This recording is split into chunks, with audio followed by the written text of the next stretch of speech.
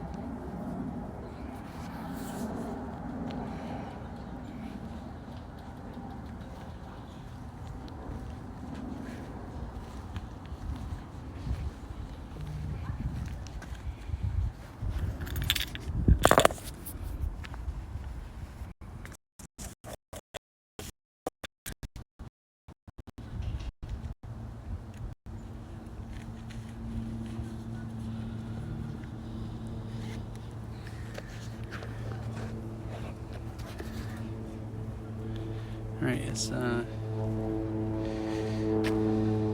little bit right now. Hi, Mochi. Hope you're doing good today. These are the first flowers I've gotten to. Thought I'd come here and see all the flowers for the spring.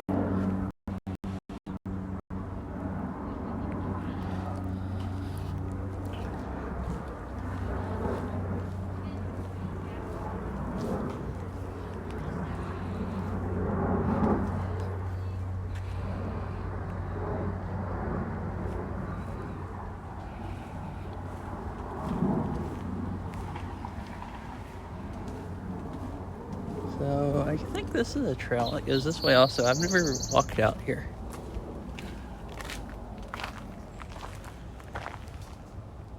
Unless...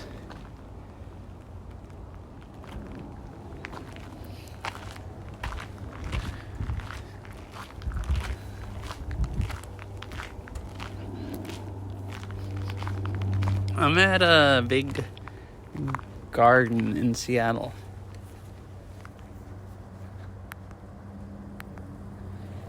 Yeah, like, I moved out here like 3 years ago. Before I came out here, I had never been to a botanical garden, really, or not anything that was called a botanical garden. And like, I couldn't believe how many there are around here. Seems like every town has one or something. Hi, Mr. Winnie Cat. Awesome. Plant cell. Huh. You can buy plants. Let's see. I think I'll go on and walk out this road and then do a circle like that way. I usually walk around the other way. Probably fun to go a different way. But yeah, it seems like every town here has their own garden. I've been to this one a few times, and I've been to Kavoda Garden, which is like South Seattle, and there's a little botanical garden in SeaTac I've been to. I've only been to the Bellevue Botanical Garden to see the Christmas lights. I haven't actually been there in the day. I need to go there. I was showing that. It's a funky looking tree.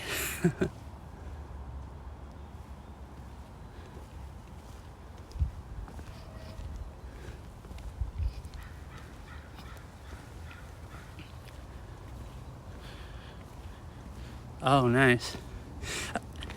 Yeah, I think I looked at a couple on the internet. Like, there's one in Federal Way or something like that.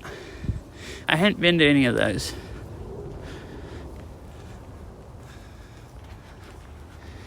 guess I've really actually only been to this and the one in SeaTac and the Kubota Garden. I mean, and you know, Bellevue one if you count the Christmas lights.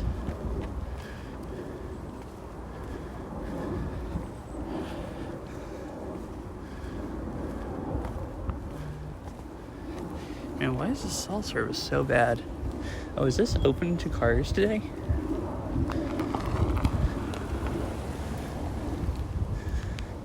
Maybe it is, or maybe it's like somebody that works here. Bicycle use prohibited on this trail. Well, that trail looks nice with the flowers.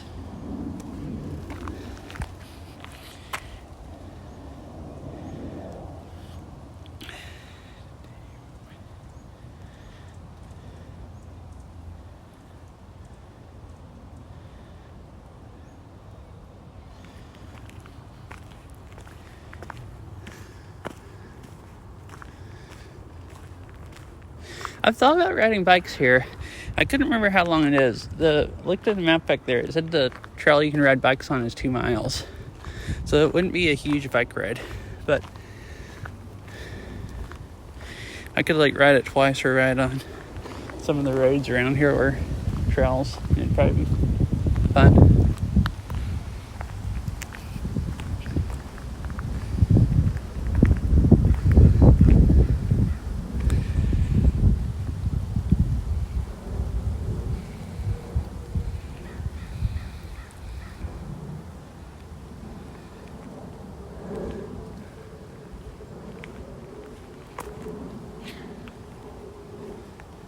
Yeah.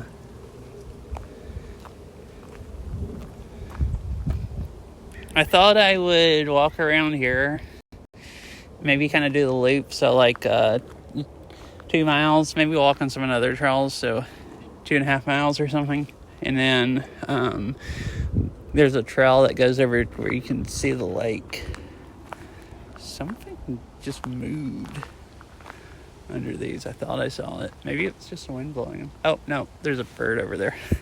I guess I saw it fly from here and fly over there.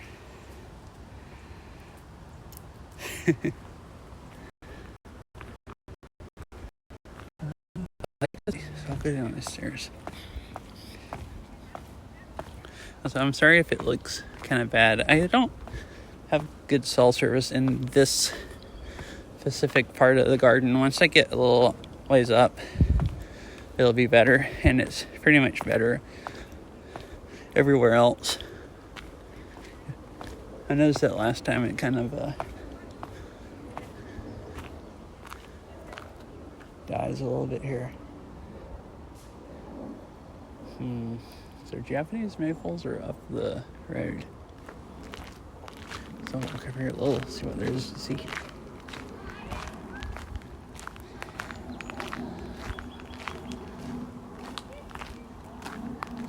These camellias right over here had a lot of flowers last time I was here. They're all gone now.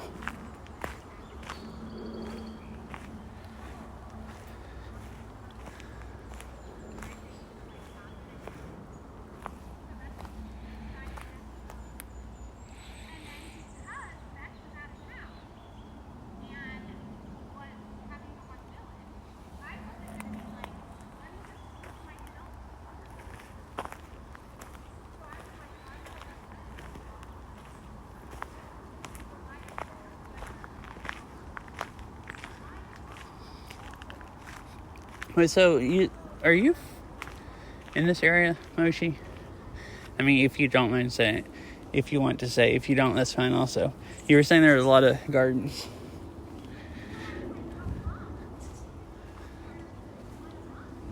Or have you been here before? Like Seattle area?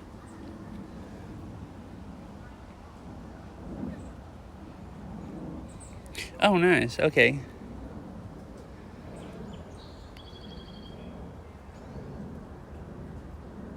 Cool. So another local. The only other Twitch people I really know that are here is Aramis, and then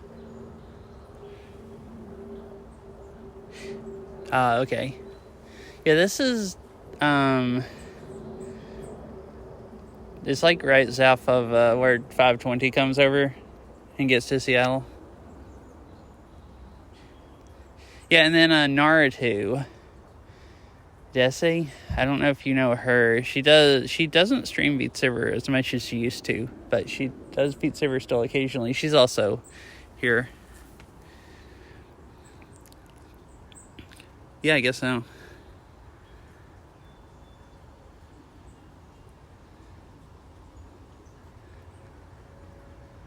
Beat Saber people.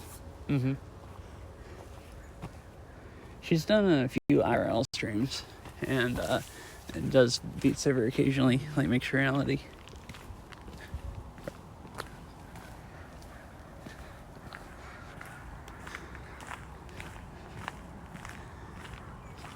Yeah, this I hadn't been to that many gardens, but this garden is huge. Like, I can't believe how big it is.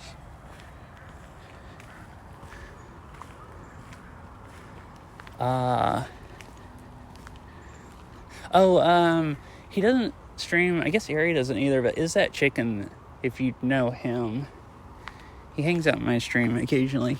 He's also from this area. I've actually met him. He's the only local person I've met. And it depends on what you call met. Because Beryl lives here. And I live with her. But I met her.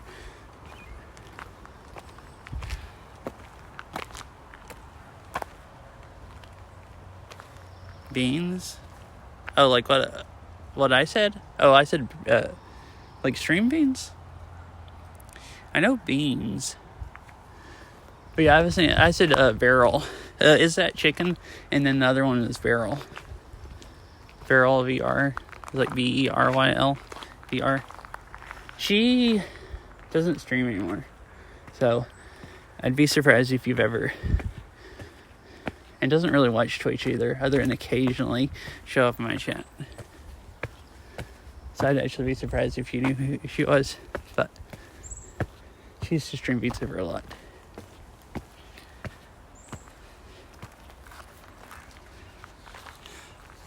Oh, really? I don't know if I know of anyone else with Beans in their name. I probably do, can't remember right now.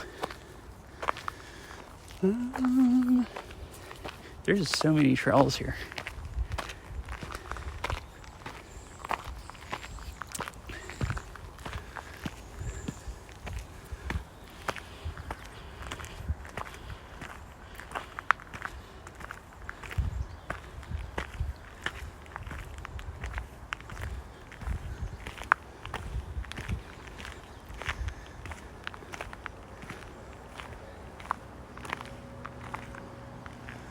So nice flowers out that way. I'll need to make sure I go by them either now or come back.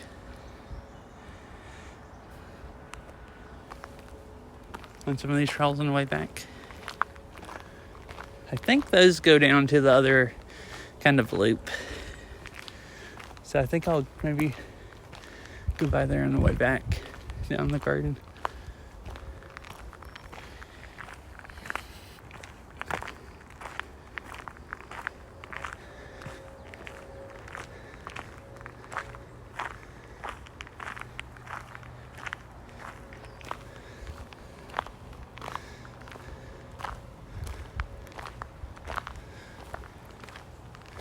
There's a few pretty large trees here.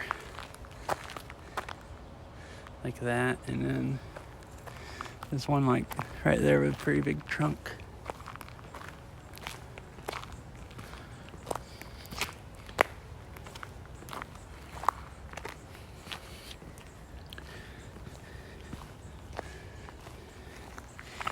At least cell service has recovered. Mostly. It's not going really bad. I wonder what kind of tree this is that just has a few flowers. I'm guessing it's a magnolia. Just looking at the flowers, like some kind of magnolia. But I don't know for sure.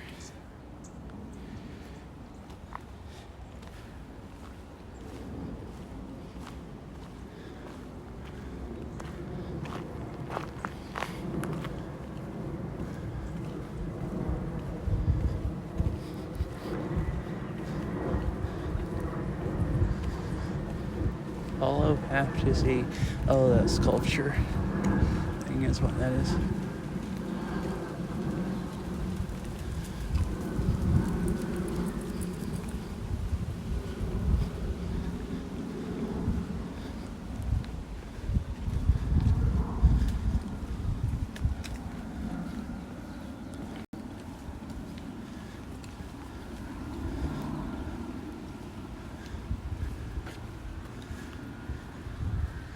Magnolias. Okay, I thought that one back there was a magnolia.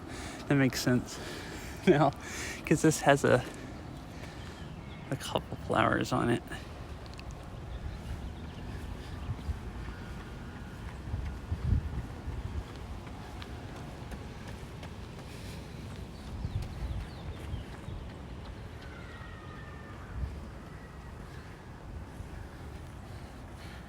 So it seems like they have this open to some traffic today. Which they have these little side parking lots. I think there's certain days they open it to at least some people. Oh, this one has quite a few flowers left. It's weird how it varies so much from tree to tree. Like, I guess these are all magnolias. Most of them. I would assume Kubota Garden has a lot of magnolias, and they pretty much didn't have any flowers left. So I guess all of these are past flowering, except for this is a late one.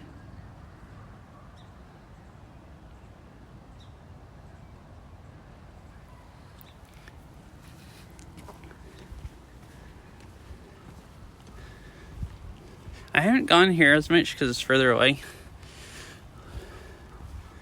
Like, it's pretty much at least a 30-minute drive up here, and depending on when I leave today, it might be like an hour to try to get back out of town. But I've gone to Kubota Garden a lot this spring. It's fun to go there and then go there a couple weeks later and see the difference in like what's flowering. I don't know. Like the loop trail it shows, which is this road and then a trail going back the other way, that you can ride bikes on, is like a 2-mile loop. I don't actually have a clue how many acres it would, and that just goes around, not the complete outside.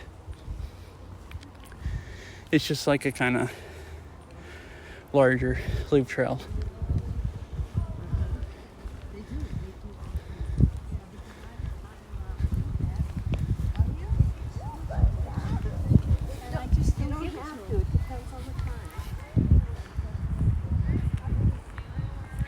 So like it's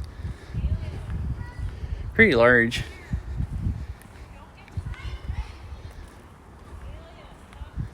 I would assume by the map if that's a 2-mile loop trail, and this is just guessing because I'm not looking at the map right now, it's probably about a mile wide, the garden, from one complete end to the other, or side to the other, and then maybe like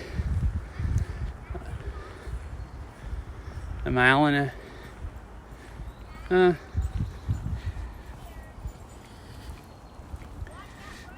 oh dang, that is quite a bit. Yeah, I mean it really is crazy.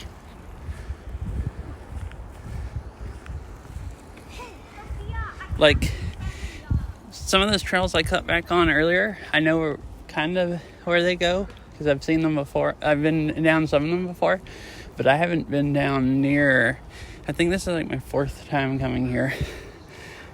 And there's just all these trails that cut off. And I usually stay here for like 2 or 3 hours. And that's not enough to come. Oh, wait, look at this tree over here. I need to look at it before I walk by. It's huge. But yeah, that's not, like 3 hours is like just enough to kind of do a loop and walk down a few side trails and maybe go over to the lake. Like you could easily spend like 8 or 10 hours here one day walking around.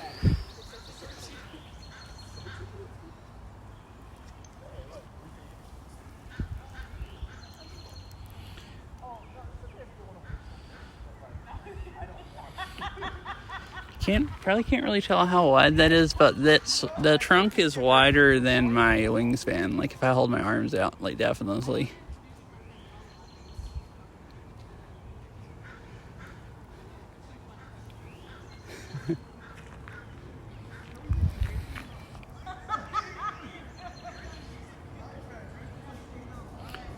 Cool tree with a bunch of small flowers.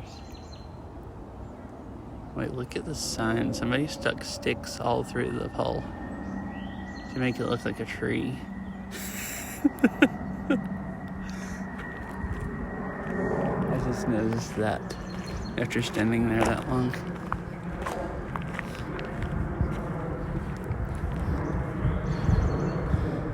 Giant sequoia. Is that one I just looked at, a giant sequoia? Also? Looks like it. Because these trees at this sign are the same thing.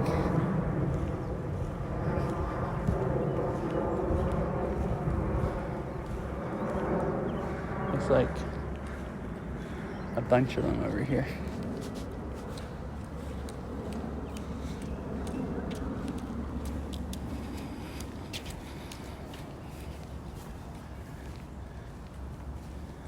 Yeah.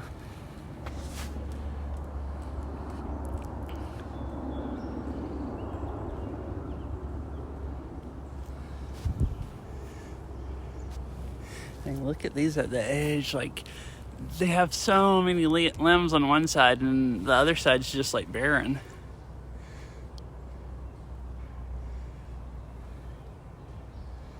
Like mega like side heavy.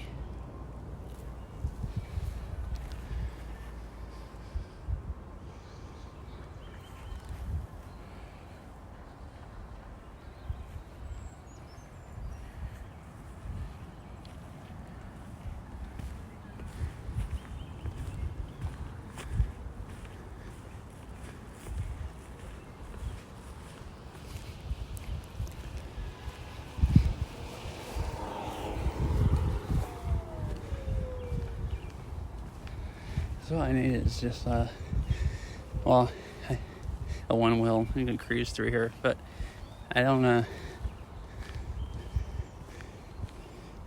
rather have a scooter. I'd be less likely to kill myself than I would be with a one wheel, I think.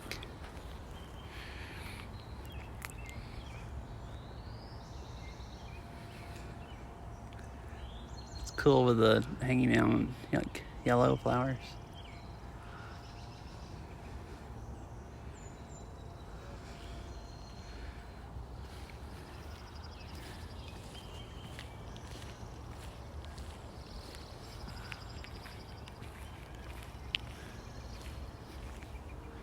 I wonder what these trees, what, I guess it's a tree bush, something, what kind they are. Just a few flowers. The flowers just grow out of like the very center in each one of them.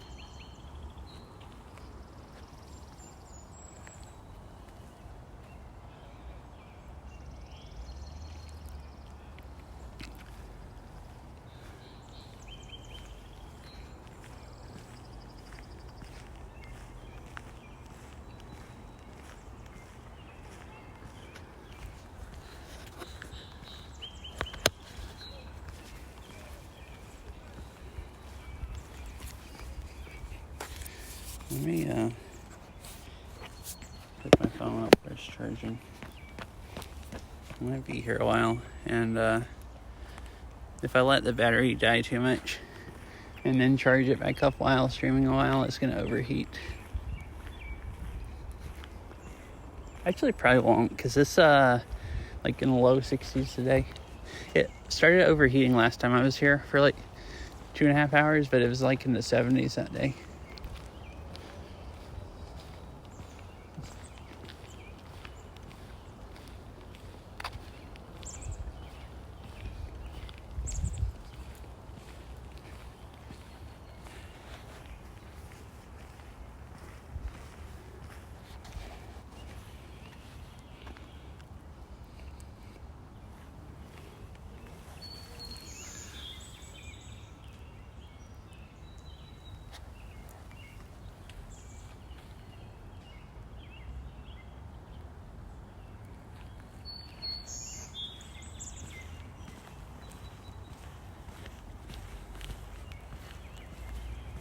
The ones I was just...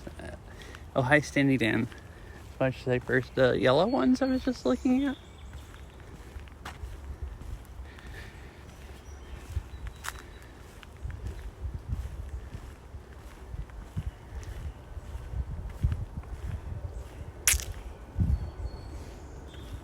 This big tree over here is dead.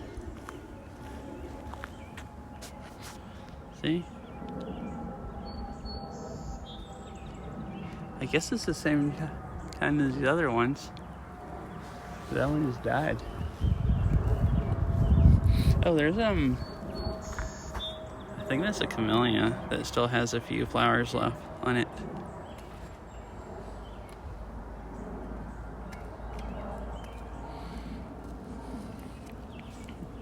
Alrighty. Oh, do you have to go back to work in a few minutes? Are you on break?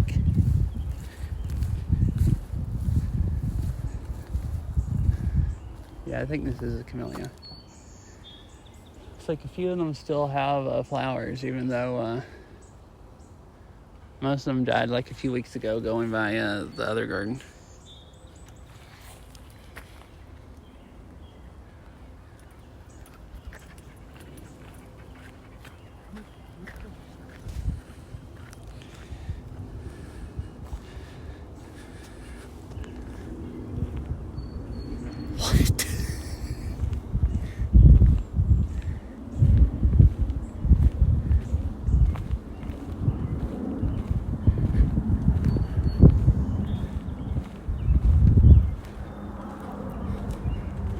Some of your facts are interesting, to say the least.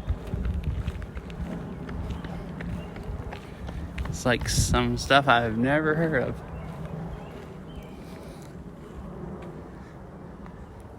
I'll walk up here along this little side trail. I think there's a trail right up here. That's probably more fun than walking down the road.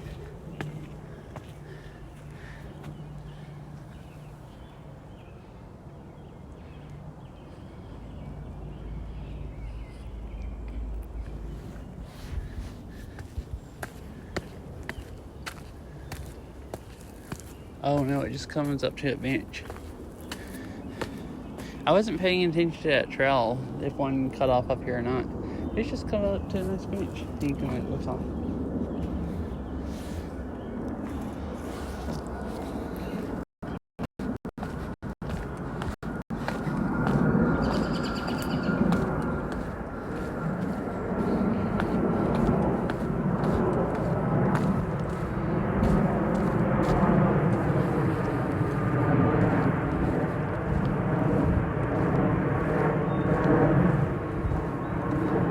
This looks like the airplanes are peaking the mic. Is that loud? I brought my external mic that I could hook up. I've never heard them be this loud at this garden. I think it looks like planes that are taking off from Everett, I guess, because they look like they're going south. Okay. I didn't want it to be loud enough where The phones mic quietness and stuff where it's not horribly loud, but I've still had some stuff that was like harsh noises. I've looked back on VODs and watched them, and it was bad enough that if you wanted to be able to hear me well, you had to turn it up enough where it would be kind of irritating listening to it. This mic,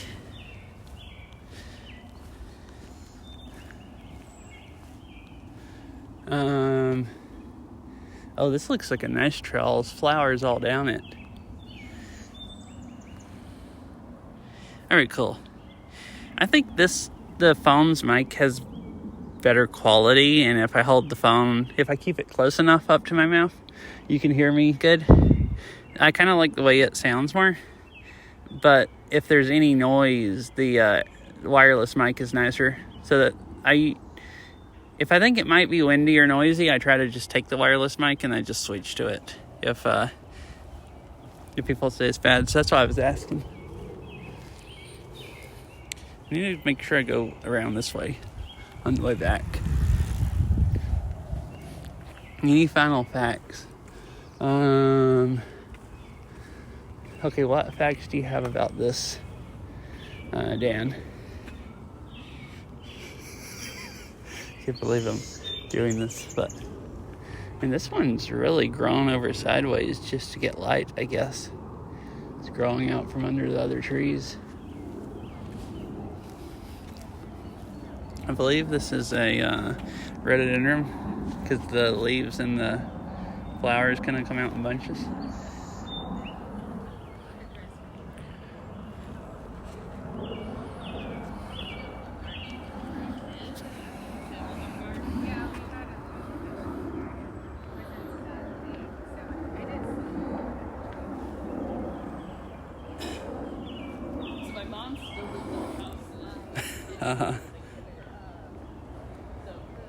Leaves off and are stationary. Oh goodness. Yeah, I'm glad it's spring. I always get tired of the winters here. It's too much rain. Although I've gotten used to it. This last winter, only really started getting like sucky about the time it started getting nicer weather. The first winter I was ever here, I was like questioning, like, it's like, why did you ever move here?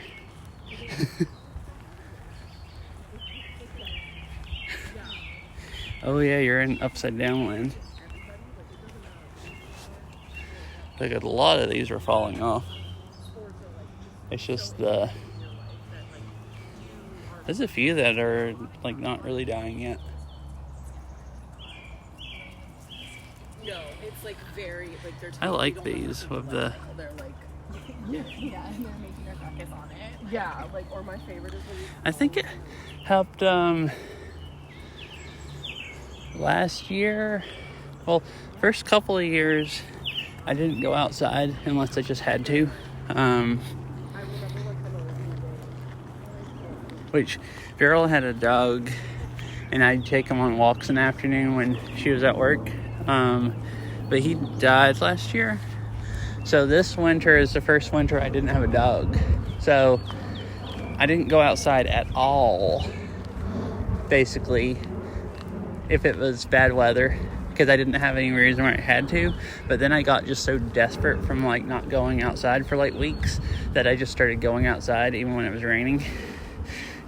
And I just kind of got more used to the bad weather.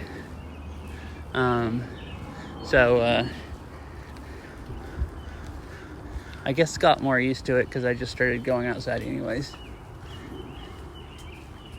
And before that, I would just go, weeks where I just stayed inside. I guess, kind of, yeah, just like kind of not... If I played Beat Saber, I'd get exercise, but other than that, I wouldn't get any exercise. It's kind of just stir crazy, just inside, looking at the same thing every day. And if you do, like, go someplace, it's walk out to the car and then drive somewhere in your car through the rain or whatever. So yeah, I guess kind of maybe that's cabin fever. So I grew up in the Southeast, and in the Southeast in the winter I would just wait until it got nice, because if it was like, you'll have like a few weeks where it's like down, gets really really cold sometimes, where the highs are like around freezing or sometimes below or just a little above, like in the 30s. But like, you don't go that long usually with it like that before there's a day where it's up in the like mid 50s and sunny, or low 60s, and it's nice enough to like go outside and almost wear shorts.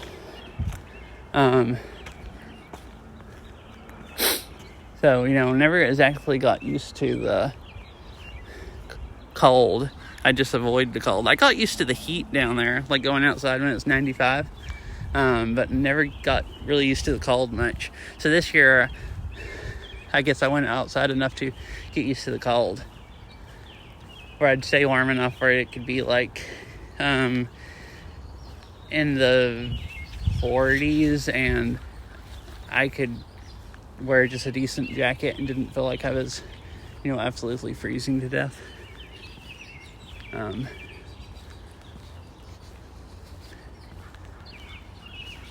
mean, still, I got tired of it, and like the first day that it got up into the 60s, I was just thinking like, oh, this is so nice. But it was way more tolerable than other years.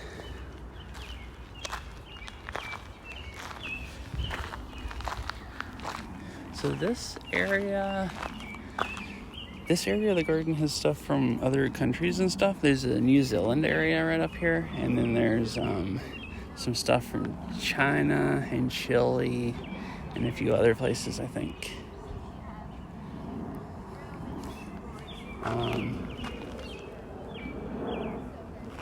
That was, I guess, this part, Pacific Connections Garden.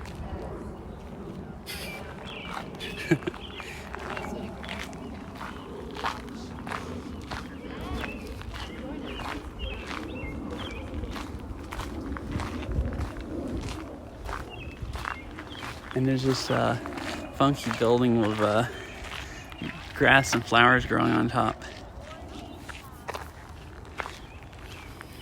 Oh, isn't Kiwi land your land? If I remember right. New Zealand. So, New Zealand has some of the world's most unique plants. Some of it plants are... Okay, nice. Some of its plants are descendants of those that existed on an ancient continent hundreds of millions of years ago. Others are recent introductions brought to the island nation by winds, ocean currents, and birds. I guess there's something here that likes eating them, because they have so many these things and the bushes, the fencing around them.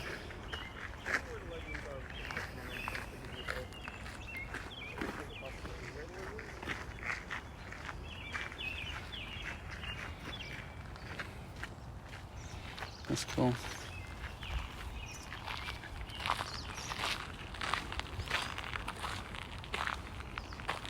Bamboo.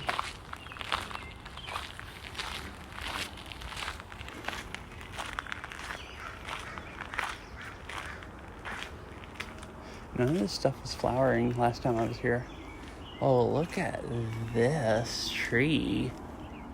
It has these huge flowers. It looks like it's just like the remnants of them left. A lot of them have like one petal. It looked like they all had like 4 before, like actual round flowers. It's just most of them are in the ground. I've never been here when I've seen that flower.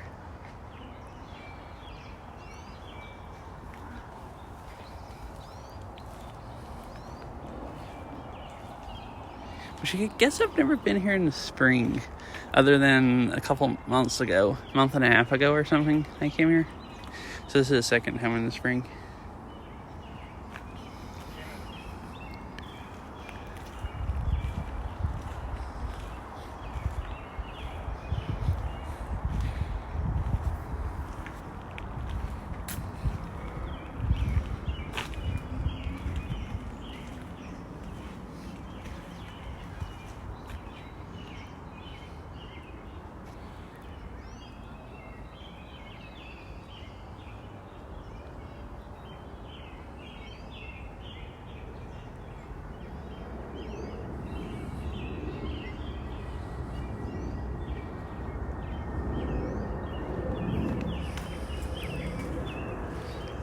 So,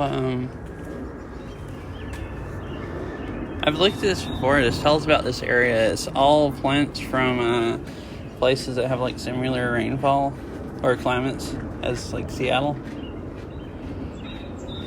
It's funny that it rains so much here that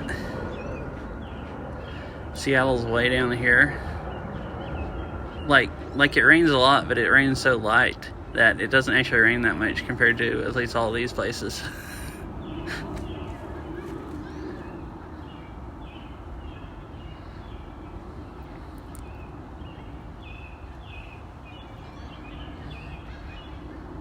Oh yeah, like New Zealand, it rains more than Seattle. Does it rain? Is it as dank as in New Zealand ever as it is here? Or does it rain harder when it rains?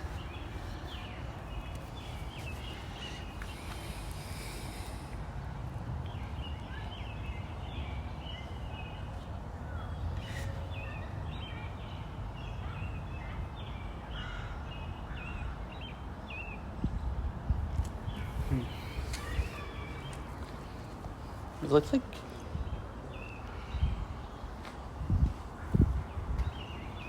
Oh, dang. Oh, wait, more here. Okay, yeah. Yeah, I noticed here, Southern Alps in New Zealand, it's like really spread out over the whole year. Like pretty equal rain. But that's in the Alps. And who knows about mountains, how it rains compared to... But yeah, probably more here because it's more misty and light.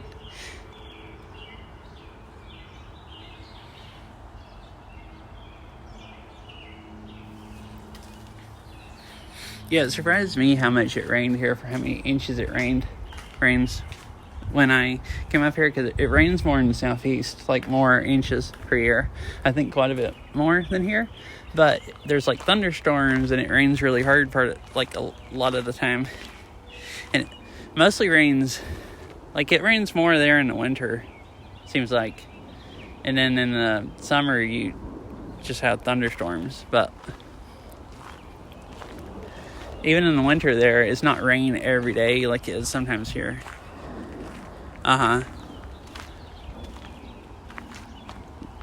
Less rain, but more rainy days.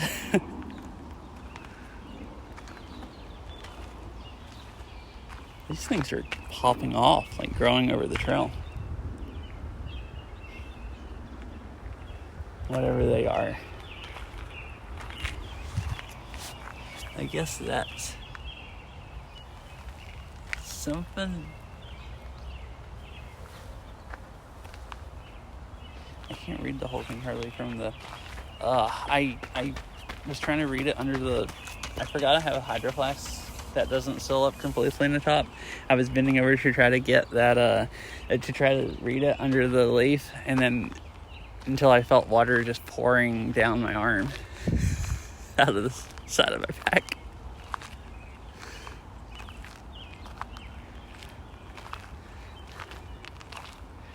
Now the whole arm is wet.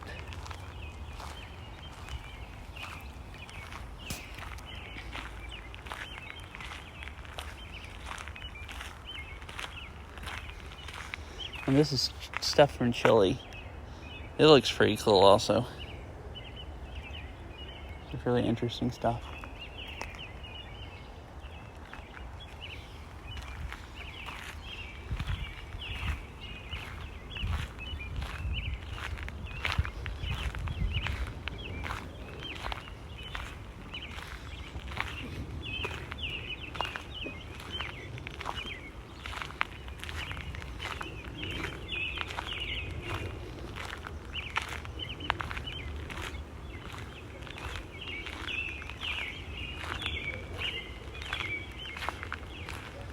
Oh, before I walk away, here's a good view of the building. The roof.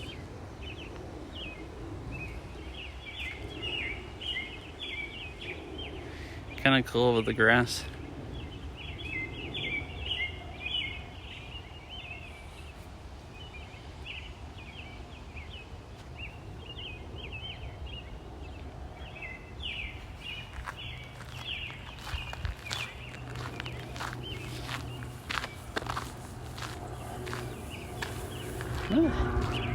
Go out here. I didn't go out this trail last time. And I've only been out this trail like in the winter.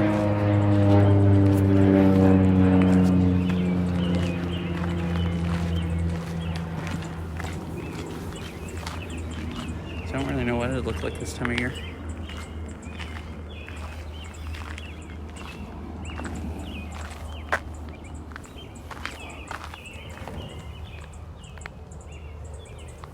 There's flowers.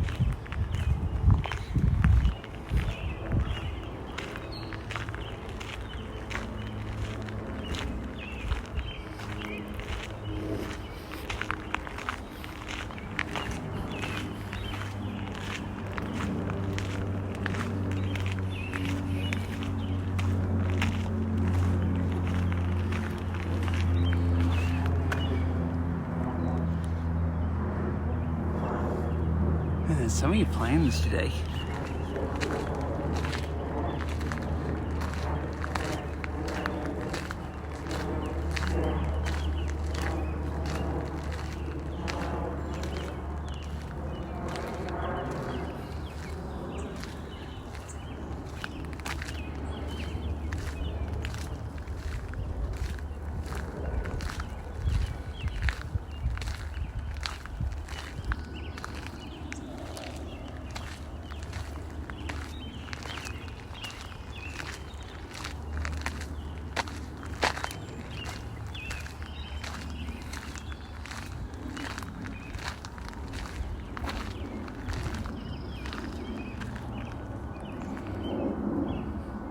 Oh no, he ran.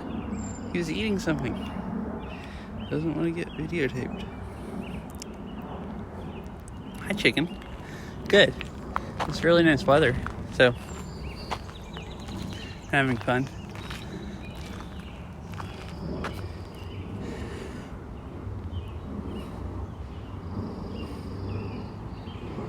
Oh, this is about ivy. I guess that's the normal, just decorative ivy you see growing all over the place.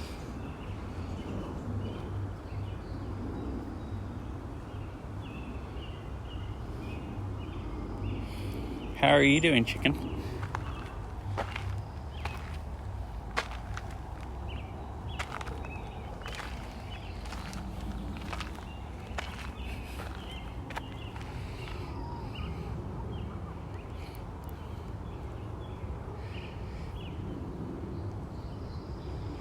From Alaska to California on the west side of the Cascade Mountain Range.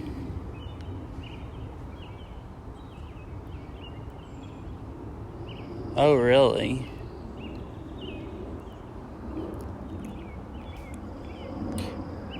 Right, bye, Mochi. Thank you for the alert. It was nice talking to you for a bit. Oh. Hello, thank you for the follow.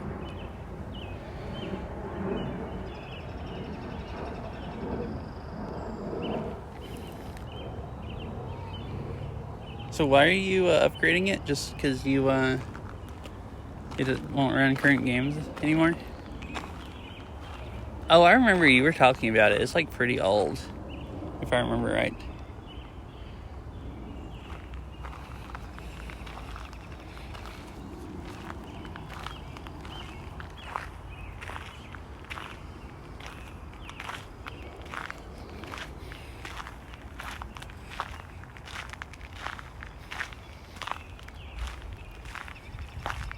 Oh, yeah. So, like, 6 years old, almost.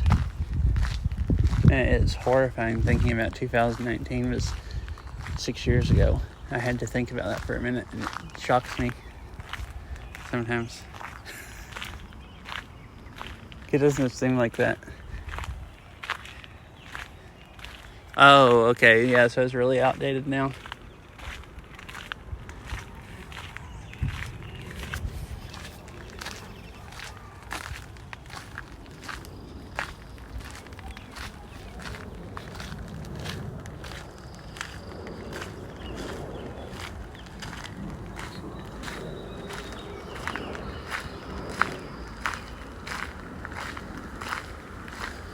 Alright, we're gonna... Oh, look, a bunny running down the trail.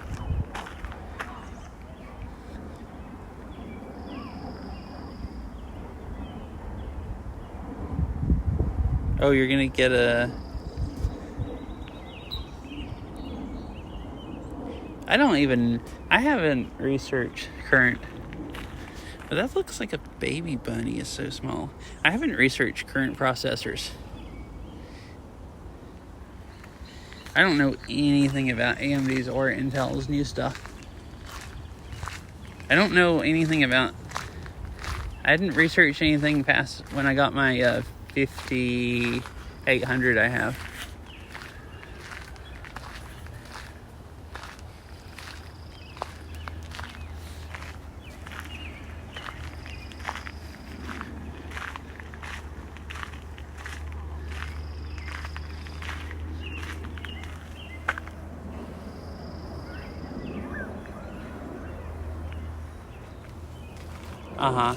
That's kind of fun. I always have fun. I have fun researching the stuff and building the computer, like more fun than actually playing games on it once I build it. At least personally. I might be weird, but I pretty much always have more fun researching and building than the actual using it.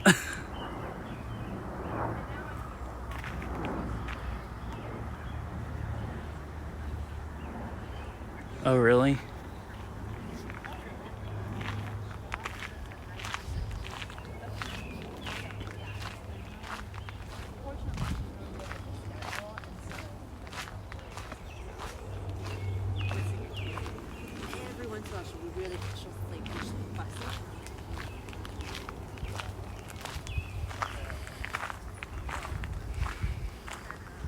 I feel like first time I ever built a computer was right when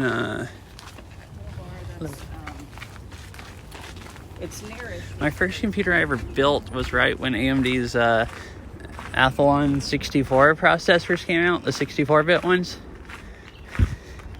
And I was going cheap, so I got a low-end motherboard, so that kind of made it less confusing. Like, you're not trying to decide between features.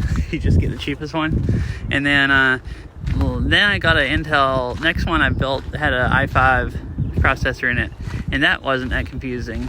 I feel like last time I was researching AMD's motherboards were way more confusing than Intel's. Because it depends on what processor you put in some of them, like how fast the PCI Express slots are and all kinds of stuff. At least it used to. Definitely very fun.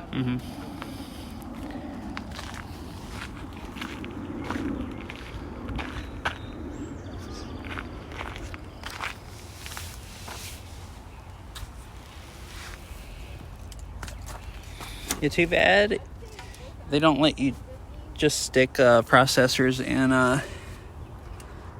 Wait, you're getting an Intel GPU? I've never heard of anyone buying an Intel GPU. Like, I know they make them, but like, I didn't know people actually buy those. They seem okay. The computers at PAX had Intel GPUs in them. The only thing I played on it was Stray, but it ran Stray just fine.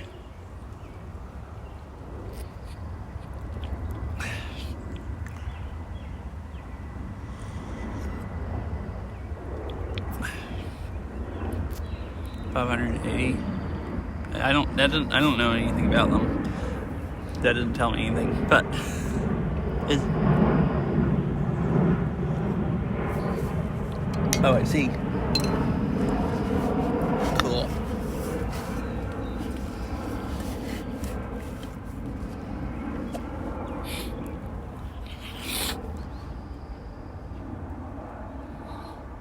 Yeah, I think while I'm just sitting here, I'm going to switch my external mic. You're saying it wasn't that loud, but since there are so many planes, I think it'd still be nicer while it's easy to get out of my pack.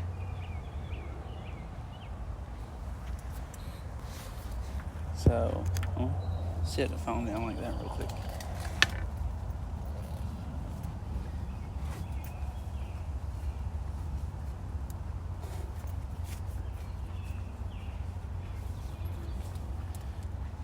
$250, dang, that's pretty cheap for one.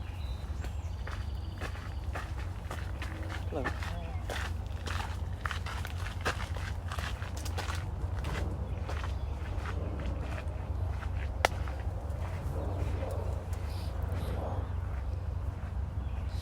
Oh, I see.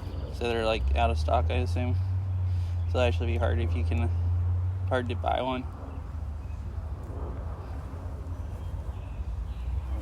I need the USB-C cable or C adapter for this.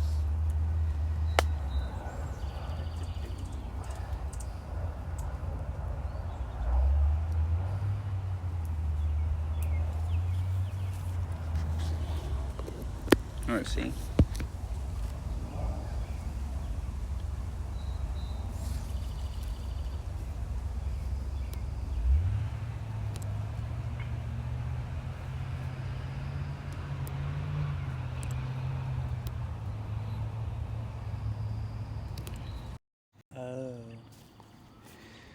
Hello? Hello? Hello? Hello? Okay, it's using it. Cool.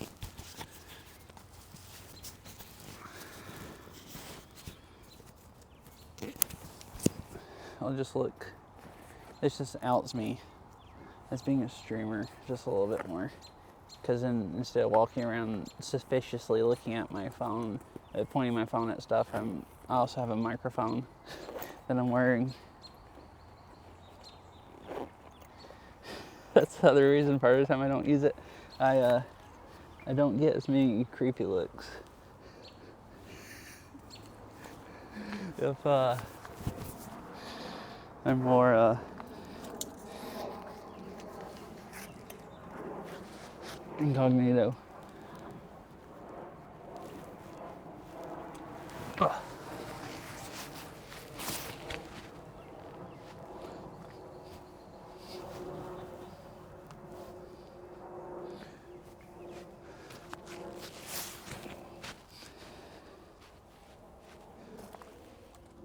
All right.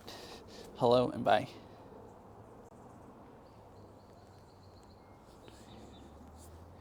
Now this is going to use a little more battery. Hopefully my phone doesn't start. It's a bit warm. Hopefully it doesn't start just actual overheating.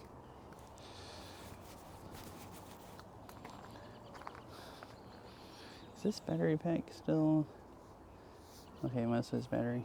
Cool. All right, let's continue on.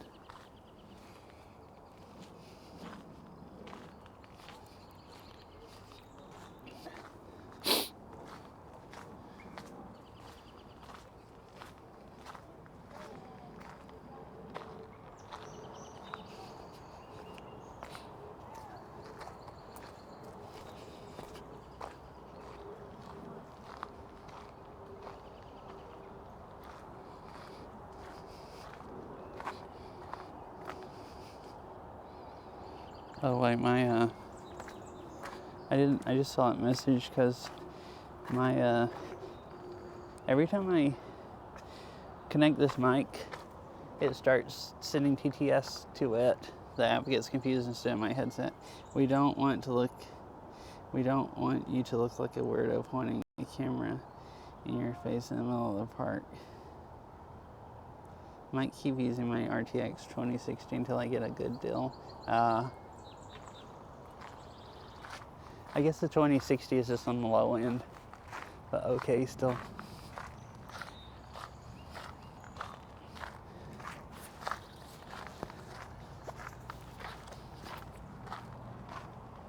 Right, this is the bike trail. So the 2-mile loop I was talking about, you continue down the road I was going to, and oh, that's the road right down there. And you get on the bike trail and you ride around this way, and that's the 2-mile loop. And then the bike trail keeps going over to out of the edge of the garden. You can go to. I've never seen this bench. This kind of looks like a overlook down here. Is it? Is there anything cool to look at? I don't think I've parked out of the edge of the garden over here before when there was wasn't any parking in the garden. But then I just walked up and down the road, I think. No, it's just a few benches.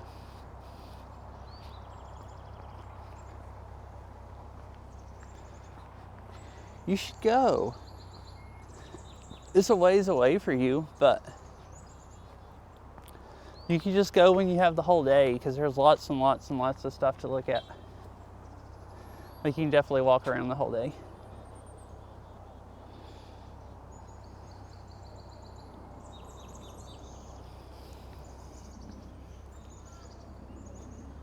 It's a nice time of year where there's still a lot of flowers. Also, if you want to see flowers, like these right over here.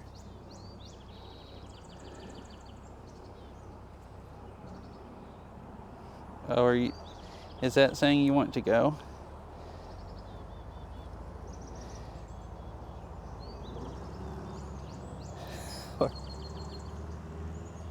We could come here sometime if you want to hang out. I don't know if I want to go 2 days in a row, but I was kind of thinking going bike riding tomorrow.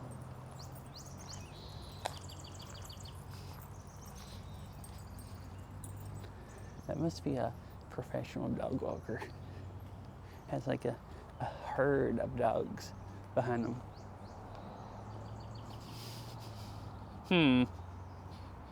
That could work. I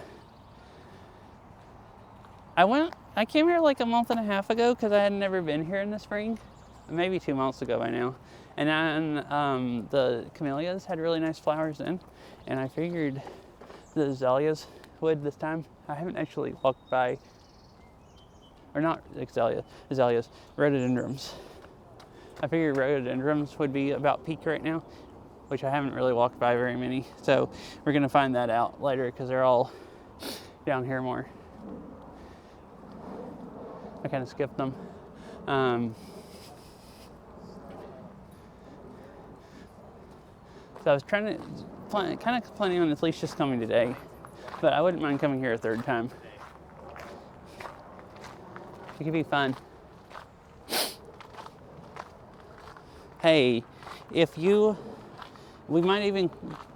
come, we might be able to convince Veryl to come also, and she'd probably like going to the garden.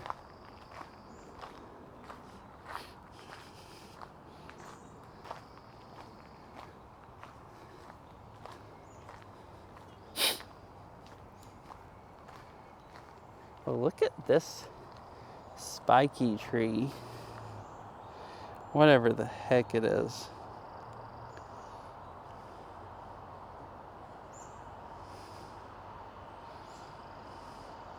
All right, I'll try to plan that. What day? Or I'll actually just message you later. And I'll try to plan it.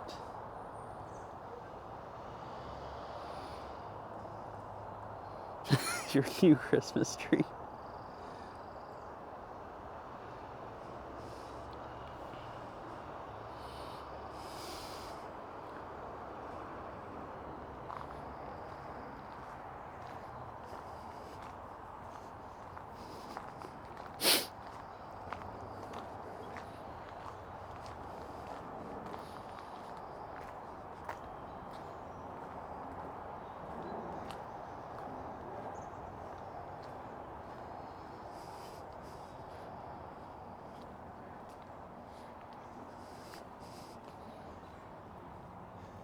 It'd make an interesting Christmas tree. I was just still thinking about that.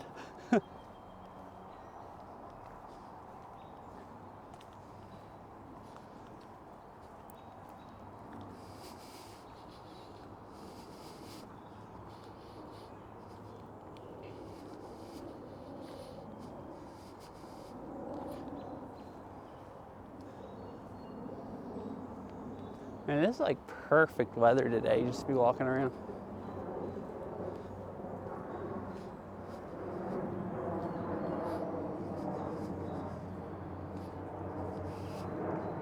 Oh, really? I guess maybe so.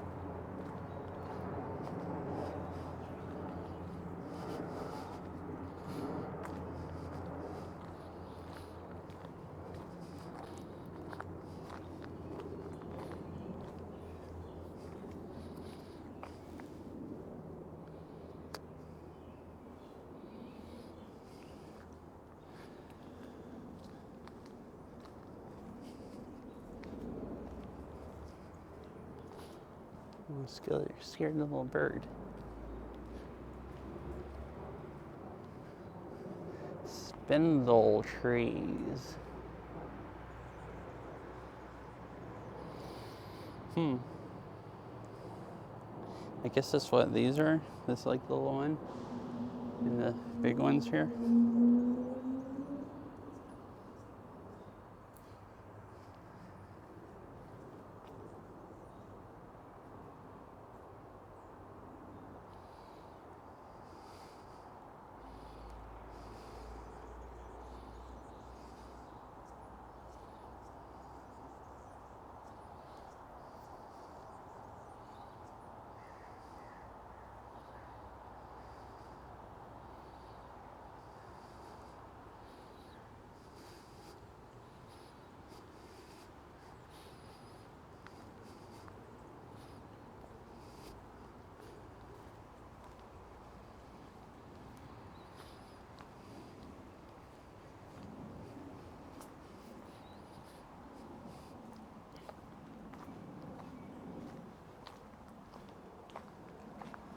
Let's see. We're going to go up this way.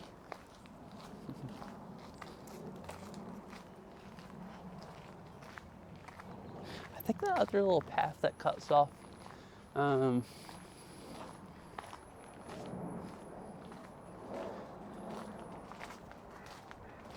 went along the road that I went by, it had a lot of flowers.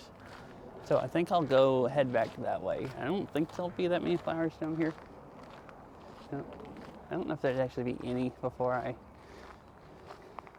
runs into the road or the other main trail.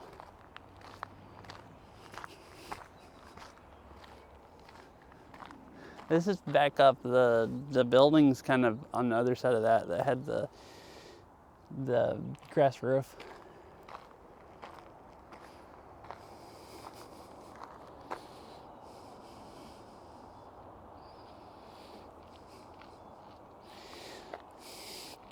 Silver beech trees live in the wettest and coldest forests on the South Island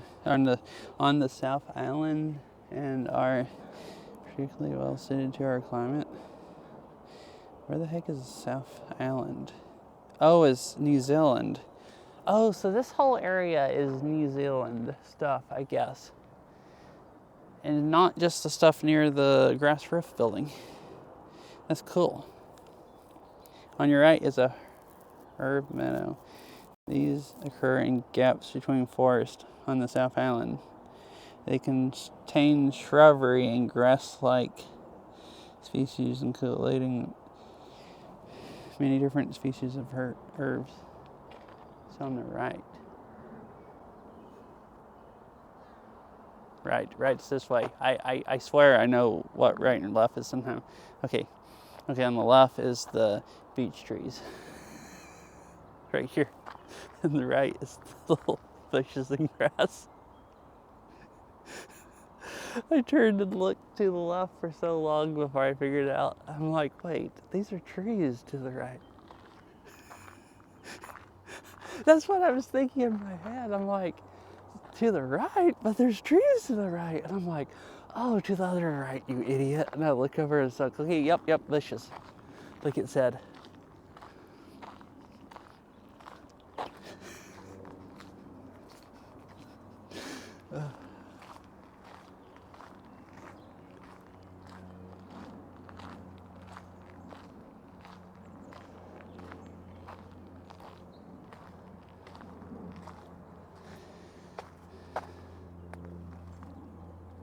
what Grisanlia, whatever, bush and mountain beach. I butchered that extremely bad, I'm sure. Whatever the name, and other broadleaf shrubs and herbs dominate wet middle elevation zones in the high country of New Zealand. Displayed on the right includes a mix. Here. Alrighty. Here, you guys can read this also, since I'm so bad at pronouncing this stuff.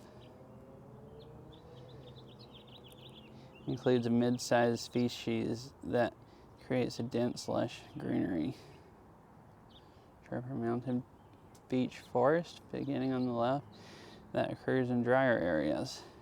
These forests are dominated mostly by mountain beech, limited number of shrub species. It's kind of cool. I've never actually read these plaques, so I didn't realize this area. I've always thought this area looked cool, all the bushes and small like trees, but didn't realize it was high elevation New Zealand stuff, like in the mountains. So that's kind of cool.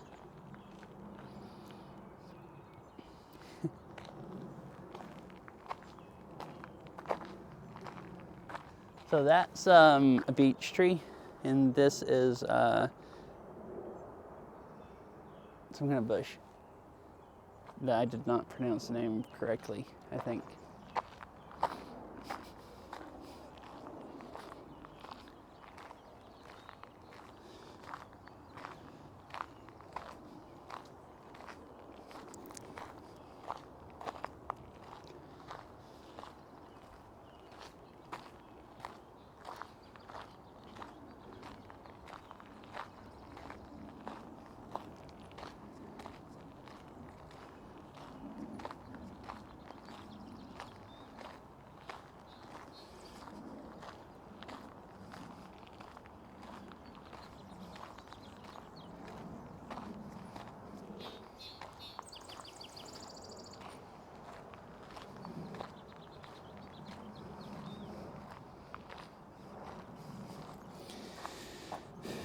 Huh. All right. I want to read this too. I hope this stuff's not too boring. It's kind of fun reading. The landscape of the higher elevation forest of the South Island of New Zealand are depicted in the garden before you. These mountain plant communities are often dominated by clumping grass species known as tussocks. Tussock lands are found at the tree line in the Otago region in the south central part of the island. The rocky landscapes, which feature unique alpine and subalpine grasslands, are home to a mix of mounting, spiky, and clinging plants.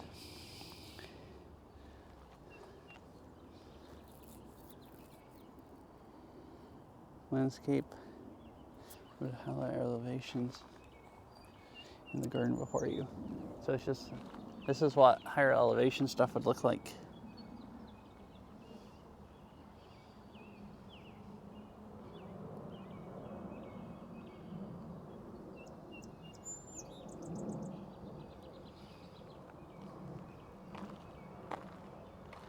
So they have ferns there? Kind of like here? I guess so. That makes sense. It's like, I guess, similar climate, which is why all this stuff grows in the garden, and they have this area.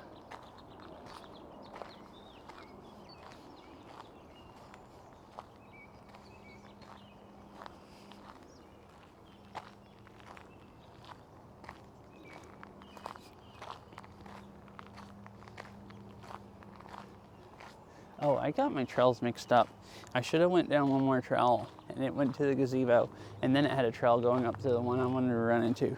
This runs back out to the building. But it was cool reading all those plaques. So that's fine.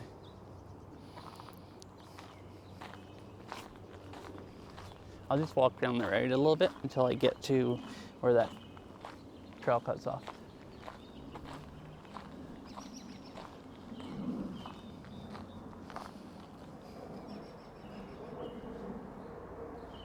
I'll walk around this little cool road while I'm here. I like the pavers.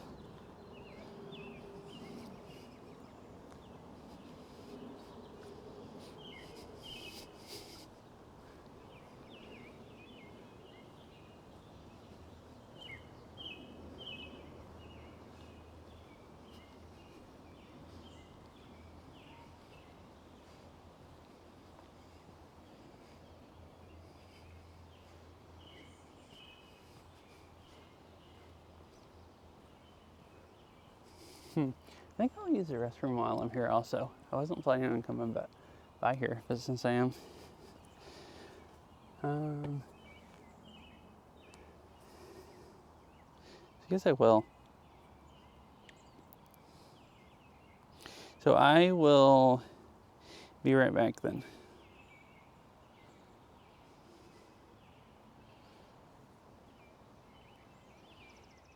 All right, so I'll be back.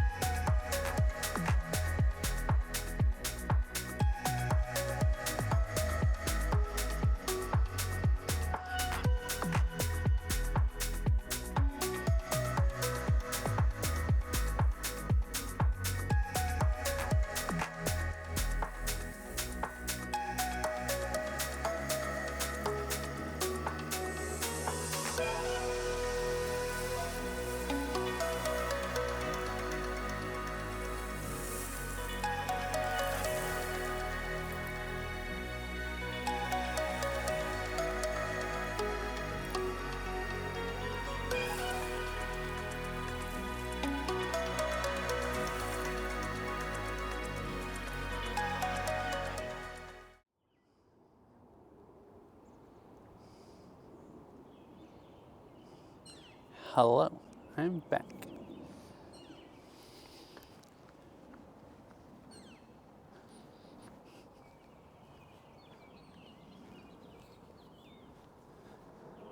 Wait, so is this in...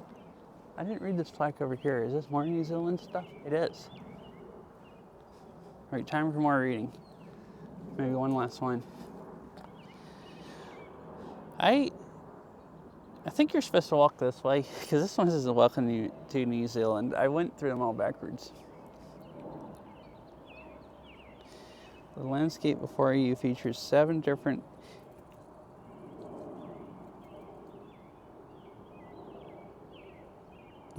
geological zones from the higher elevations of South Island, the region of New Zealand most. I'll hold this closer so you guys can read too. Most climatically similar to the Pacific Northwest, this expanded garden. Oh, the birds. Yeah, they're making a lot of noise. Calling back and forth to each other or whatever. I wasn't sure if the mic was picking up good or not.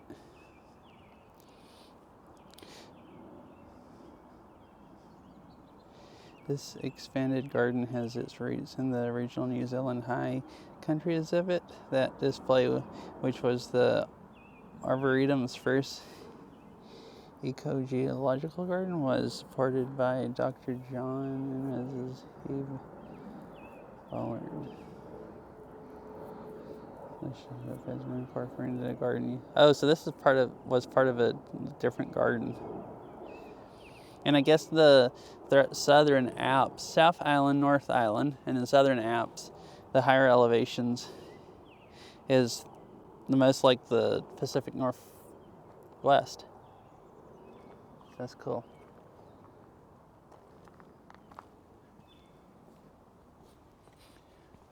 That whole area back there has stuff from like China and Chile and everything. So I thought the New Zealand part of it was just like a really small part. But it's actually a really big part of the garden, or really big area there. Not huge compared to the whole garden, but I guess this stuff grows pretty well here, so it must be pretty similar climates.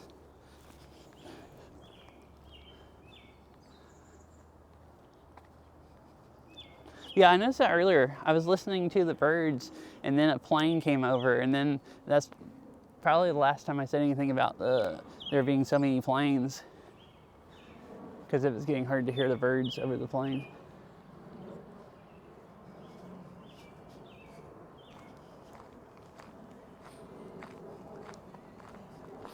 All right, so I believe I go down here, and there's a trail that cuts off to the right, and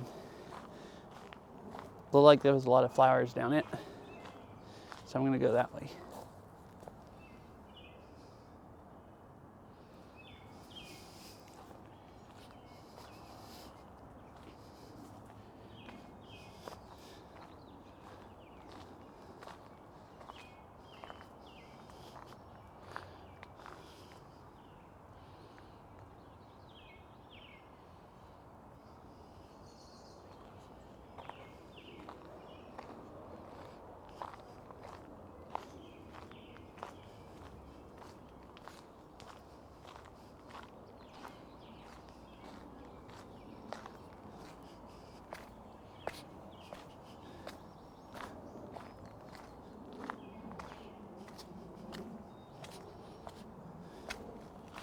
Wait, there's two trails.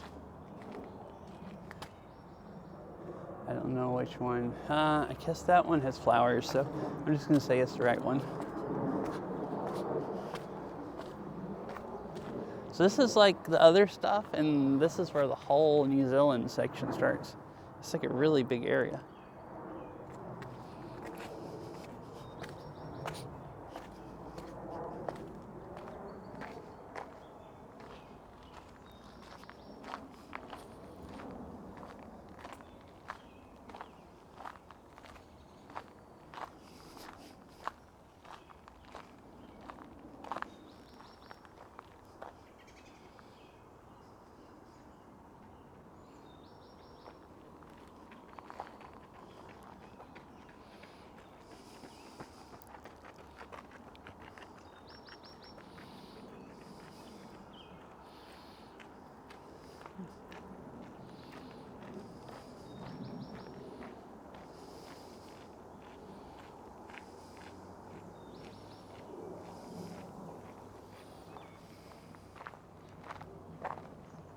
Oh, I was looking, this one here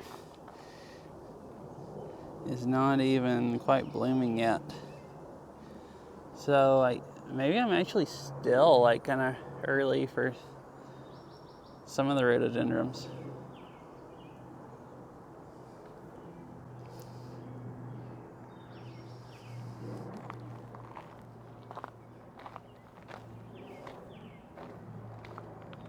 Like this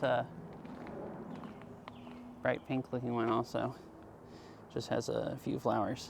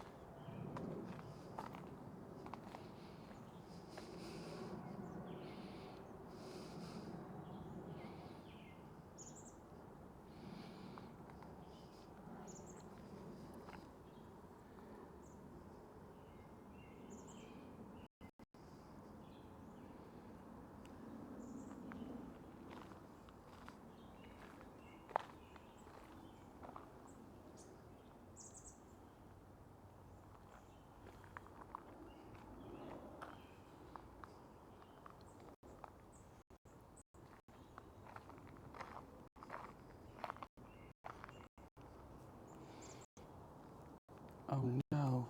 No, come back bitrate. Please, I need to see the flowers.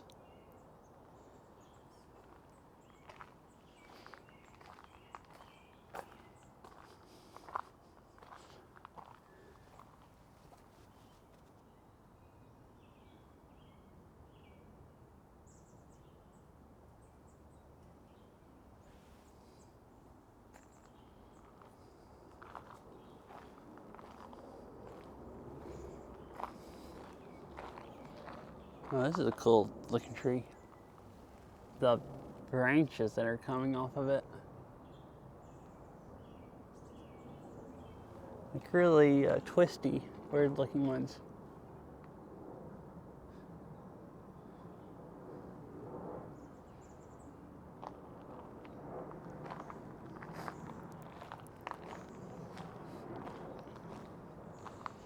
Oh, look at all these leaves. Where the heck are they from? Oh, that one up there.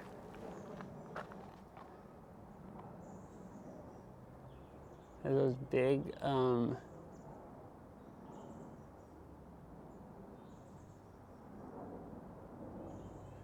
huge leaves.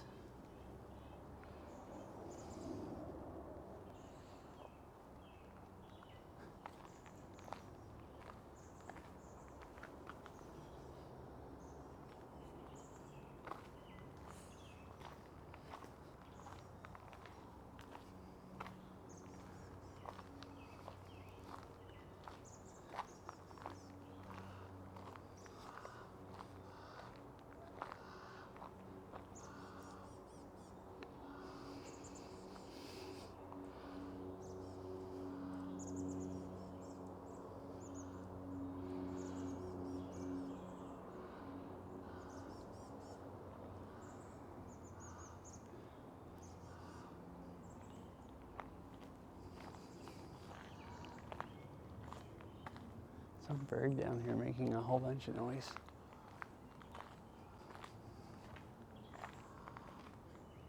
So this is definitely the flower area of the garden this time of year.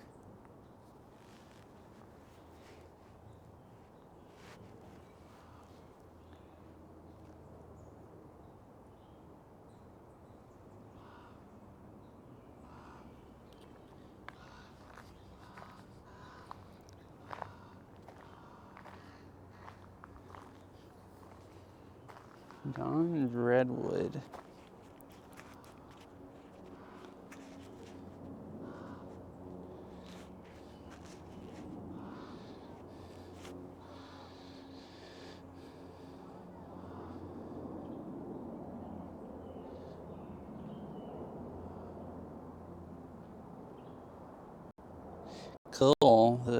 are from China.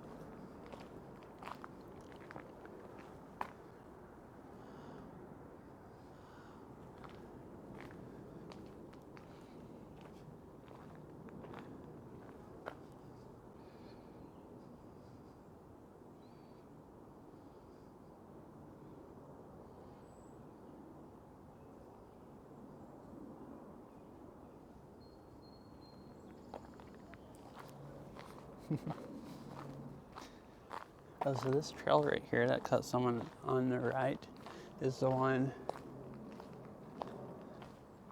That's the one I was looking down earlier. Yeah, from the road where you can see the flowers. I guess I can walk down it.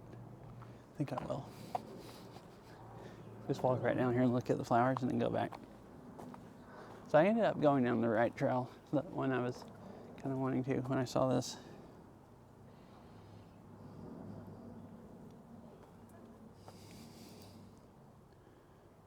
Oh, those are slightly different color, but it looks like a different plant. Yeah, it is. It's cool.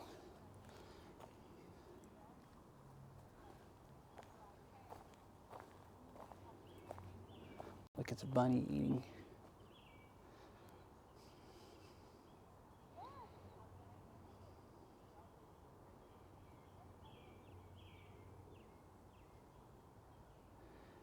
Right now it looks like it's just still.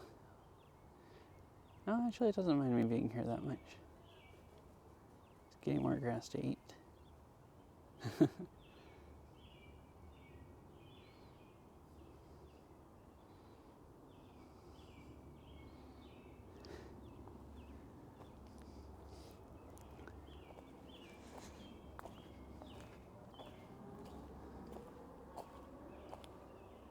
This is cool.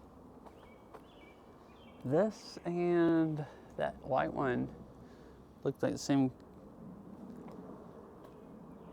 I guess they're rhododendrons. The leaves look similar. They're just smaller leaves and kind of smaller flowers, or different kinds of petals.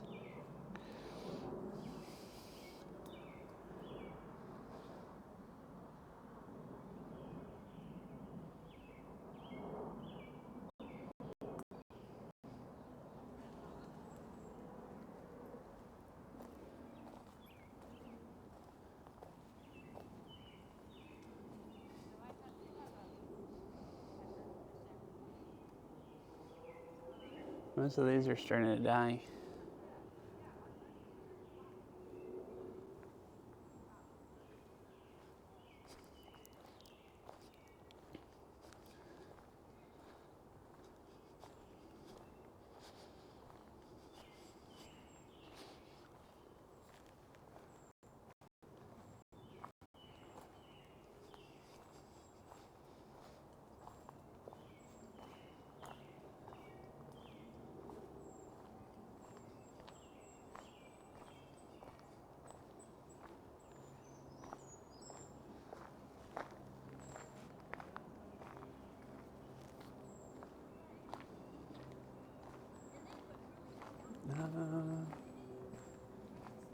Oh, I was about to say I should have went down that one, but I can go down over here.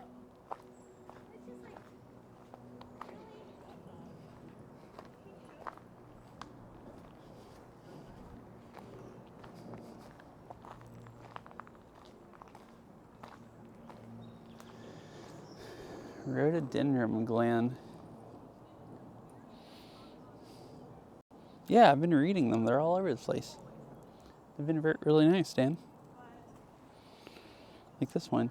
Under the 1936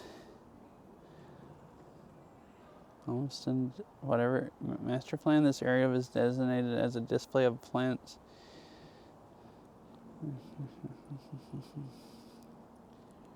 Well known.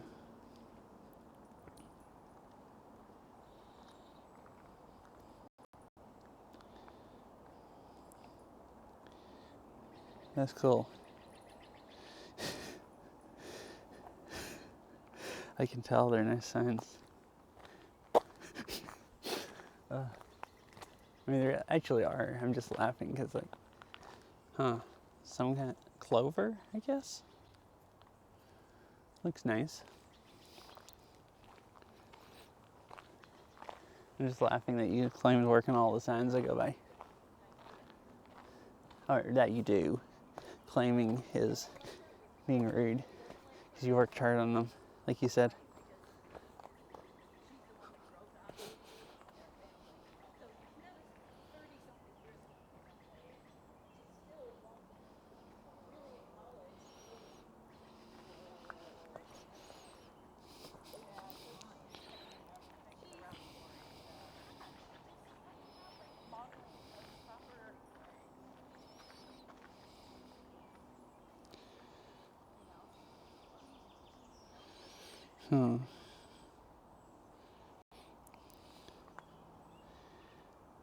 There's more than 1,000 species of rhododendrons. That's insane. That's a lot.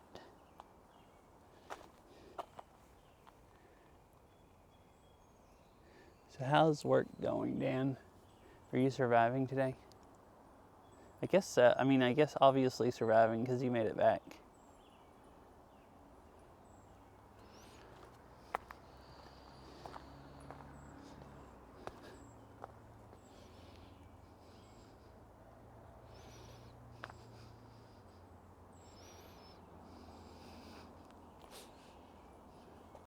I wonder what these are. The one on the other side and this one. All in the middle of the rhododendrons.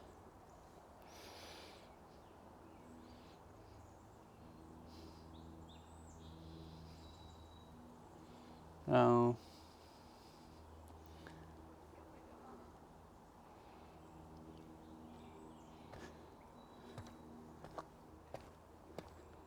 Oh, here's another one of these. This kind of looks like that big one up there. It had the orange flowers.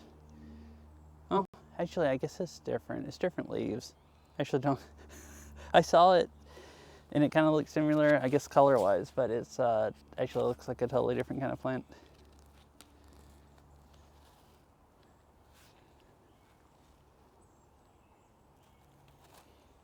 All right, we're gonna head down this way. I like this trail. It goes along this little like creek.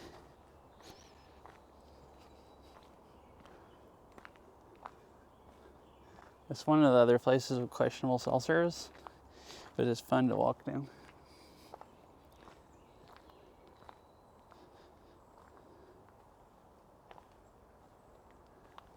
Well, this is talking about those redwoods again. I wonder if that's a small one. Yeah, it looks like the same kind of needles. So I'm assuming that's a small one. Because there's the large ones up there.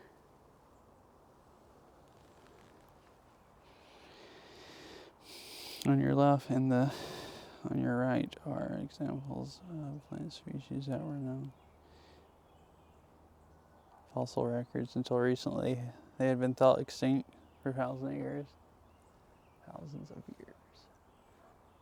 So on your right, is it like if you're standing this way? Or is it that? Oh, that big one, I guess.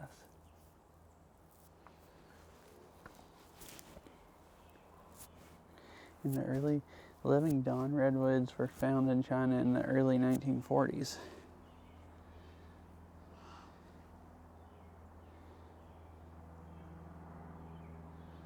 Cool.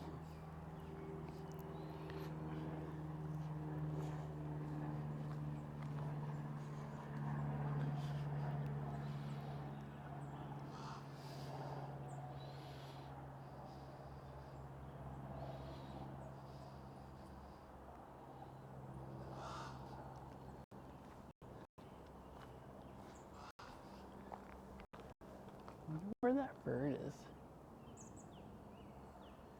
Heard it earlier and hear it again now. Or just then I did, at least.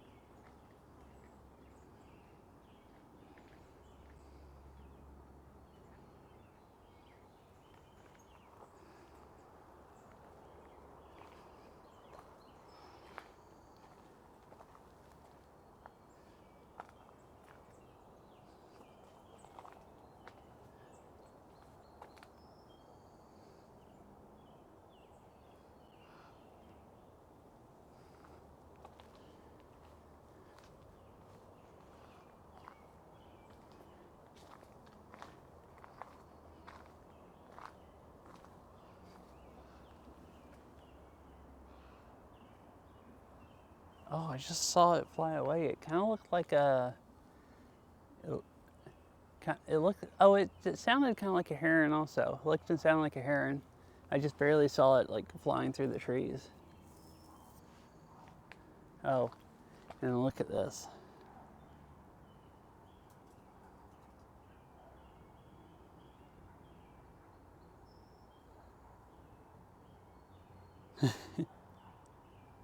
Guess eating seeds.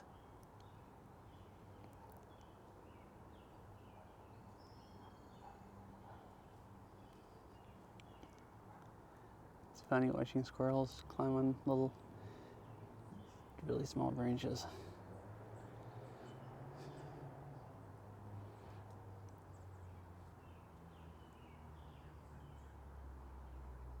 You can't see it good now. There's too many leaves in the way, but.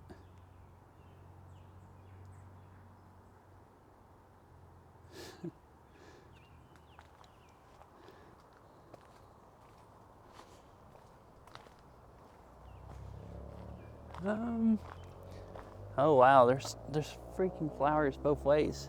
Where do I walk? This is, I guess, the flower part of the garden, like I said, but it's more than I realized. Oh, these are really losing a lot of their blossoms. I guess it's good that I'm coming now. It's like really peak for some of these. Uh-huh.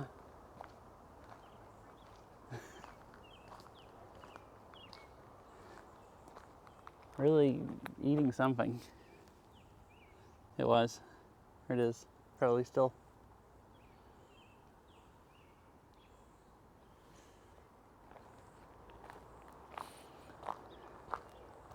Oh, look at this pretty orange one.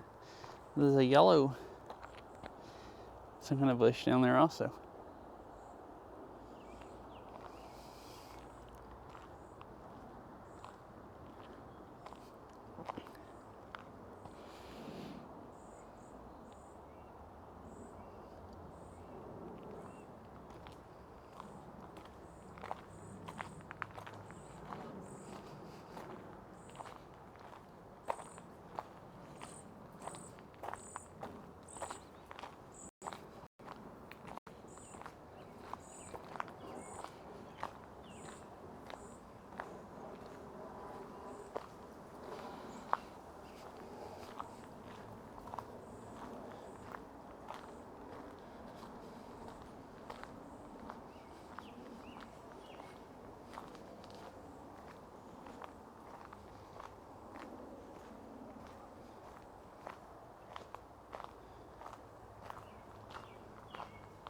Wait, is this the lower trail?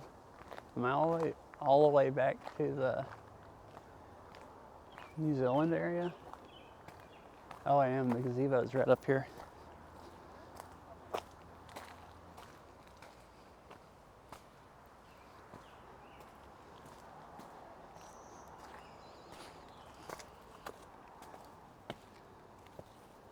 Look at this one.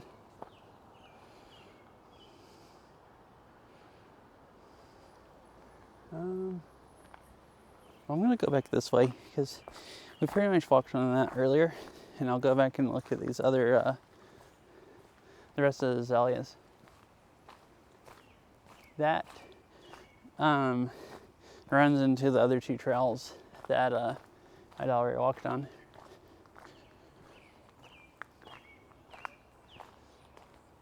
So this is how I meant to go to the gazebo and down this trail.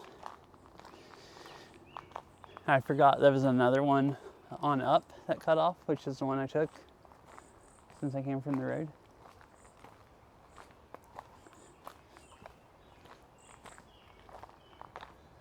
Yeah, so a lot of these, if I came in a few more weeks, there'd be some different colors.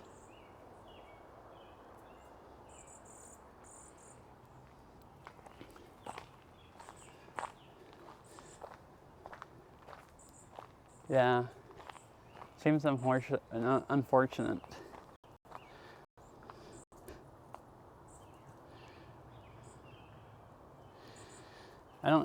Well, sometimes I actually am bored and I want to work. Or not bored exactly, but want to be productive. But sometimes I don't want to work either. I was about to say I never want to work either, but sometimes I actually do.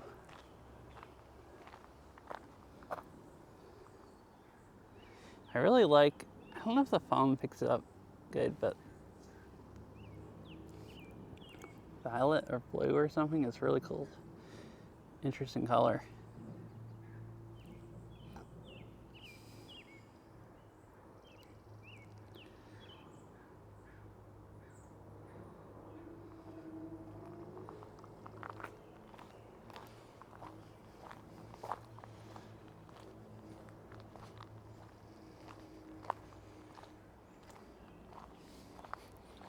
Right, I saw this cut off earlier. We're gonna go down it. Did it just go down to Invention End? Well, it might actually.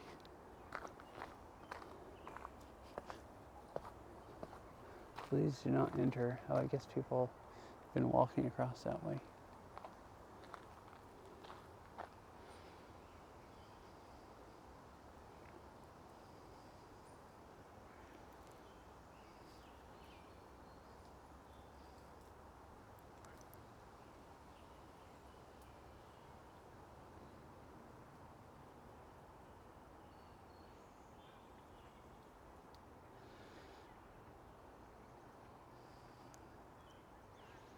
Where we're in. There he goes.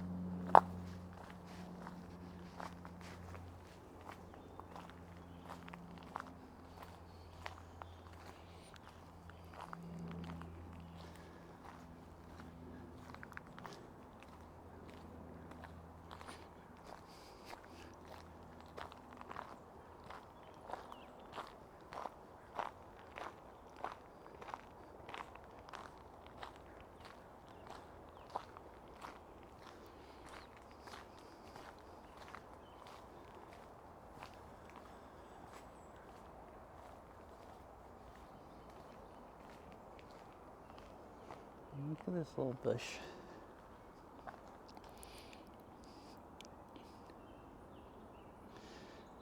Has some nice colored ones.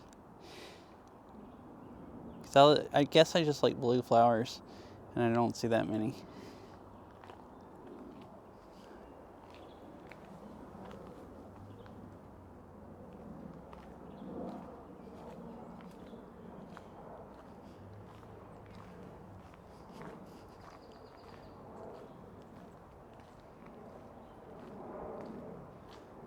Oh, these are cool trees.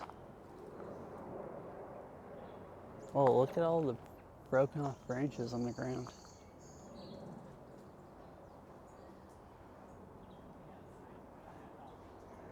Interesting area.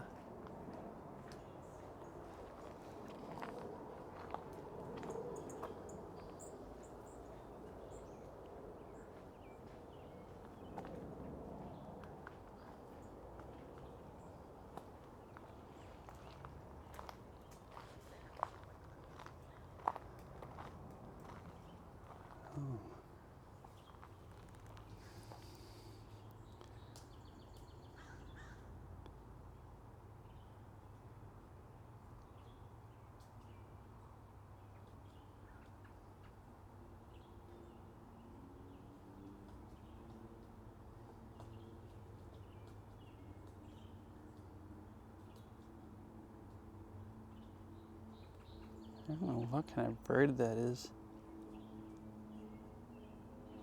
Oh, really?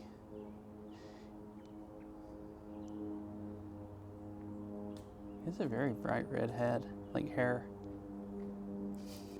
It looks like that. It's just like... That's rude.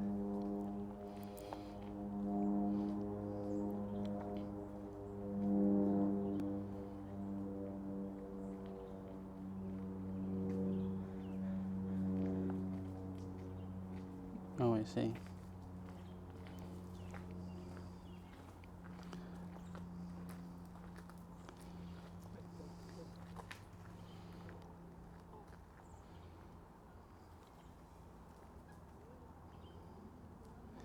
Wait, where did it go? Right here.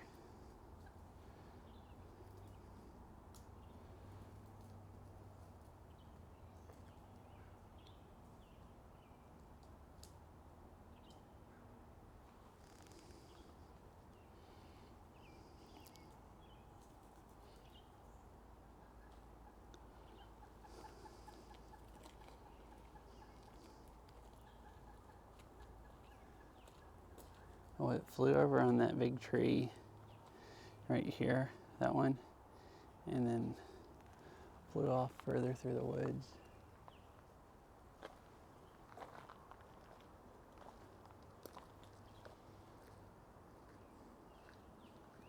I don't see it anymore now. That was really cool. I don't know what kind of bird that was, but that was really freaking cool. I've never seen a bird that looked like that. It had like really bright red head.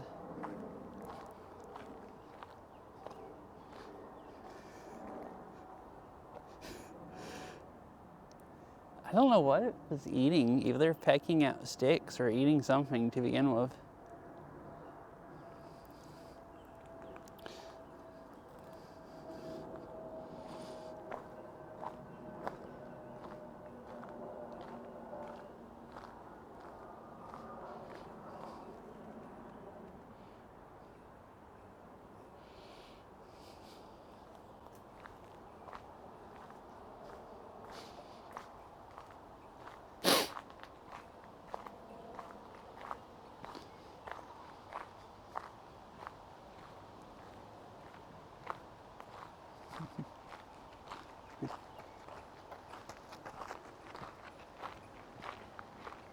Look over here to these benches, and there's this extremely orange bush.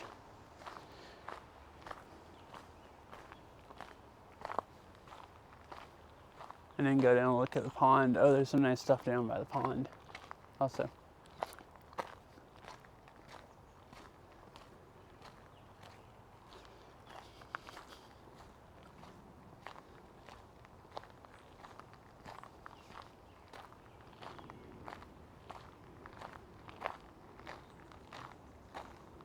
Look at these, whatever they are.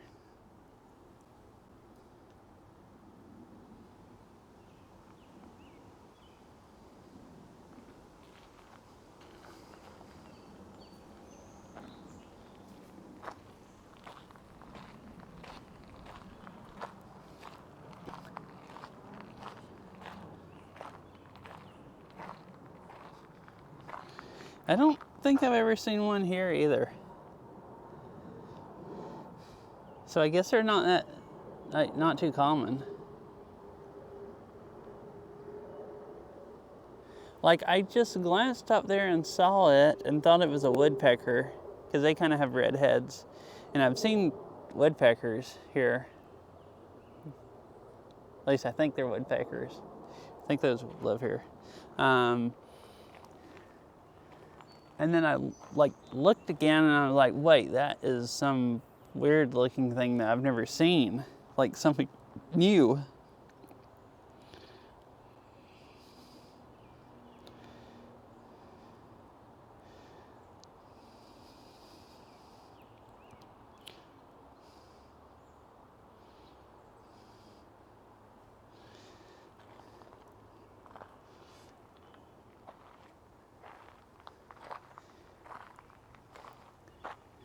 And mostly you just see like small birds. That thing was pretty large.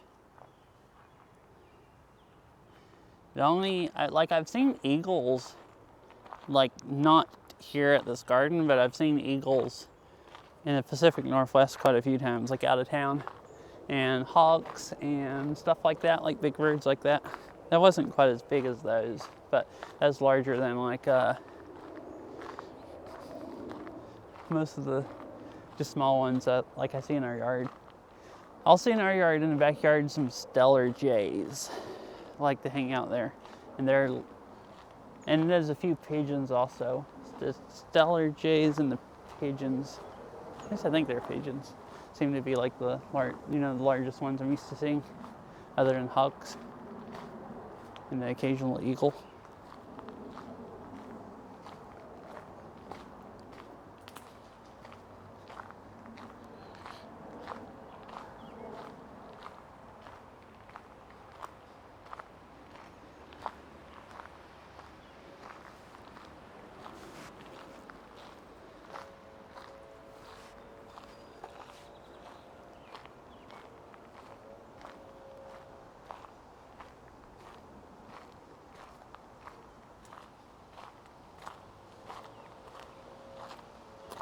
Bees, wasps active in this area.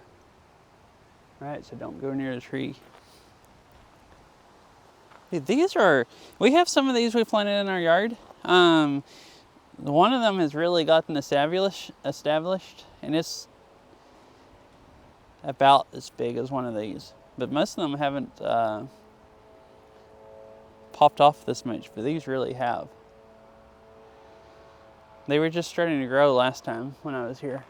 There's some more right over there. They're really nice. They flower like all summer. Pretty much. I think they flower all the way until the fall, if I remember right. So they're always pretty, like the whole summer.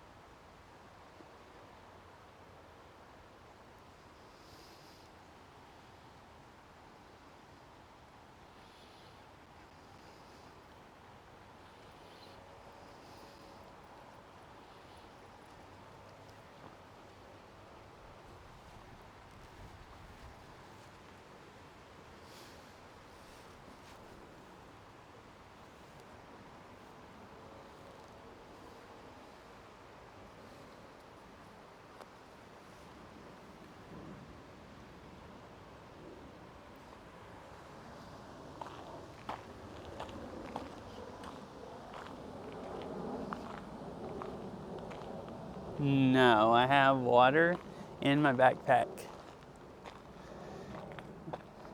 I'm really glad I have water in my backpack, or I'd have to come up for some reason why I was not going to drink the pond water. Right, I got to take my backpack off so I can hydrate. So give me a moment. Sorry. Also, I gotta make sure you can see me hydrating so you know I'm not cheating. I messed up today. I forgot to take a water bottle, so I decided I'd take my hydro flask, which doesn't seal airtight, and I keep dumping water on my arm when I lean over too much to look at stuff.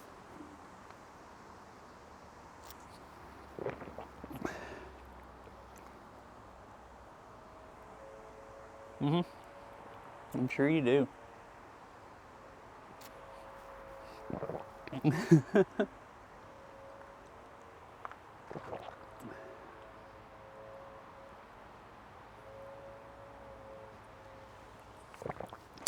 I'm guessing you mean the pond when you're saying that, but I don't actually know. You might actually be thinking about other places. That's not the worst pond as far as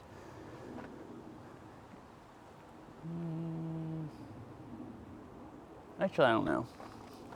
Why am I thinking about which pond I'd rather drink the water out of? Dan, you make me think of stuff sometimes that I just don't know why.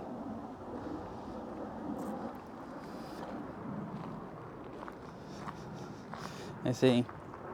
I mean, I wouldn't want to drink algae.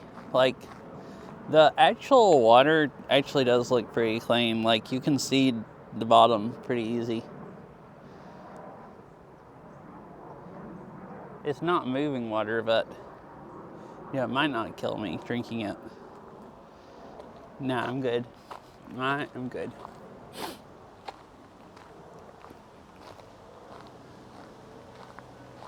There's a few more flowers down that way to the left, but they're like on down there a ways.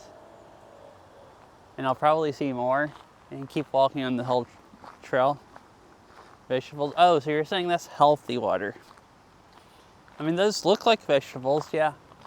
As far as, you know. Oh, they have a active hornet's nest. I wonder where.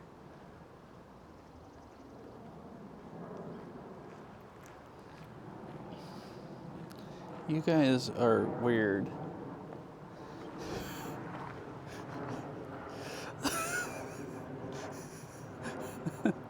Basically a soup. This the water's broth and vegetables and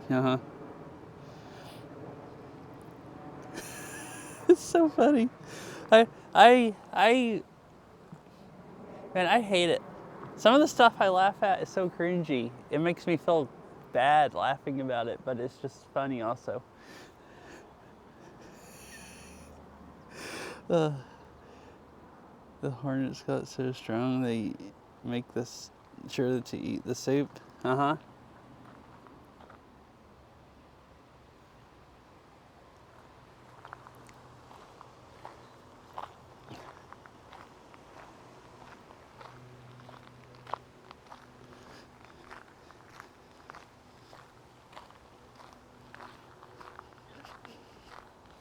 I mean, I guess it is like, and you know, animals drink it. Like, it's probably the closest thing.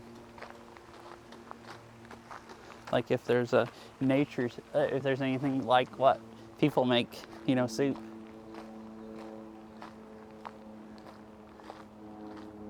Or like vegetable soup or whatever.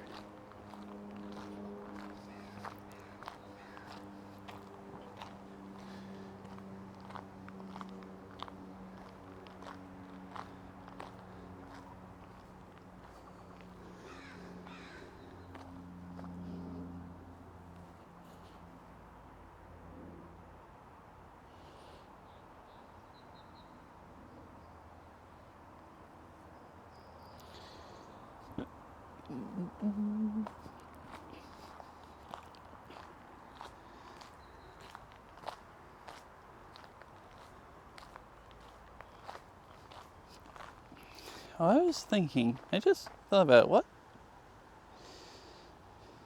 Weird.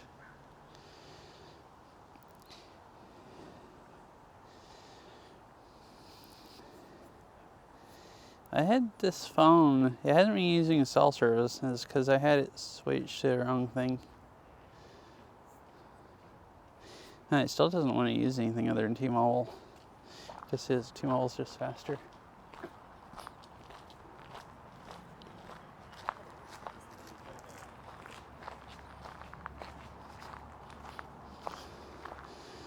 Oh, that's why it's not using AT&T. It's the latency keeps spiking up to like 1,000 ms, and T-Mobile's staying down below 100 almost the whole time.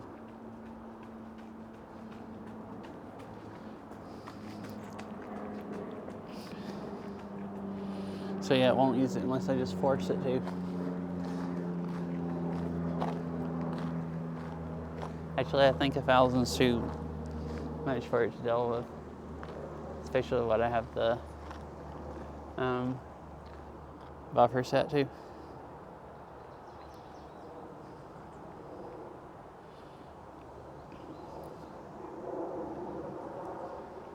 So these, well, there's some on this side, other side too. All of these things, I'm pretty sure are invasive. These spiky looking things. And they look like they're just taking over the whole garden in this area of it. And they're supposed to be really hard to get rid of. Like they spread with by spores, I think. Which is, I'm guessing, I don't know. You'd think they would at least, if they don't want it to spread, they'd mow this part like that, since it looks like they're choking out the other plants anyways, to keep them from spreading. But and they're like growing all the way over to the tree line.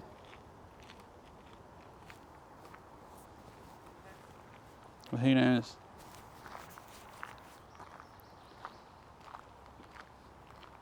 I noticed when I came here last year there were a bunch over on this side, but it seems like they are spreading even more. And they cleared out an area of them to plant a tree. Maybe it's, I think those are the one, like, that makes it look like they moved them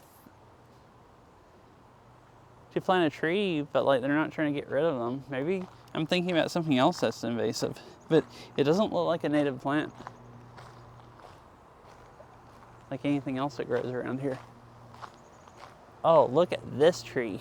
It's another really funky looking one. It's like 3 more like trunks growing out. But this grows off of it, and then it has more roots, and then the trunk gets larger. It's like a branch that came off and then grew another tree. Oh, this other one does too, I guess. Well, those are more like branches. I don't want to sit on, I mean, I guess it is, but some people sit on trees like that and they break them. That looks plenty strong enough, but still don't want to be one of those people. Although it's obvious people walk up to it and sit on it. The top of the trunks look like worn.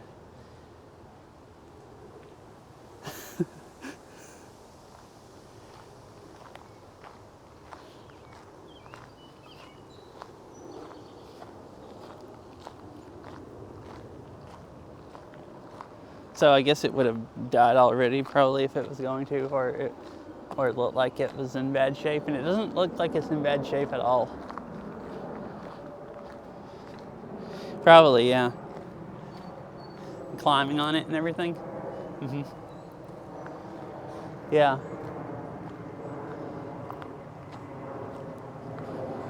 Who acts like kids? Uh-huh. Oh, there's a bunch of flowers all off here growing out in there.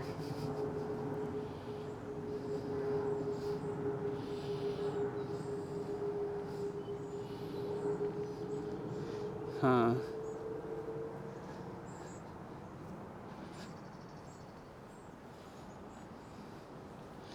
I mean, I guess like me also. I don't act like a kid in that way, like climbing on trees, like rambunctious hooligan, but act like a kid in other ways.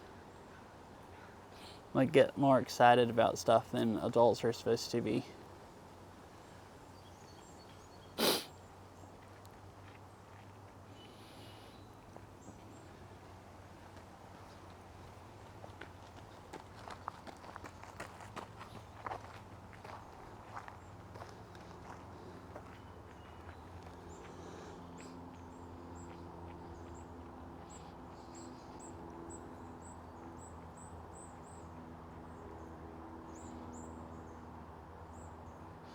But I guess I was saying I don't think there's anything wrong with acting like a kid if you're not a, unless you're maybe acting like a kid, like, as in climbing on stuff and tearing stuff apart, and you don't have any parents to tell you not to. No, bit right. I'm trying to show flowers. Bit right. Right, it's for covering. It's, kind of. I figured they don't look very good at 250 bit rate.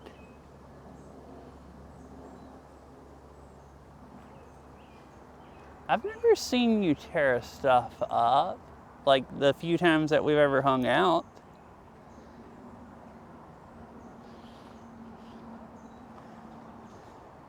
You're usually really respectful, like take care of stuff and everything.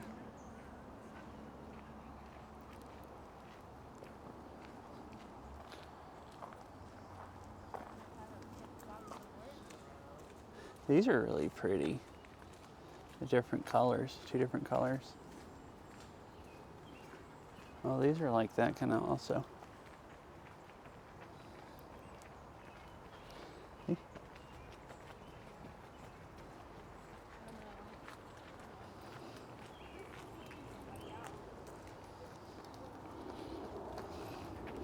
That's true. I have not hung out with you much. So like,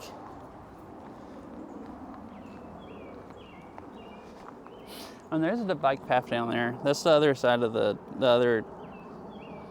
That's the 2-mile loop I was talking about.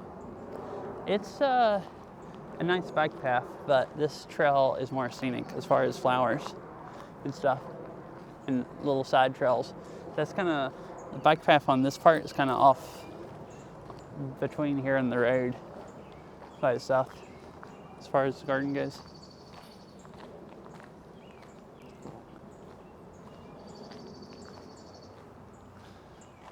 Now look, these look almost like pine trees, just shorter needles, but same kind of, like it says they're pines. Okay, I guess that's why they look like pine trees, because they are. They look like pine trees in the southeast, which are like, those and a few little fir trees are like the only evergreens you have in the southeast. So like I saw these last time and I'm like, oh, this just looks like the southeast kind of. So you have the pine needles all under them, all over the ground also.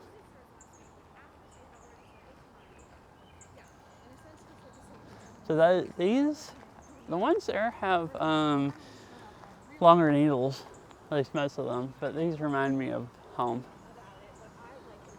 more than any other stuff here. Everything else is kind of Pacific Northwest stuff, which maybe those are, but I usually see more evergreens with like small or really small needles and stuff. I've never, which I used to call fir trees, but I think a fir is a type of evergreen. And there's multiple kinds of them here.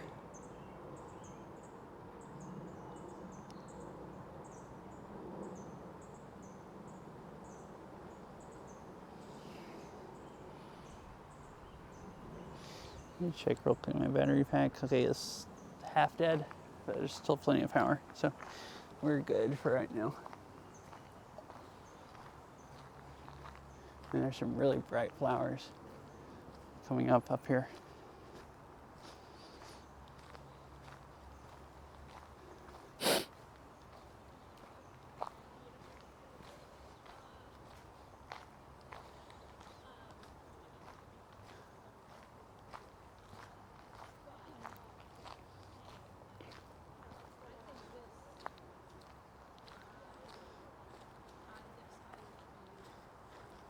So this one is not quite blooming yet, and those are the light peak blooming, and these over here.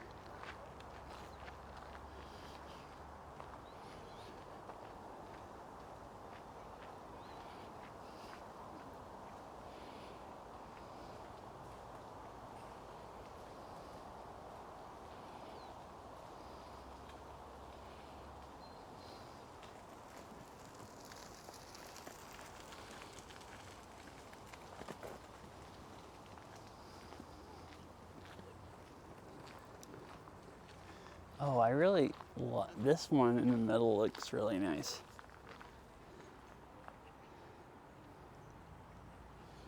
Of the, it's like red flowers with like kind of almost white on around the outside.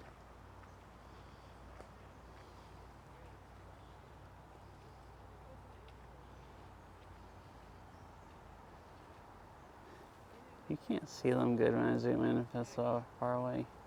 I guess you can pretty well there.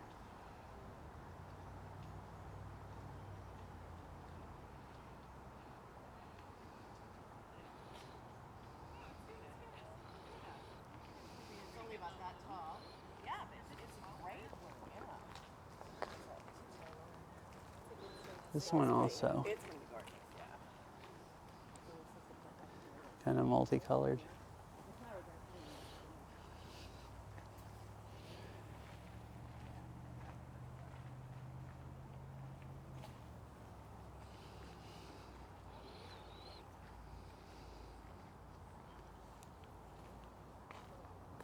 Oh, look at the rabbits. There's 2 rabbits out on the trail right beside it.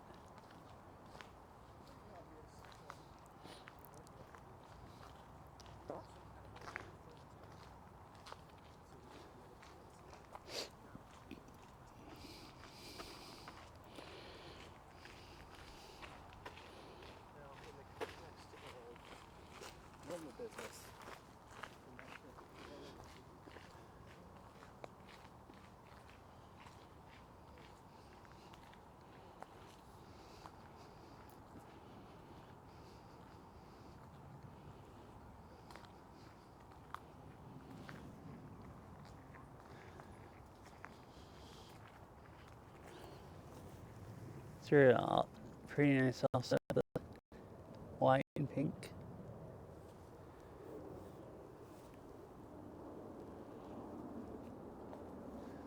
Cool, like multicolored ones.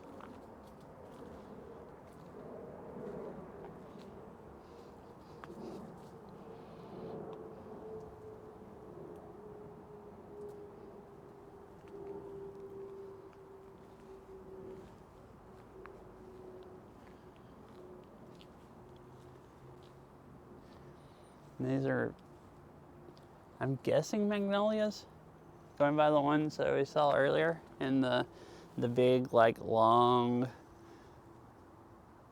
petals. Uh-oh. There's flowers down here and flowers up there. I gotta choose a way. I guess probably down here, and you'll be able to see up the hill.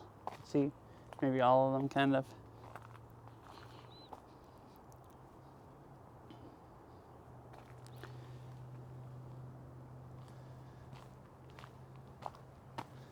Gonna walk up the side trail real quick.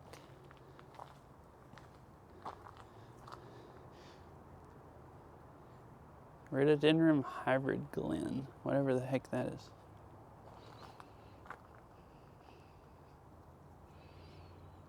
you're here. There's 3 different sections.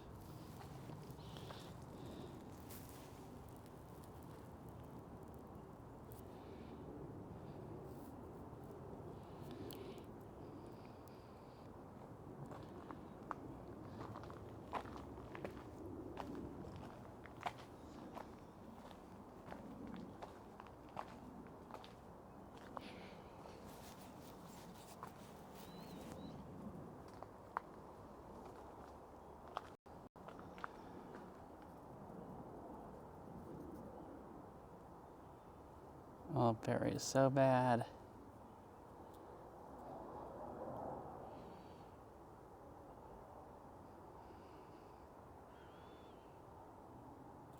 It should be easy to see them now.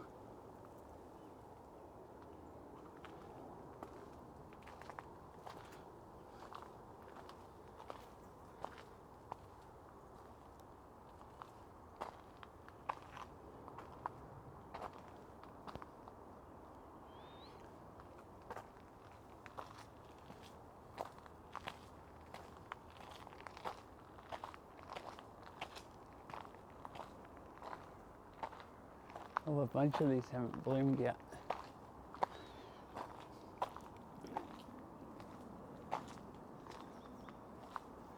This purple one is a really dark, like deep purple.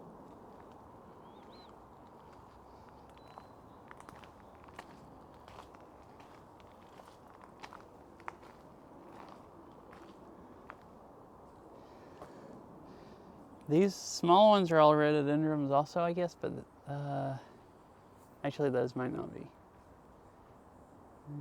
I guess those aren't. Those are though. These are some other kind of bushes. The leaves are kind of similar though.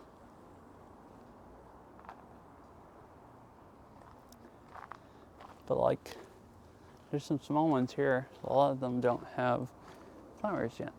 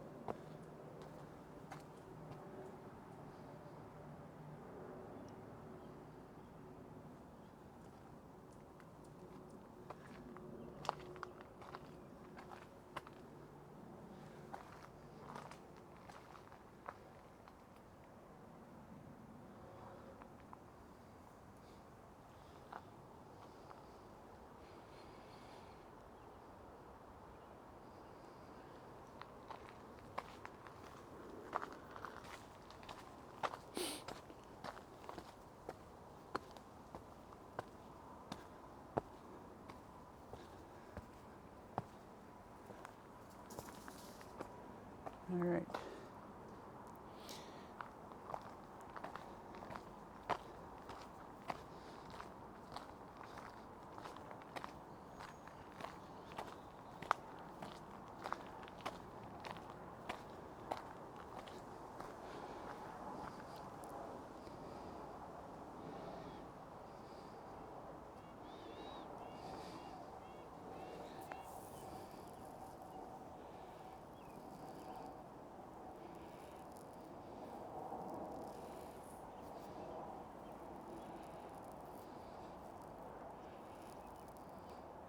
That is interesting. So people just breeded tons of different kinds of rhododendrons, and I guess made, these are like hybrid ones. I didn't read the other plaques down there that was explaining all that, but I guess Seattle is a popular place for people did that.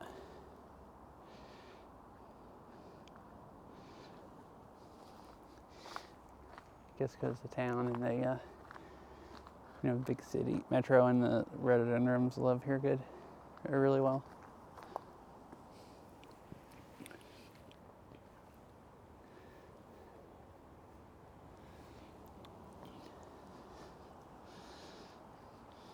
And that explains why there's so many different kinds, different looking flowers and everything, and leaves.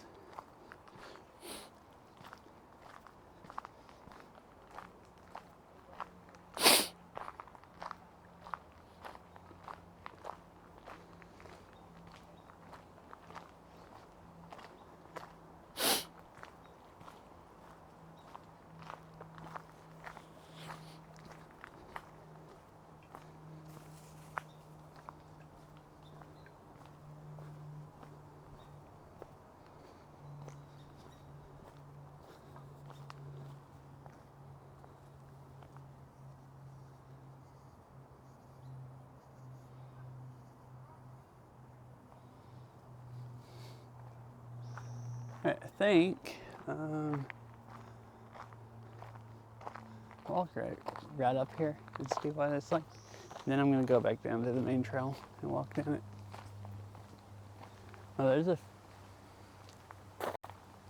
Oh, these are the other trees I saw earlier from the road. Some of the ones up here.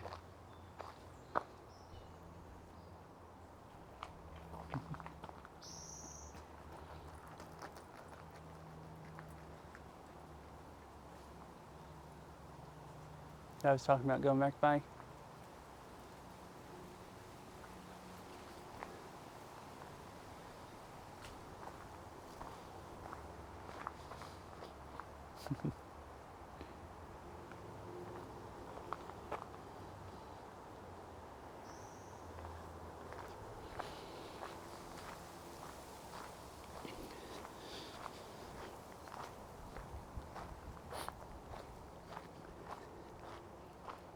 It's getting windy.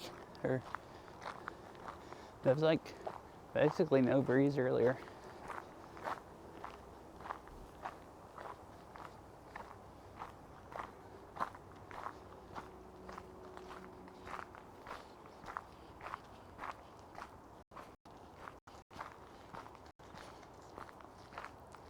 We're back down to the main path where we cut off at.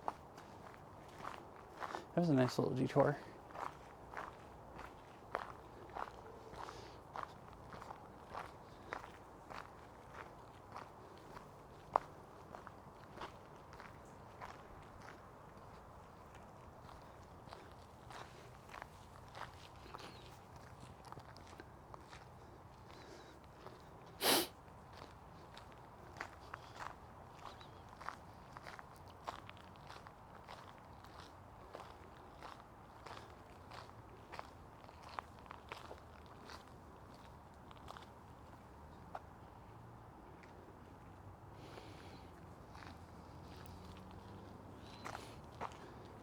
Right, bye chicken. Hopefully you have a nice rest of your evening, whatever you're doing. I assume probably working. And I'll talk to you later. I'll message you about if you want to come here next week. Maybe we can go, Vero. Yeah, see ya.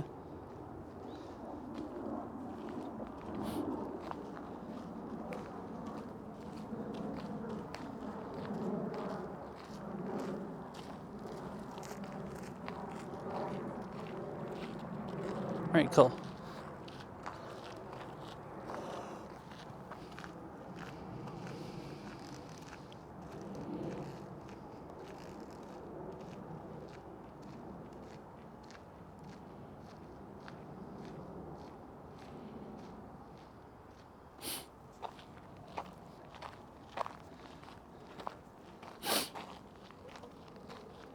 All right, here's the bike path again.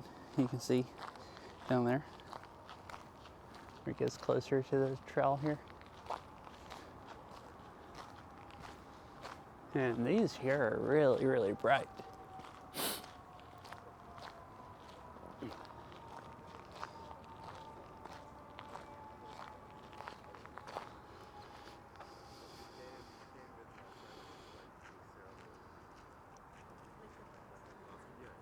lilacs. I was wondering what these were. They don't come out in groups like, well,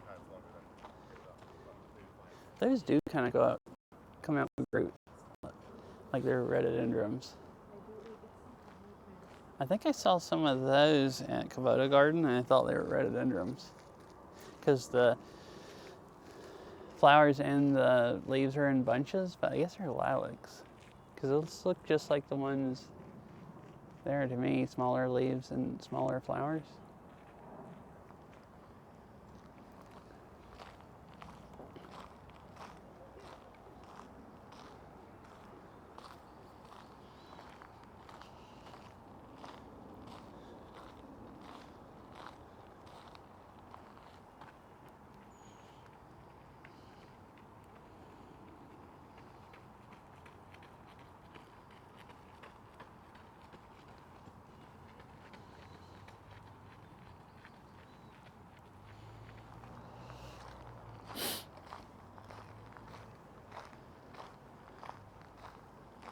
Well, they're all up in here, like red ones and some pink ones, and yellow ones. Some really brighter orange ones up there.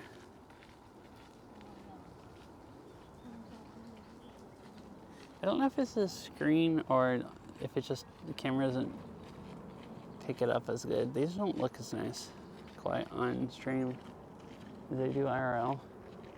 The colors don't pop as much because it's not sunny right now, but it is enough blue sky that there's quite a bit of light coming down, so it's making the flowers really light up.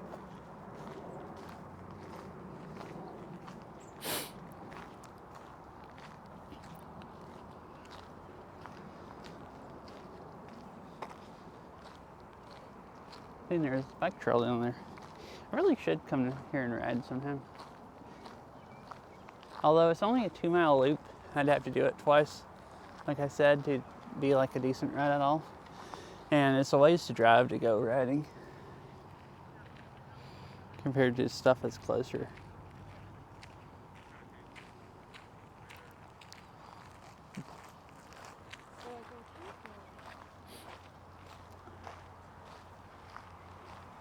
Oh, this is a nice pond. We'll go this way.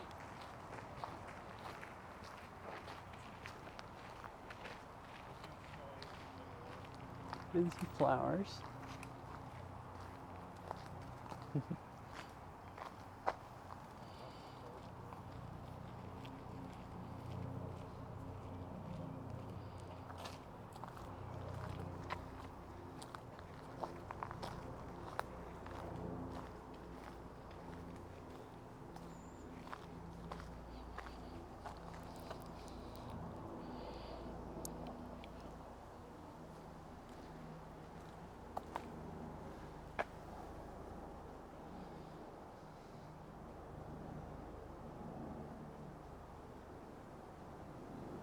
I wonder how many more are up this trail. I like this trail also. It's like that other one. Goes down a valley beside a creek. There's a lot of like ferns and everything growing. Looks like it's just these right here.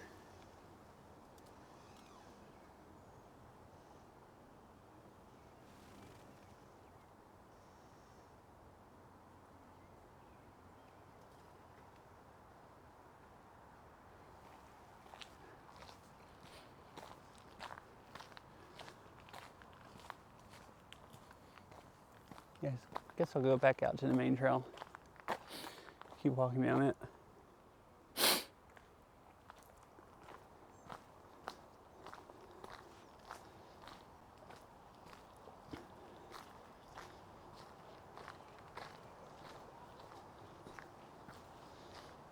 Oh, I guess I'll walk over there to the pond first and then go to the main trail. Or walk out to the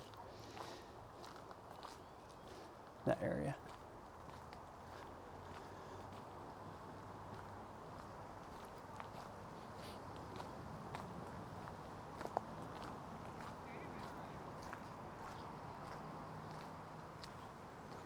Oh, there's some more really pretty flowers both sides of the path.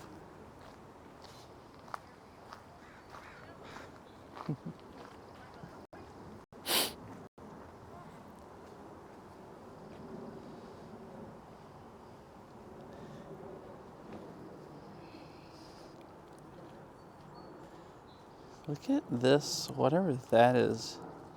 Big spiky thing.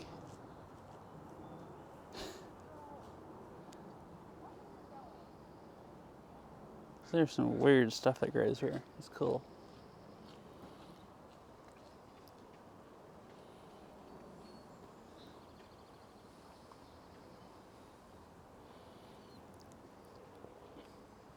And Dan's not here to see this water.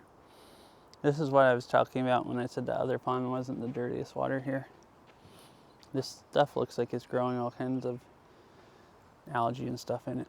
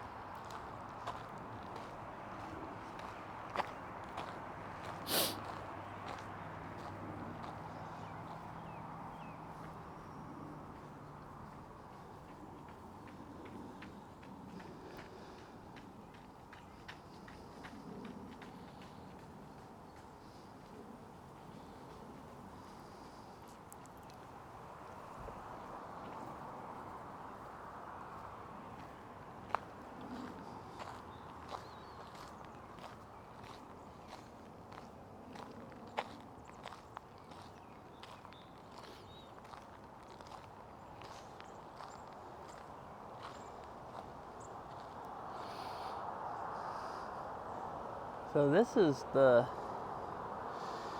flowers everywhere you look area of the garden, I guess.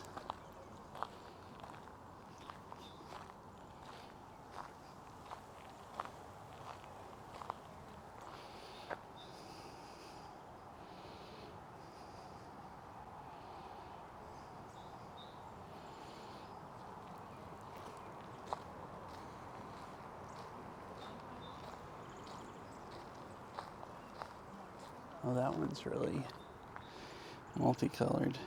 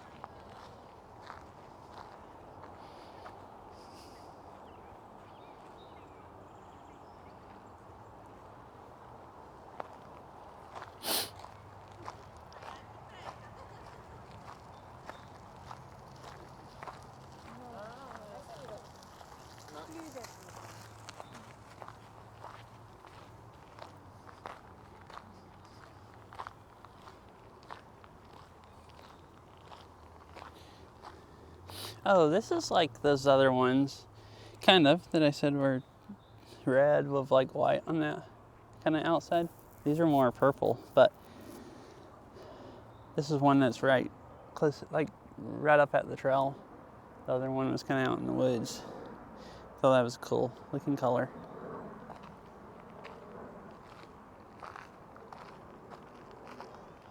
Man, right over there is a lot of them just mixed all together. 2 different yellows and those white ones and pink ones.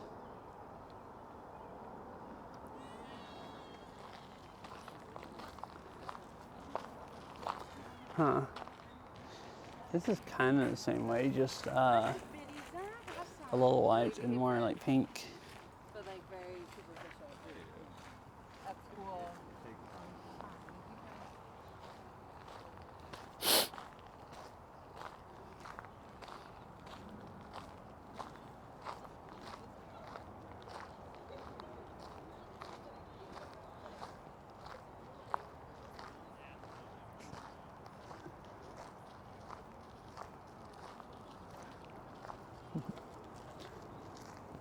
So there's more up there. I guess you just have to, well, they have benches up there. I guess you're supposed to just walk over the grass to get to all of those.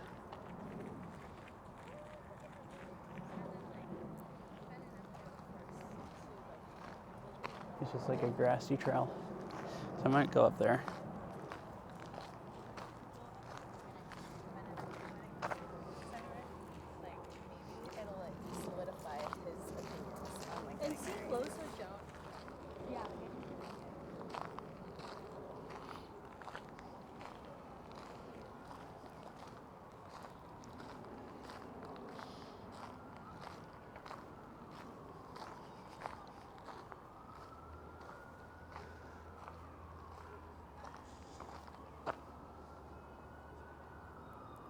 Cool.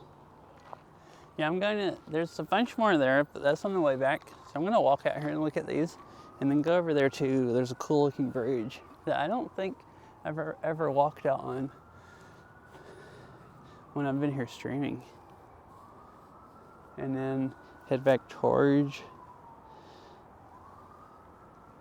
the visitor center area.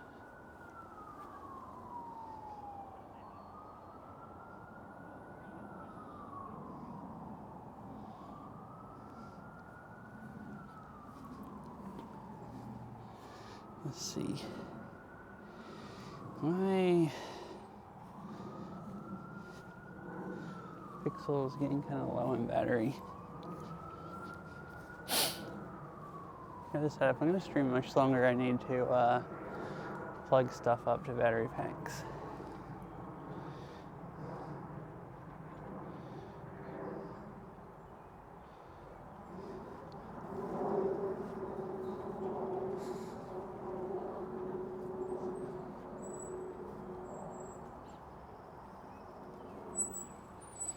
These are really pretty, like yellow.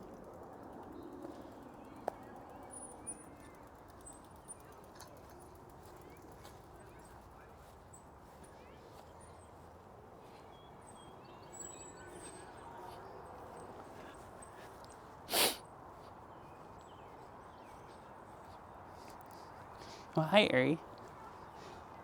How are you today?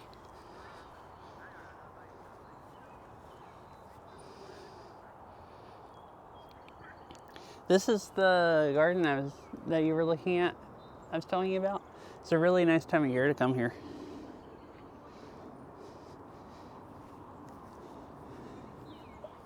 I'm good, having a nice time. It's really nice weather today, nice day to walk around the garden.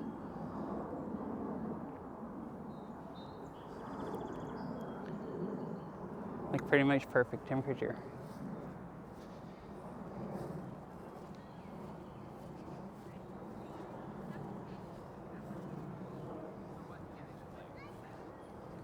Yeah, I wish it was sunny. It's brightened up I like the way the flowers look when it's sunny. Like it's brightened up because there's a little blue sky and thinner clouds, but it would be nice if it was sunny. Well, it's still mostly overcast. It was completely overcast here, and then it got where there was quite a bit of blue sky. There's still a lot more over that way. I can kind of see through the trees. And now there's some more clouds coming in. Actually, those look like they're moving south. Okay, maybe.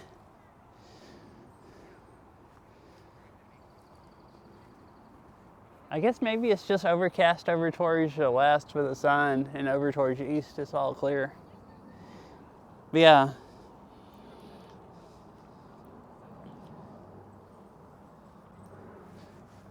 It's a lot lighter now than it was earlier. Uh-huh.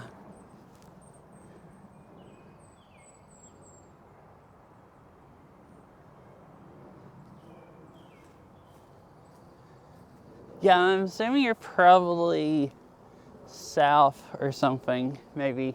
So then it's not, it's still overcast down there. Since it's just started, it looks like the clouds are going south and it's just started to get clearer up here.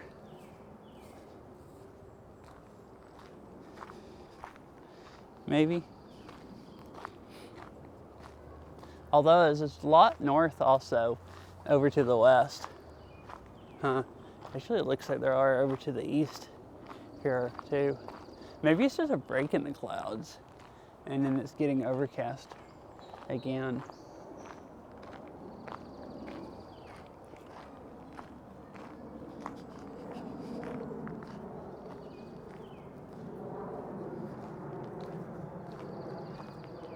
All right, so I'm gonna go over to the bridge. I've never walked around to the other side of the bridge, but I don't think there's that much. I guess we can see if there's flowers over there. And then come back over here. And then decide,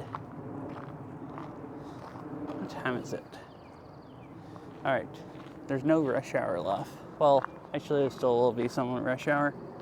I'll check the traffic and decide if I'm going to stop or keep walking around. If I keep walking around, I'll just go over and walk out to the lake because that's really, really like nice, that trail.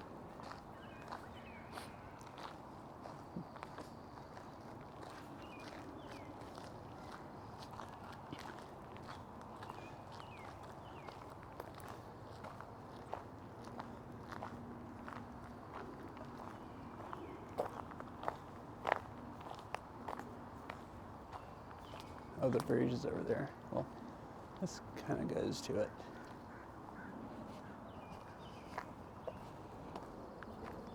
Yeah, actually it looks like it's just clear over there.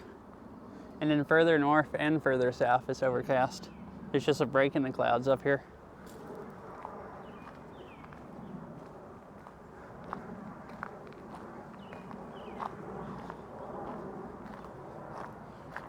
It's gotten windy also. If it's perfect temperature earlier, now it might be just a little bit cool because it's gotten windy and it feels like it's cooled off like 5 degrees or something, like quite a bit.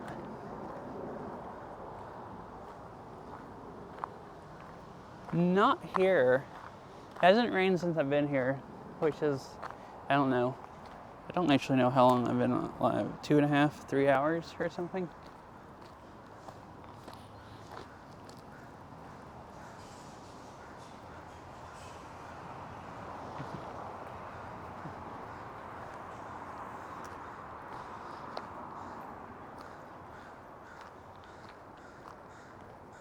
So this is just a like old looking walking bridge that goes across the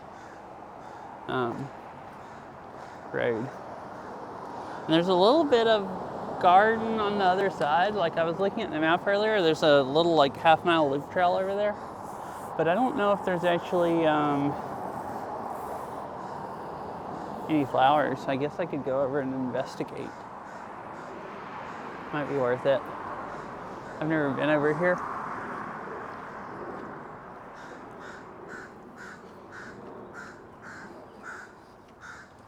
There's some really loud birds.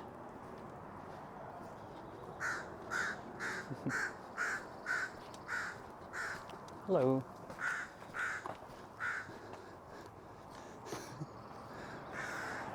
There's like 2 or 3 crows over there that look like.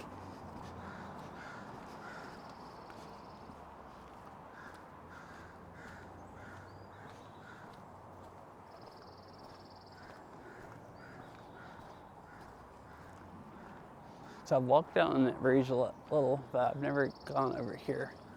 So I don't really know what's all over here. So this is loop. This loop at the top.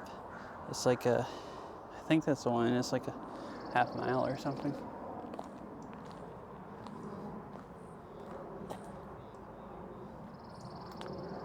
Huh. Oh, there's a trail that goes down there.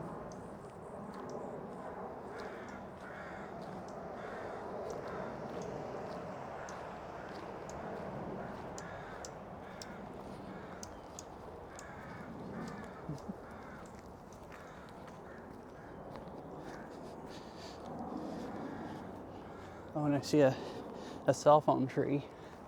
That's why my bit rate is always really good on this side.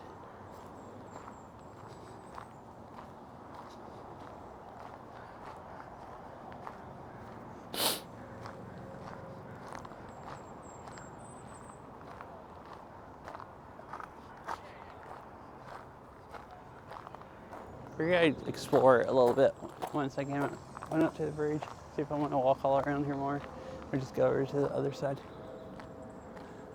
Oh, the plane flying through the clouds, actually, when I first looked at it, looked pretty cool. You can just see thin clouds. I don't know if you actually can on the phone, but I can see just really thin clouds between me and it. Right when I looked up, it just kind of came out of a cloud.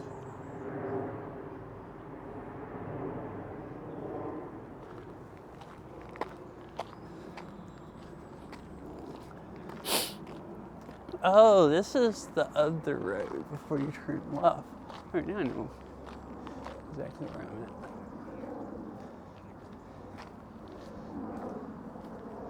Oh, see, and this is what I said cell phone tree. It's a literal cell phone tree. I mean, it's not a real tree, but it looks, close to one.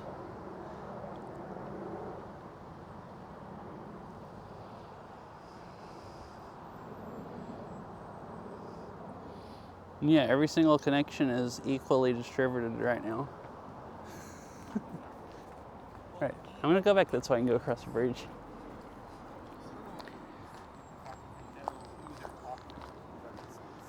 In other words, if they're sending an email to whatever. And my knee is starting to get tired. My right knee is not used to me, like I'm not hiking, but it's not used to me walking constantly on it for 3 hours. I need to do this more. Look at these big trees.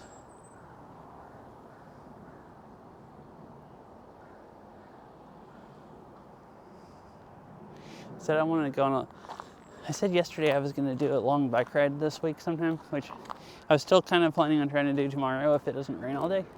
And get my legs in better shape, but I guess this helps a lot too. Even if it's flat, if you walk like miles.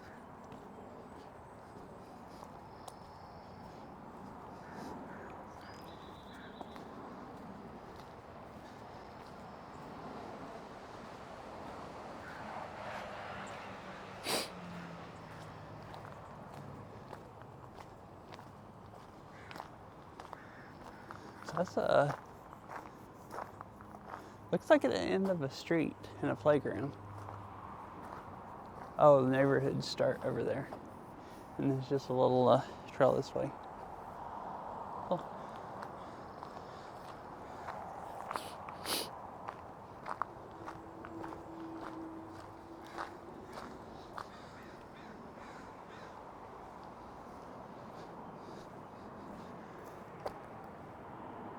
So cool looking bridge.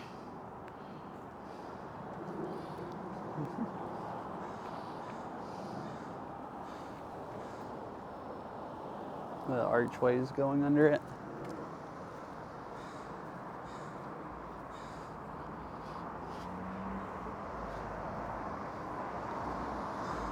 Oh, and the sides are brick.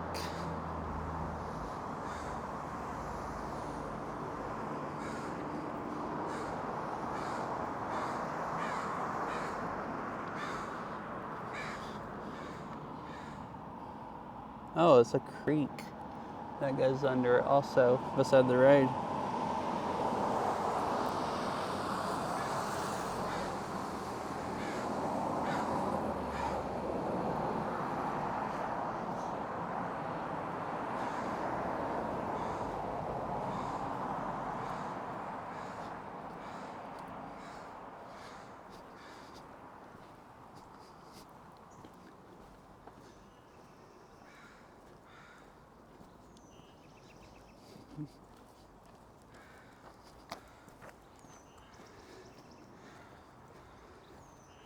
Happy looking doggo.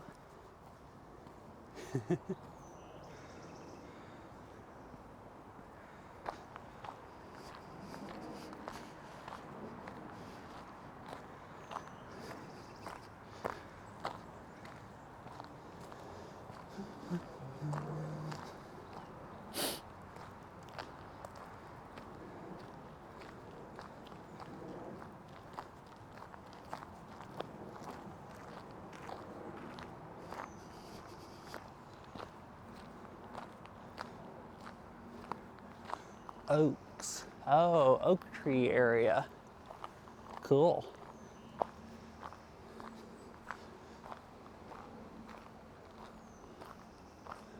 With a few flowers under them.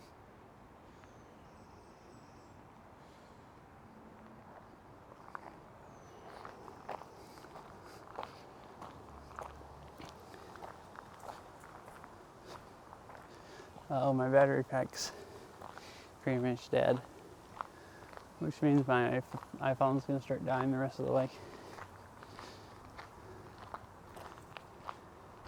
So I'll look at these flowers, walk back here, and then decide what I'm doing. If I'm gonna walk out to the lake, I'll hook stuff up to my big battery pack.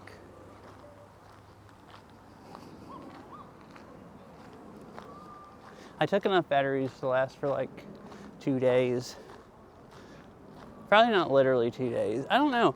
I streamed at PAX both days I went there last year for 6 hours. I think each stream was 6 hours, and it killed both of my big battery packs about halfway. So if I didn't mind running them all the way dead, I could do it like 12 hours. But this phone setup uses less power, I'm pretty sure. So, or like, I mean, I know it uses quite a bit less.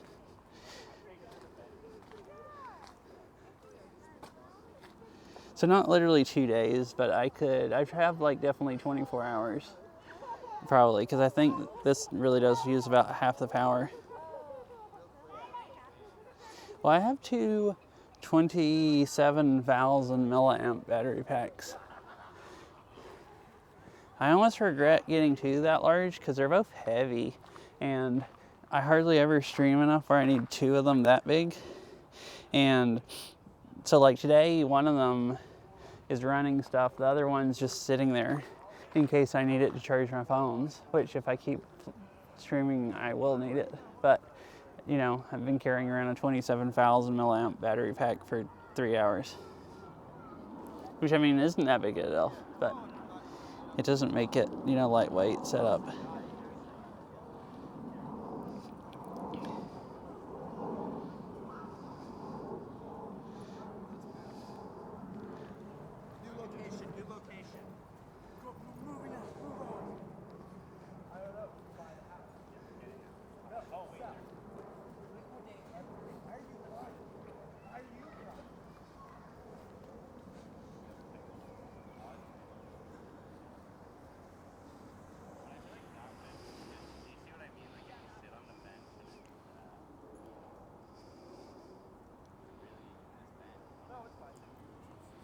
That's a lot of...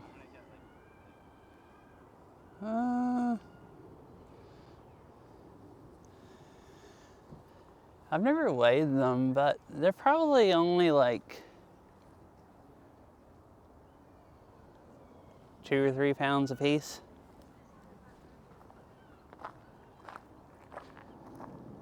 So, 4 or 6 pounds of battery packs. And then I have my Vela box that weighs a few pounds. And then I brought my wireless mic and I have the whole case. So it's not that much, but so it's not that much. The whole entire pack, because it's a hiking backpack with a metal frame, just, maybe like 20 pounds or something. Probably, actually, once I put everything in it.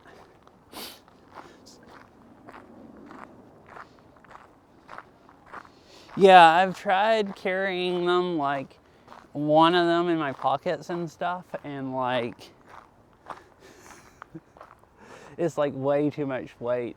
Like your pants won't hardly stay up, and you have to just like, and all the weight on your legs. So it's like definitely you want it in a bag, basically.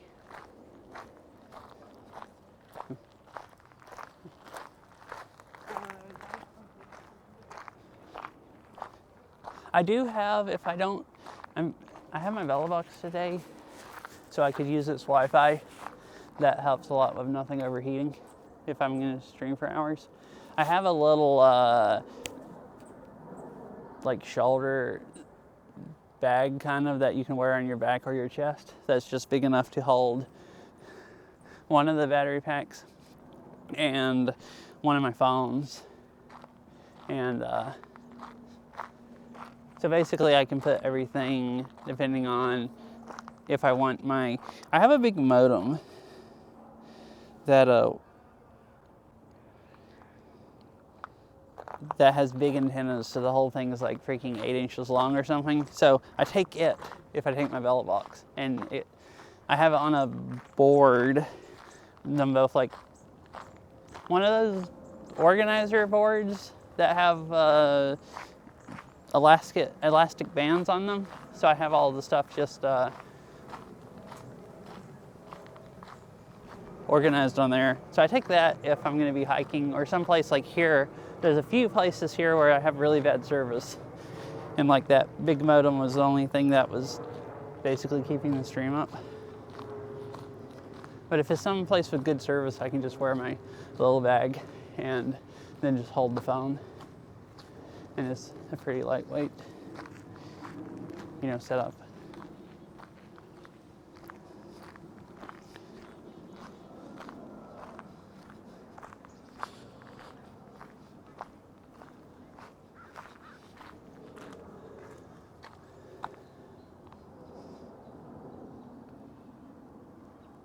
So I guess you can put in kayaks and canoes here and swim around paddle around the swamp-ish area. Verizon, AT&T, and T-Mobile. But not actually real service. They're all virtual mobile. Like I have Verizon service through Visible. It's Visible, but it's on Verizon. And then I have T-Mobile is actually real T-Mobile. So I have Verizon through Visible because it's really cheap and it's unlimited data. And then I have US Mobile AT&T service. And it's actually also unlimited. And I got it on sale right now. It's just $35 a month for unlimited. And I got Visible on sale where it was $30 a month for unlimited. And then I have 2 T-Mobile business plans. T-Mobile works here, I guess, since they're, in Bellevue, better than the other 2. So I have 2 business plans and they're both $10 a month. Yeah, there's service everywhere, enough to, there's not enough everywhere to stream upload-wise. if you don't have all three. Like, there's one place that only T-Mobile picks up and only by big modem, and I don't think T-Mobile and my phones would pick up. But yeah, you definitely have enough service. The download's fast enough everywhere. There's that tree tower over there, and then there's a tower at the other end of the garden. That's close enough. So definitely enough to, do calls and all that. Yeah, I always just assume, I guess I like talking about the cell phone service too, that people want to know what I have or whatever. And my service is like the cheapest, really cheap for having 4 connections, because the 2 T-Mobile ones are only $10 a month. They're just really hard to get. You have to find someone that's willing to sign you up for them. And their business plans, which you can just get. You don't actually have to have a business ID. You can just use your social security number and get it, the business ones. But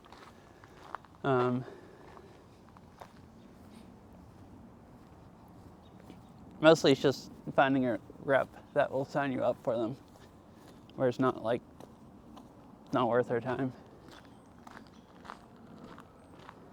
I assume since they're only like $10 a month plans, they don't really get much for signing you up. Yeah. So the first one, I went to a T-Mobile store, like a third-party one that had just opened like a few months before that, and they never looked like they were busy. I drove by it sometimes, so I thought, well, I'll go there one day in the middle of the afternoon, and maybe they won't have any customers, and they'll be bored to death and just sign me up just to have something to do. And that's what happened. There was like 3 employees, and I was the only customer. So one of them like signed me up and tried to talk me into getting cell service. But, and then the other one's a tablet plan. And I got somebody on T-Mobile, on Reddit to sign me up for that, a T-Mobile rep over Reddit. And that was easier because I already had an account. So the easiest thing was going to a store with extremely bored employees that didn't have anything to do other than sign people up for $10 hotspot plans. So that, I think it's called Husky Stadium or something. I think it's the stadium for a college. I'm assuming. I don't really know much about the college, but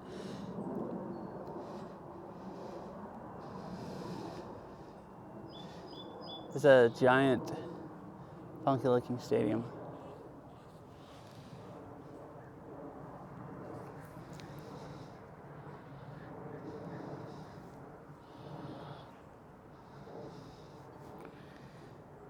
Let's see.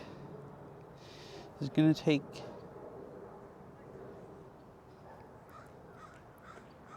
Yeah, I've never been to the college, so I've never been to that stadium. I've drove down. I went somewhere up there in University District and drove right by part of the campus, like down the road. But that's the closest I've ever been. I've never gone there to look and to see the rose blossoms. The college where there's supposed to be nice rose blossoms.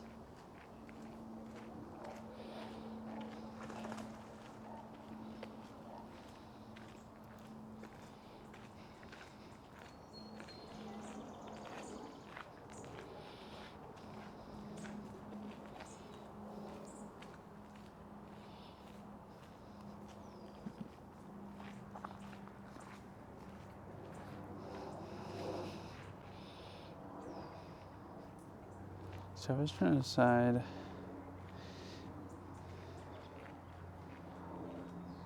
What is it? Okay. Trying to decide if I want to walk out to the lake or head home.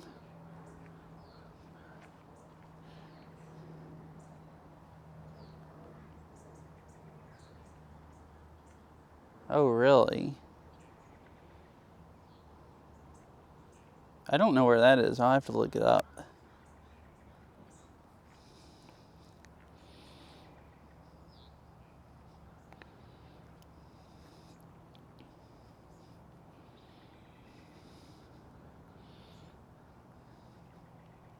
Right, I guess I'll walk on out to the lake. We can see the stadium better. There's some more benches up here. I'm gonna stop and plug my stuff up.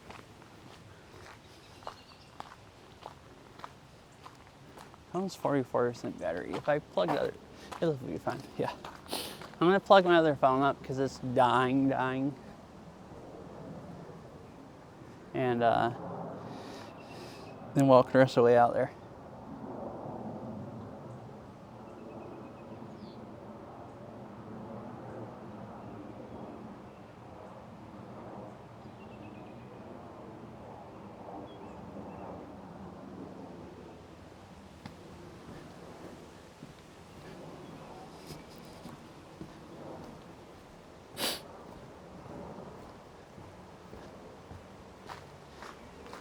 I was starting to get chilly earlier. Like I said, it got windy here and everything, but I've been walking now. So it's actually gone back to feeling like a perfect temperature.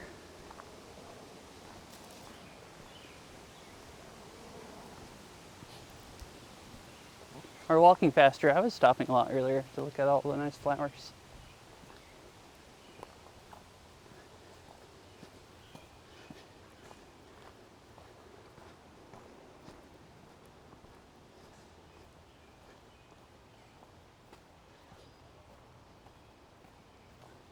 Oh, this trail ends into grass. This isn't the one I thought it was. Oh, you can walk over and get to the other one.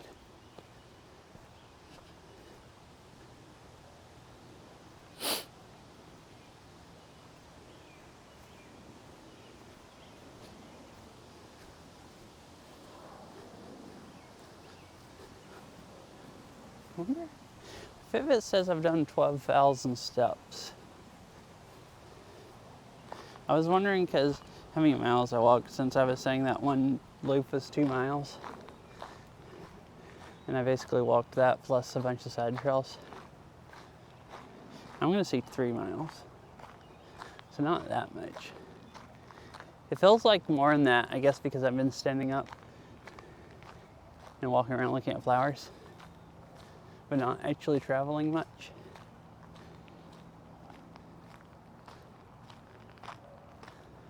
Oh, look, lone duck just hanging out. What are these plaques that are facing? Oh, there's nothing on them other than someone wrote something on that. Weird. All right, let me sit here and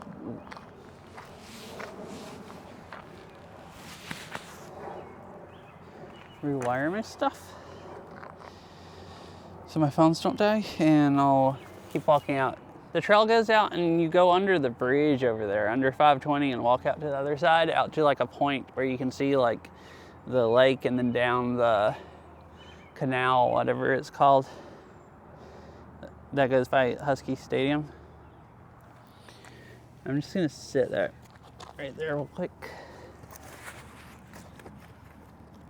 Well, actually, I can get it to, I forgot, I have my battery pack on, so it has a kickstand. You can have a semi-ish view of the lake.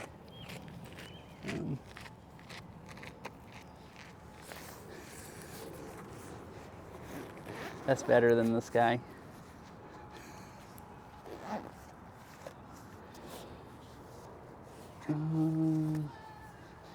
Let's see, it's very good on this. Yeah, 63%.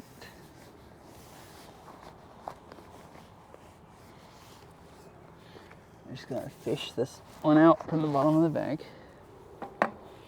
This one good? Oh, that one. Yeah, my big 27,000 milliamp battery pack has been powering my big modem in Belavox, which the Belavox isn't encoding anything, it's just the Wi-Fi, running Wi-Fi. But it has little lights for like 25, 50, and 75 and like fully charged and everything, and it's still showing it's fully charged. So I haven't even ran it down like 25%.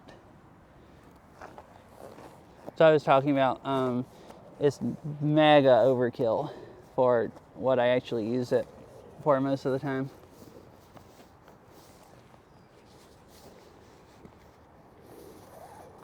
But I guess it's nice. I can take both of them and just do a super long stream if I have time and I want to, and never have to worry about power.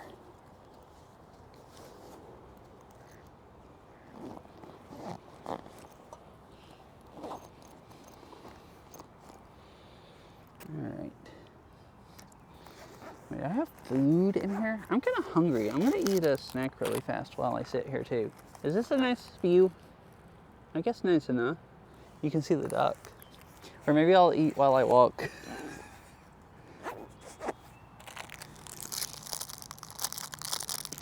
That's mainly what I was trying to decide between walking. I kind of wanted to walk more, but I also I'm getting hungry from not eating. And kind of wanted to stop.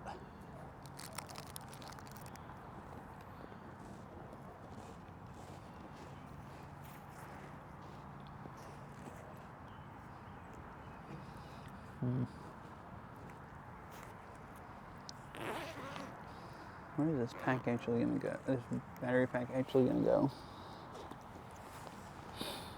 If I take this jacket out, I would just stuff it in the top. That'll work.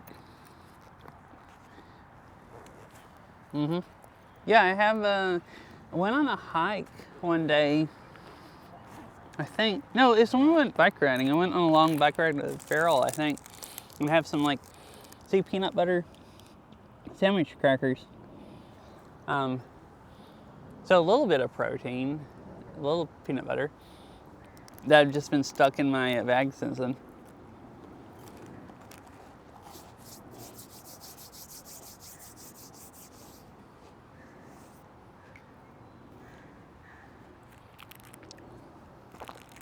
For the last like 2 months, but it's just like hanging out, chilling.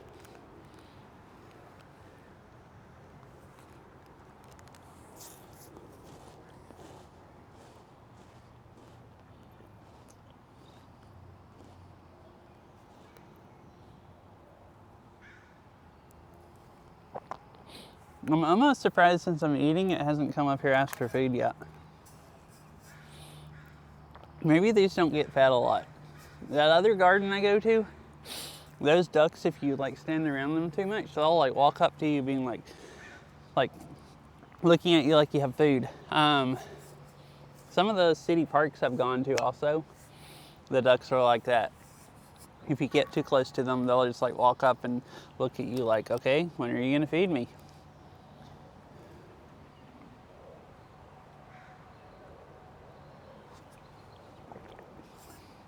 Like I was kind of halfway expecting this one to do that. But it's just hanging out.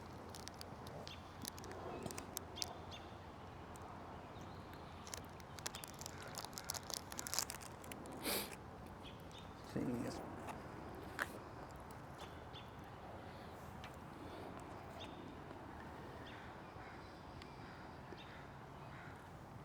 Oh, I need to get another.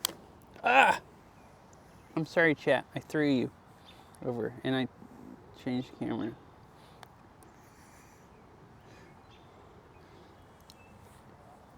Where's the plug on this? Oh, it's on that side.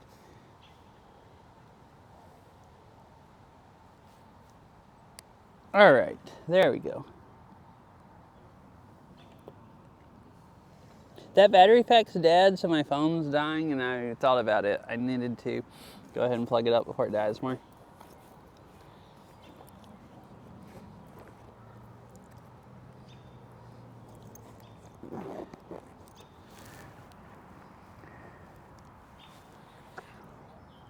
And this one's at 22%.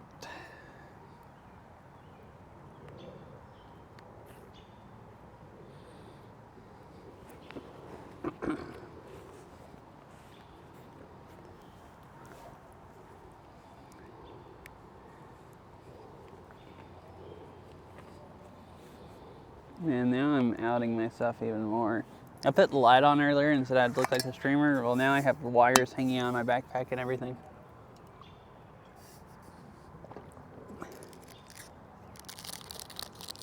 Hi, fish. How are you doing?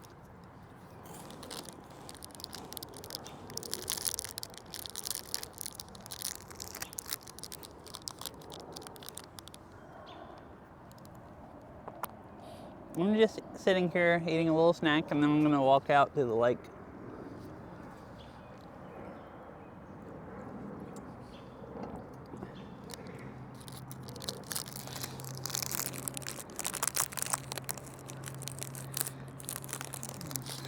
I guess so, maybe, yeah.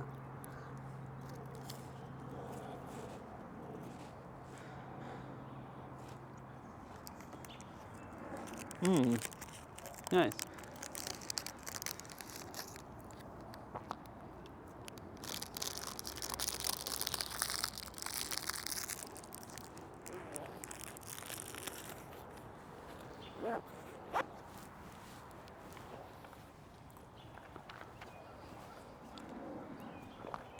Right now,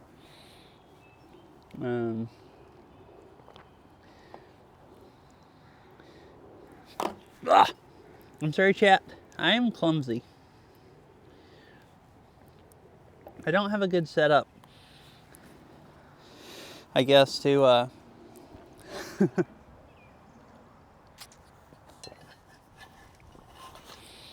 the phone's balanced too much.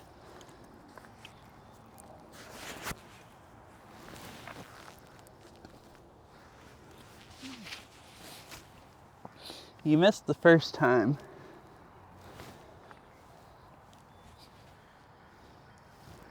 Where is that wire?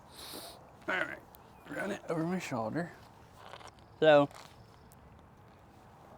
all right, so I'm using my external mic, and what I used to do was have the phone plugged up all the time, and have the mic in my backpack in the USB hub, the USB-C hub plugged up to it so I could run it to the phone.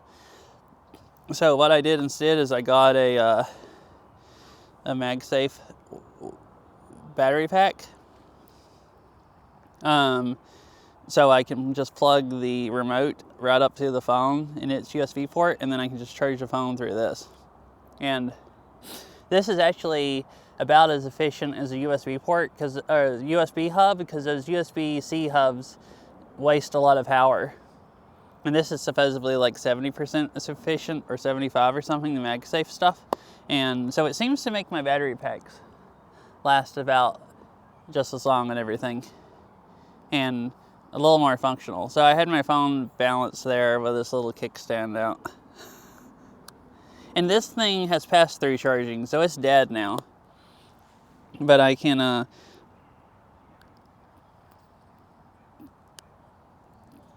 I just plugged it up to one of my huge battery packs so I can keep charging the phone. And I don't have to unplug the mic and plug it up to the USB-C hub and all that. And I've never had a stand on my phone or a selfie stick or anything, so that kickstand has actually been useful. Yeah, it's a 5,000 milliamp battery pack, but it's MagSafe, which is Apple's version of wireless charging. It's the same as the wireless charging on an Android phone, but the MagSafe has magnets in the phone and the pack, so it lines them up. So it's more efficient and it doesn't make as much heat. Like normal wireless charging,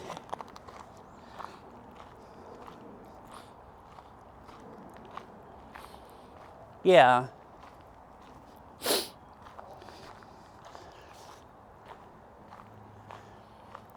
And like, I was worried about it making the phone overheat because it's wirelessly charging the phone, like while I'm streaming. But because a normal wireless charger, just charging your phone, puts off a lot of heat, and the wireless charger makes a little more heat. And the charger is like, this battery pack heats up also, and it's magnetized to my phone. Like, so it's the back of the phone, and you have a hot battery pack on it. But so far, it hasn't made enough heat to make the phone overheat while streaming. And the 5,000, it's 5,000 milliamps, and that'll actually, for how much power the phone uses streaming, that'll power it for about 2 hours.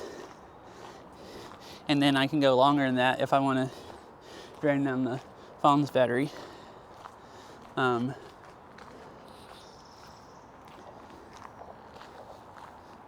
then I don't have to have a wire running to it the whole time. Because to have a wire running to it using my mic, I have to run it all through a USB-C hub. And so if the main downside for this would be if it made enough heat to make my phone overheat. And it doesn't, at least not so far when I've used it, when it's been like low 70s or below. Yeah. And the other downside is it's like not as efficient as wired charging. So if I was streaming long enough so I could actually kill one of my 27,000 milliamp battery packs, which I've never streamed long enough to kill one of them all the way dead, or drain it all the way dead, the 30% more power would really, be annoying, compared to if I had a smaller battery pack, I'd want to save 30% of power, but those USB-C hubs, I think, use about 30% of power also.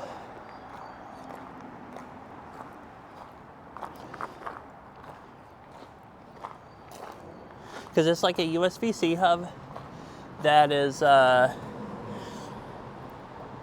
power delivery, so it can pull more power from the battery pack so that it can charge the phone and charge the other stuff that's hooked up to it. So it's having to, I think, change the voltages and stuff between what it gets from the battery pack and what it's sending from the phone and everything. So it uses, like, the thing gets pretty hot when I've used it before. Shut up in a pack, and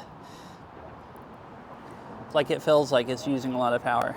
And it actually does seem to drain my pack significantly longer if I'm charging something through it versus plugged straight up to the pack.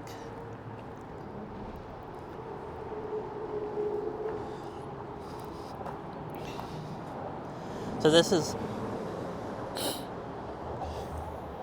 I never had an iPhone until a few months ago, and I didn't know MagSafe had, I knew that MagSafe was Apple's wireless charging, but I didn't know it was magnetized. So the battery pack just magnetizes to the back of my phone. So I thought, wireless charging, you'd have to have a pack and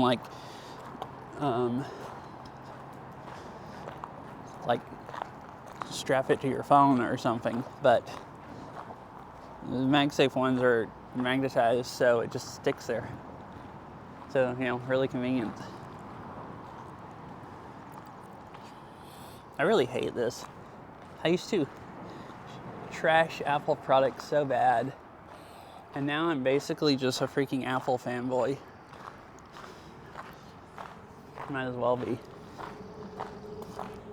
That's what IRL streaming turned me into.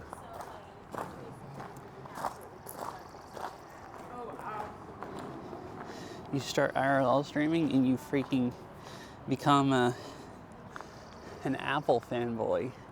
It's it's really messed up, pretty much.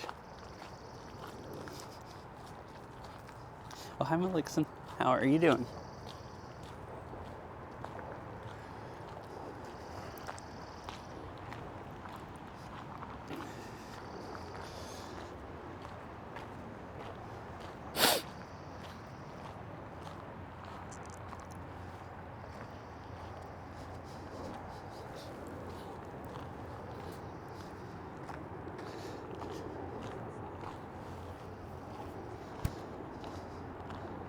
Oh, I see.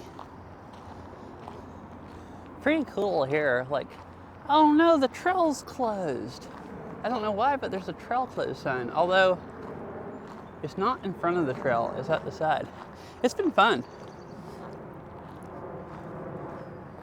I'm gonna go walk this way first and see how far you can go before the trail is closed. Walk through a garden, and then this is a trail that goes out to the lake. And it's been nice weather. The waterfront trail between Montlake and Foster Island is closed to address damage to floating sections of the trail. Oh, okay, so I can still walk most of the way. Yeah,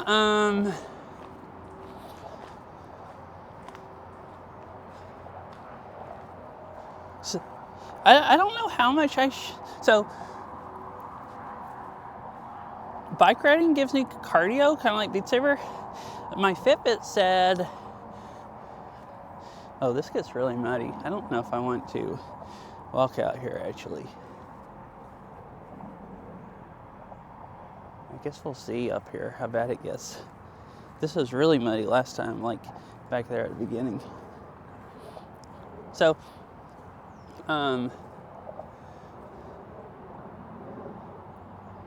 this looks borderline unpassable unless you just want to really mud up your shoes.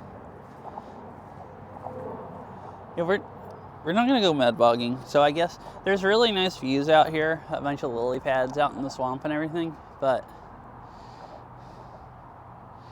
I don't really want to walk through all that.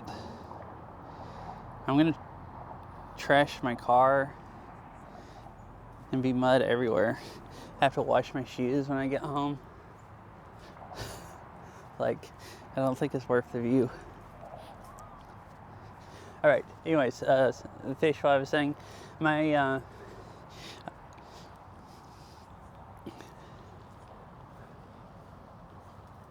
oh really? Most trails don't get muddy, but this is like build up, see like a swamp on both sides. So I guess it just soaks into the dirt. You'd think maybe it only goes a little ways and then it turns into a boardwalk. So like, they could get mulch and wouldn't have to put much mulch. And they could, because some of this is mulched, it just looks like it's been a really long time. Like there's just a few pieces. I figured it would be mulched in the winter. Most of the trails here, if they get muddy like that, they put mulch in them. But I guess not this one. Because I don't normally see trails that muddy. Like maybe if it's been raining a lot, but it hasn't been raining much. The last like 2 months. Back in February, I think it was February, it had been raining a lot and getting below freezing. So there was tons of freeze thaw and like everything was muddy. Like I went riding my bike on a gravel trail like this, like about this gravelly, and see it's like soft, like fine gravel, and there were ruts where people had been sinking in on their bikes, and I was almost doing that. Like trails that I didn't think could get muddy were muddy.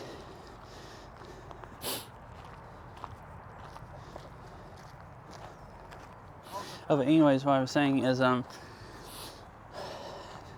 I said yesterday I was gonna go bike riding, and I was kind of planning yesterday on doing that today.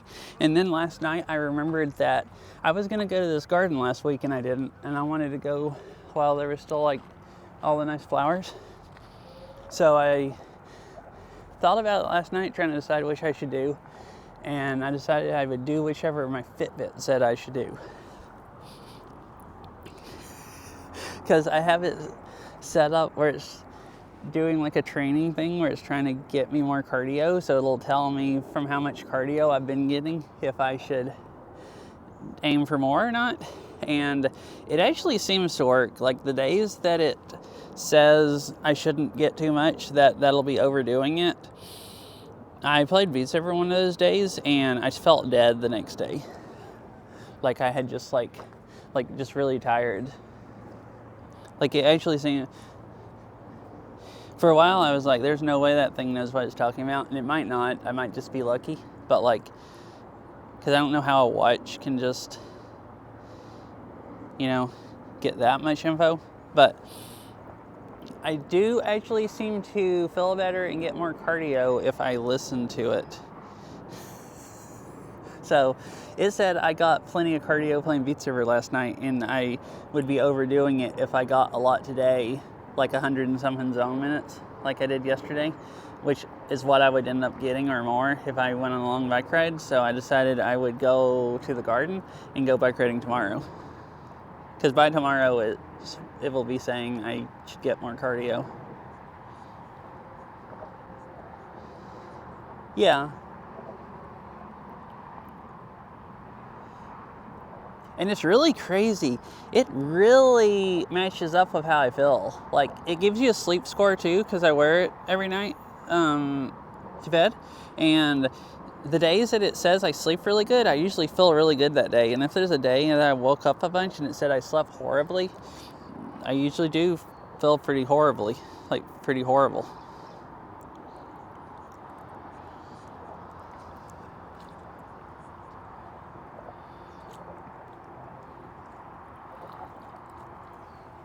Yeah, I just think it's weird. Sometimes it's not quite right if I play a lot of Beat Saber, because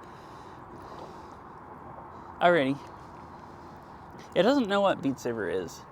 And sometimes if it logs it exercises a different exercise or something, then it'll be skewed the next day.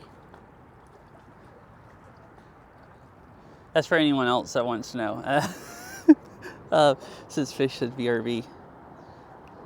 But it seems like it's gotten better the more I played Beat Saber, because it just logs it as an intense workout. It used to log it as swimming sometimes, and either they updated how it decides workouts, or I started swinging differently, where now it just doesn't think I'm swimming, it thinks I'm doing an intense workout.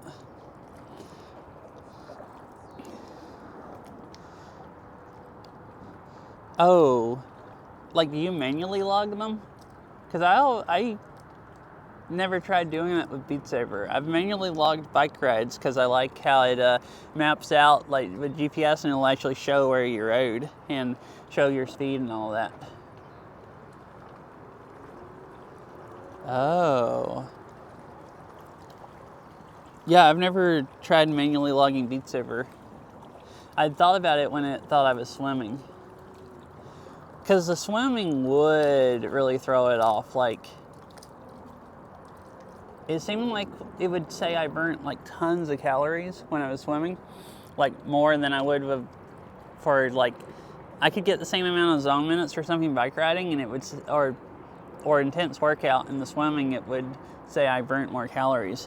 And I knew there was no way I did as much work as it thought I had done, because I hadn't actually done swimming. Oh, look, I'm glad I probably didn't go over there. This is the boardwalk turns into dirt about right there, and it looks extremely hazardous. Like, I was watching the first person go across, and now it's the last person. It looks like they're walking on the boards at the side and balancing. So, like, yeah, I got out here and I saw it, and I was like, all right, I'm really, really glad I didn't go over there.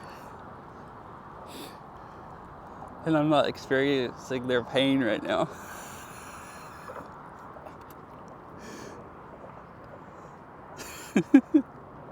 Oh, yeah. It's just a digital zoom. I wish I had an iPhone Pro, but I didn't have enough money for one. So I had some optical zoom. But it's still a pretty good digital zoom. Let's see, it starts getting grainy there. Yeah. Yep. Yeah, I have a Pixel 7 Pro, and it has an optical zoom, and you can use it like a telescope.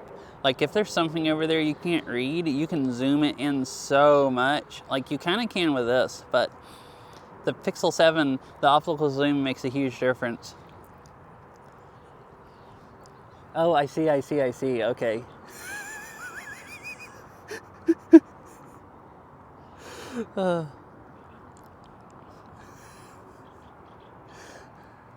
I guess I did kind of was like, yeah, so that trail, I'm glad I didn't go over there or whatever I said, and zoomed in, and it looks like that guy's just about to fall into the mud.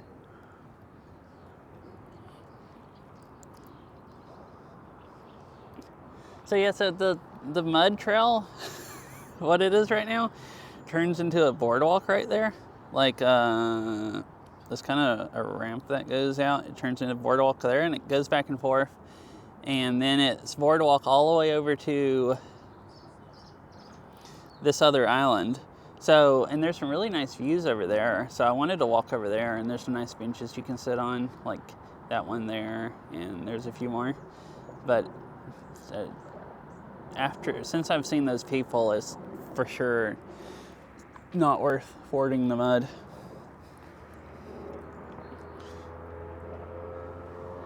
I thought I'd get a little bit muddy. I didn't know it was going to be a struggle balancing on the board. So I guess this is all the walking to do just out here, and then I can walk back to the garden, since I don't want to be a mud monster.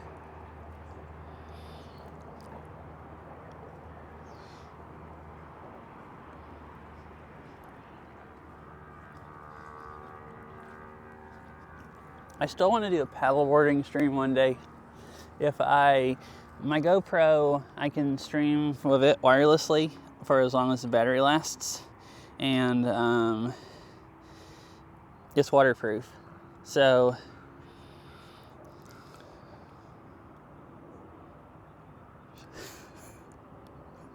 wait, aren't willies like mud boots?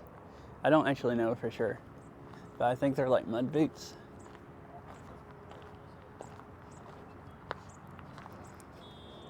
I guess I should have. I'd go on that trail if I had them.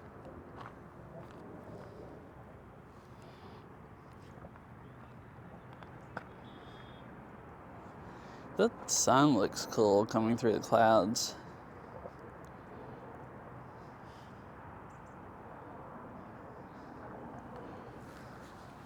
Oh, I was just thinking, I have really good internet here, like all of them.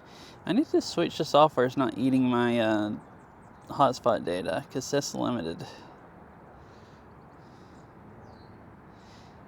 And it doesn't need it.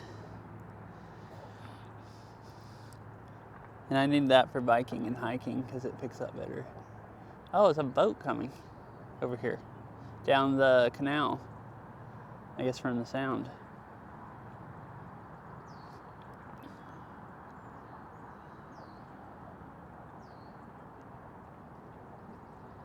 I'm gonna go sit on this bench and watch it come by.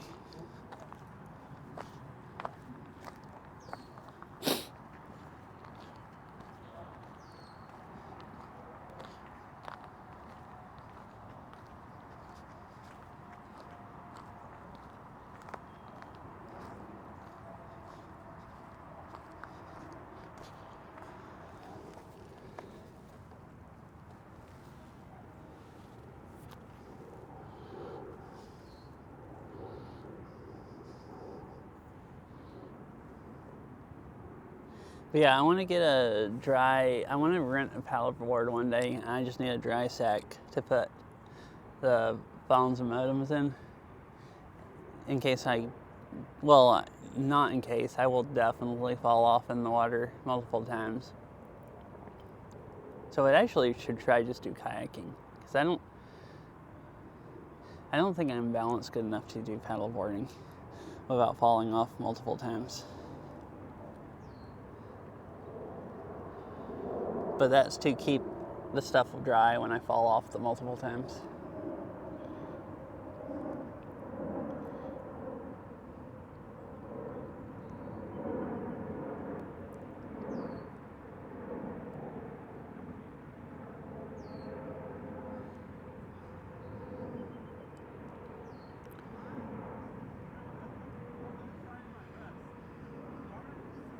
Wait, so there's another stadium over there or something.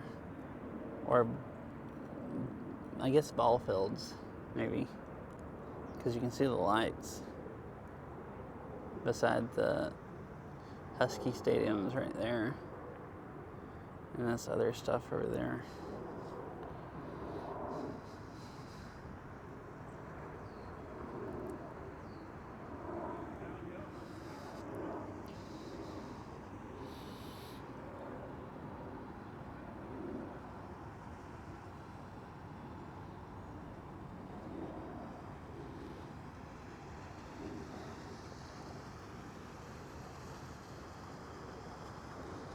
Boats cruising by.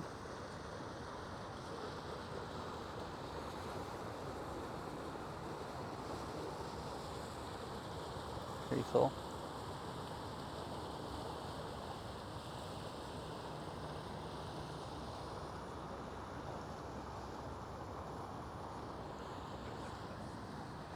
Oh, that's what the crane is for? Cool. And I was wondering about, there's a giant, well, it looks like a smokestack or chimney there. I was wondering what that was for. Do you know? That was zoomed in too much. Can't hold. So it's like there's the stadium, and then there's that. And it's like, I'm pretty sure it's all the campus, so I don't think it's a factory with a smokestack.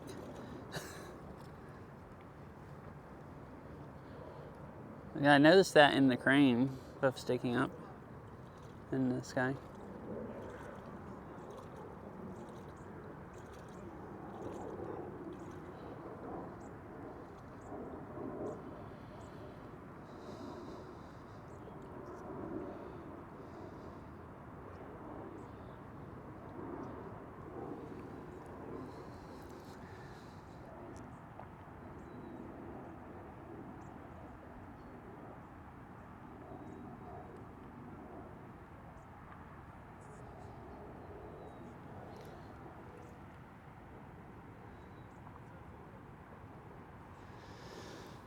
Yeah, it almost looks, well, there's a stadium and there's this big building here, but it looks like it's behind that. Like, but it's also hard to tell. First I thought it came out of that building, and then it kind of looks like it comes out of one of those buildings, not the big blue ones or whatever up on the hill, but there's some brick looking ones or something sticking up behind this one that has the blue and or brown and white or whatever it is. It is cool. I was looking at it because we were looking at the stadium, and then I've never been over there really, and I guess started looking after I saw the lights for those other stadium or ball fields or whatever it is. And I was like, oh, what else is over there I haven't noticed?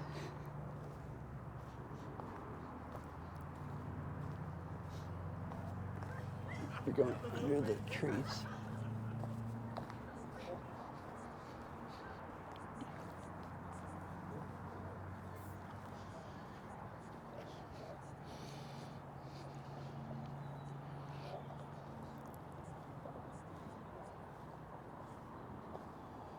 Oh, it's a steam plant?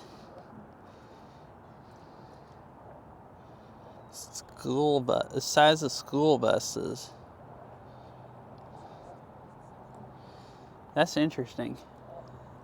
Yeah, that makes sense. I've been to Pike's Place, and there's a steam plant. I think it's a steam plant down there.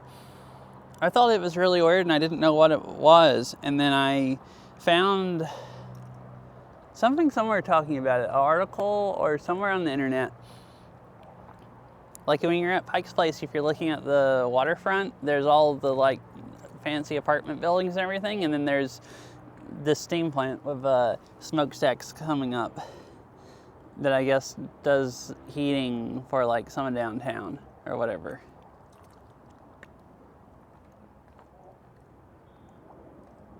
So I guess that would make sense if some stuff downtown still uses like, I didn't even know what steam plants were, but it sounds like it's hot water or steam that they pipe around to heat stuff.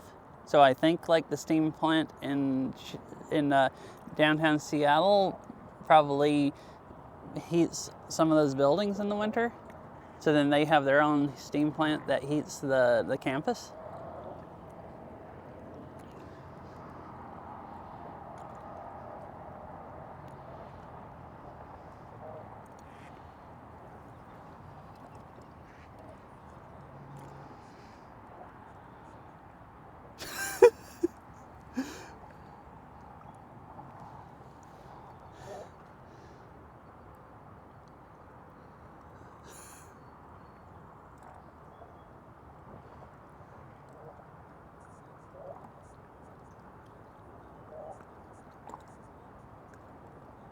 Oh, it's for the hospital.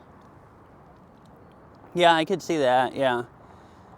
It's way less likely that they'd lose natural gas than, because well, I mean, yeah, I guess it would be way less likely that they'd lose natural gas than lose power. Like, if they're wanting to, like, because like hospitals have backup generators for if the grid goes down, but heat uses a lot of the power, so then they could still heat it with the natural gas and just a little bit of power to run like the fans and stuff or whatever it uses. So I guess it is probably still good reliability wise.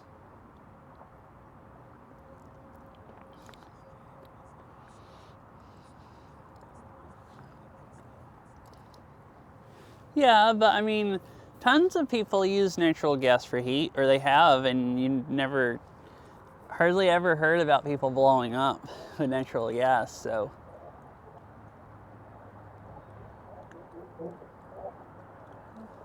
I mean, it's not, maybe not as safe as electric heat, but I don't think it's really dangerous.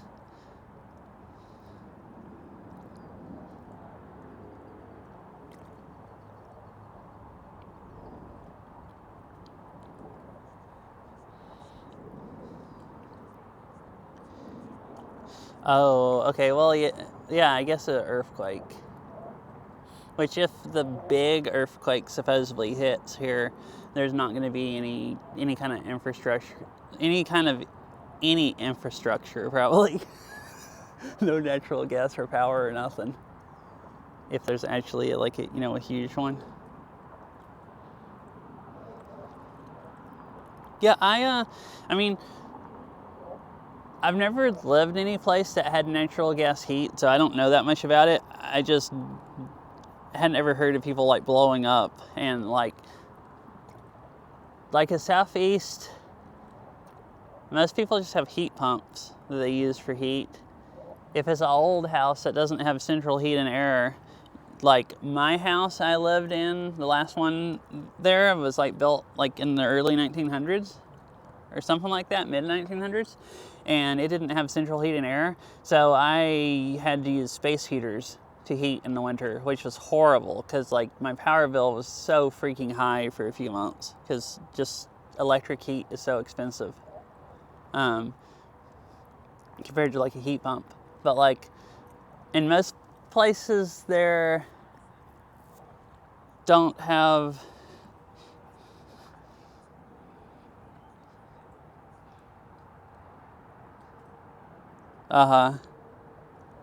or if the like mega quake happens.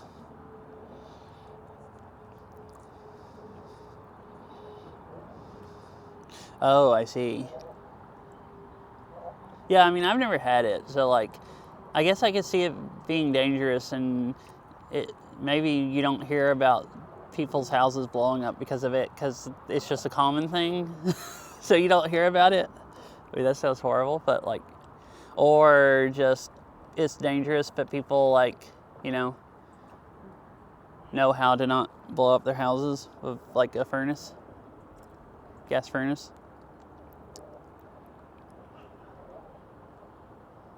Like, just don't mess with it. Like, you wouldn't go, if you didn't know what you were doing, wire more stuff into your breaker box. Or maybe it's more dangerous than that. Right, I'm starting to, I think, get eaten by mosquitoes. Or maybe a few. Something bit my leg. And now I keep thinking I feel other stuff, but I keep looking and there's not any bugs. But yeah, I think I'm like surprised that like so many people use natural gas here, because in the Southeast people really didn't. I never lived in any place that had natural gas ran to the house. And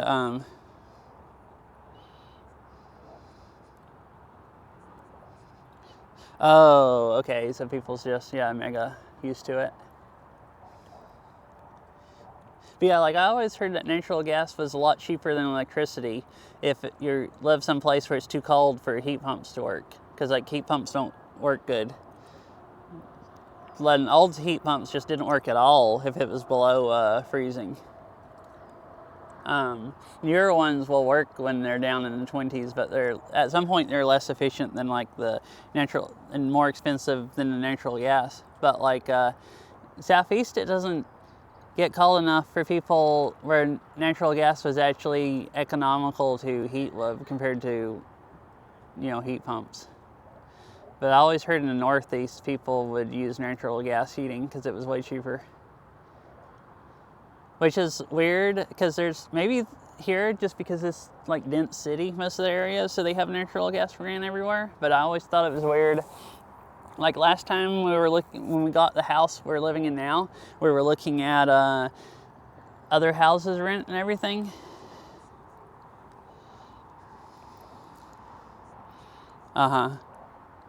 Because our current house actually has a heat pump. And like I looked at another house to rent that had a heat pump. But other than those two, none of them had heat pumps. They all had either electric heat, like a lot of them had the old like baseboard electric heaters, and then some of them had gas furnaces. And I had never even looked at living in a place that had a gas furnace until I was looking at places here, which I thought was crazy. And I was wondering about that because it hardly ever gets below freezing. So this is like, prime, for cooling, it's prime heat pump, like part of the country. But I guess it never gets hot enough that you need AC most of the days either. It's probably really because heat pumps are expensive and everybody has them in the Southeast, but it's just because you die if you don't have one. Because who wants to go to sleep when it's in the 80s in your house because it was 95 that day? You don't literally die, but it's not very nice.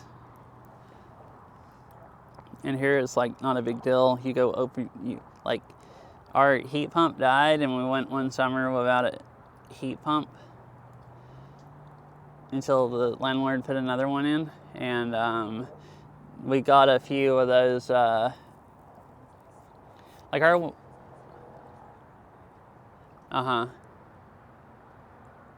and our windows wouldn't fit window air conditioners good, but we got the ones with hoses, and they would keep it cool enough in the day, and then once it got cool at night, like down in the 50s or 60s, we just open the windows, and it cools the house off pretty well. So you mostly don't really need heat here, or AC.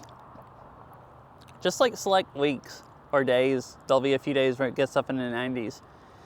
And most of the 80 days when it's in the 80s, your house doesn't really get hot until most of the way through the day, and then you can cool it off. And I guess the same way there. Nobody really hardly has AC. I think here, over half of the houses, or about half the houses have AC now. I think when I first came up here, it was like upper 40s%, and then it's climbed a little bit since then. There'll be like a heat wave come through, and more people get, like AC. But I think that's figuring in people that have window air conditioners and everything, not just.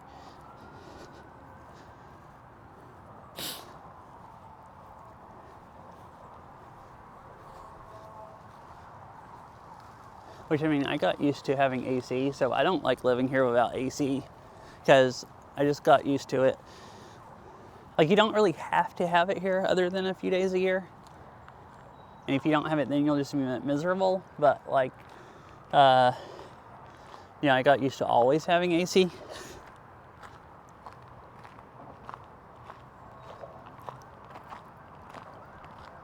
I wish I could go out that way, but I do not want to go through that mud.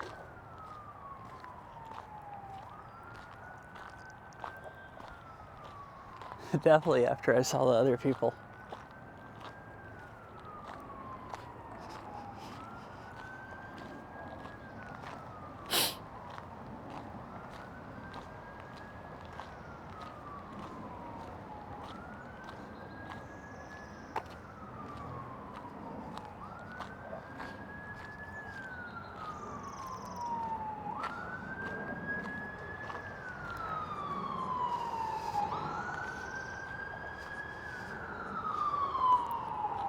Dang.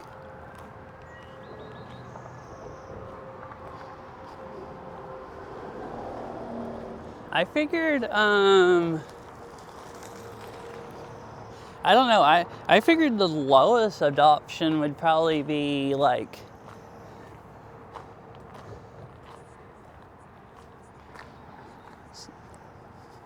yeah. Or, well, nothing's sweltering here compared to what I'm used to in the summer. But I'm weird for someone that lives here. Like, some of the days when it gets up into the 90s, I've gone out on hikes and there's nobody else out on the trails because I guess they're all dying, and I'm just like, oh, this is nice. This is like nostalgia. It reminds me of home. I never get to experience 95 days anymore, and it's nice getting to now. So,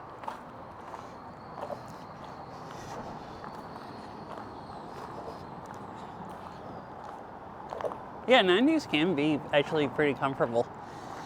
Good night, Mr. Winnie Cat. Hope you have a nice sleep.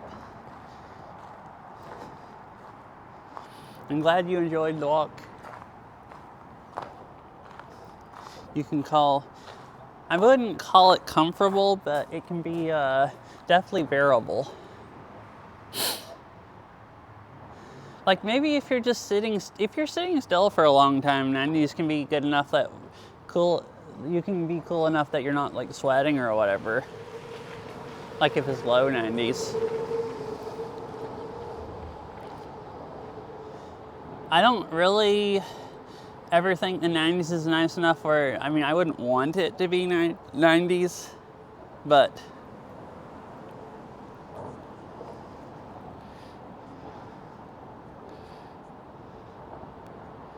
oh, I see. Wait, are you from Georgia, or did you live in Georgia for a while? I grew up in Georgia, so that's what I'm talking about is Georgia heat. But it was North Georgia, which isn't as hot as like South Georgia and stuff. It was like the edge of the mountains, but it still got up into the 90s a lot.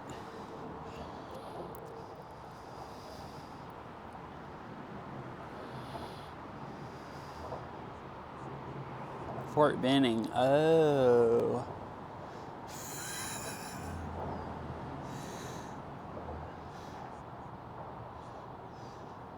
Yeah, good night, Mr. Winnie Cat. Soul slowly starts pouring out of my pores. Yeah, that's what the first winter I was here did. When it's like low 30s, and or you have one of those misty days where it's not low 30s, but like upper 30s, like the high is like 38, and it's misty all day. That's what I feel like, that my soul's dying, or not pouring out my pores. It's like my soul is freezing.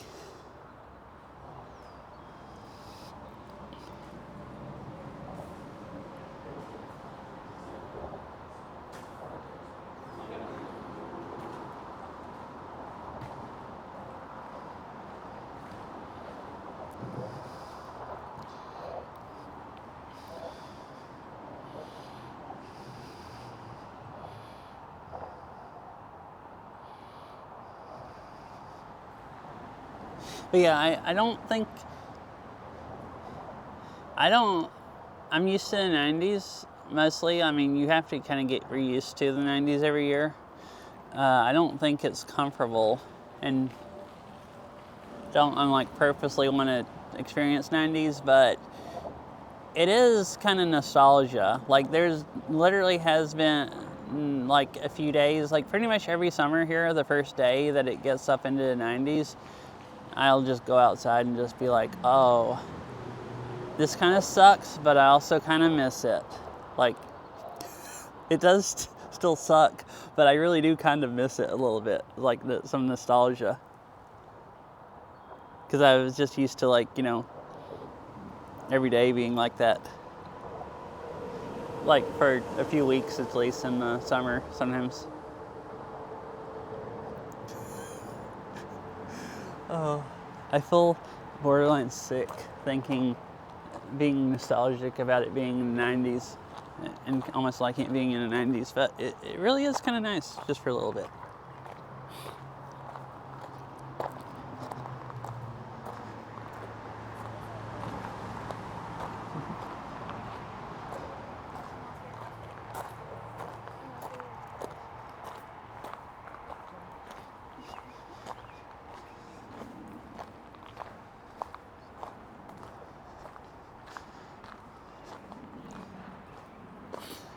No, was it? That was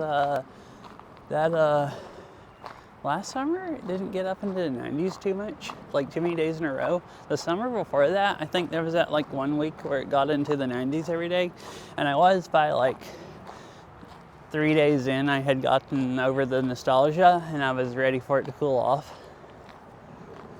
like down into the 70s.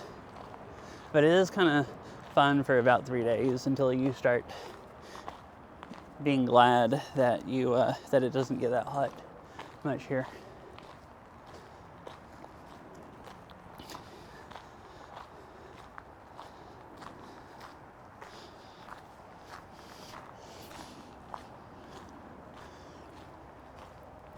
I also kind of wonder, this winter, I was talking about it like earlier about, and I have before, about getting used to the cold.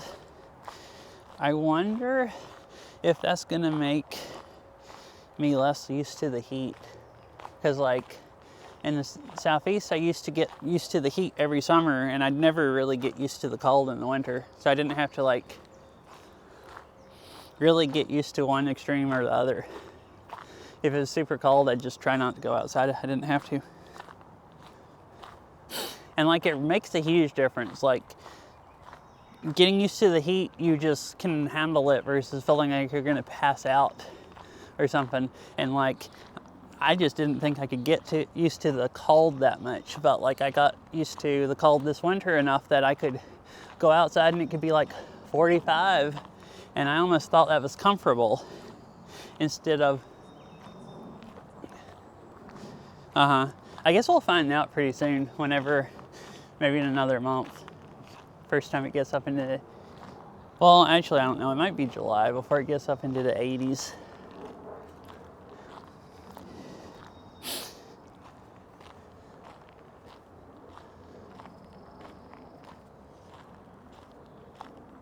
Yeah, I was wondering, because like, I couldn't believe this winter that I could go outside and it could be 45, and I actually thought it was nice almost, and like just didn't think it was torture, and I was freezing to death. Like I got more used to it. Like my hands normally in the winter, if it's down like below 50 and I stay outside for a few hours, even wearing gloves, my hands will like freeze and get so cold that like I can't hardly move my fingers and stuff. And like this winter, I could, like, my hands even stayed warmer and stuff. It's like, like I could just go outside and work, you know, when it's in the 50s or 40s.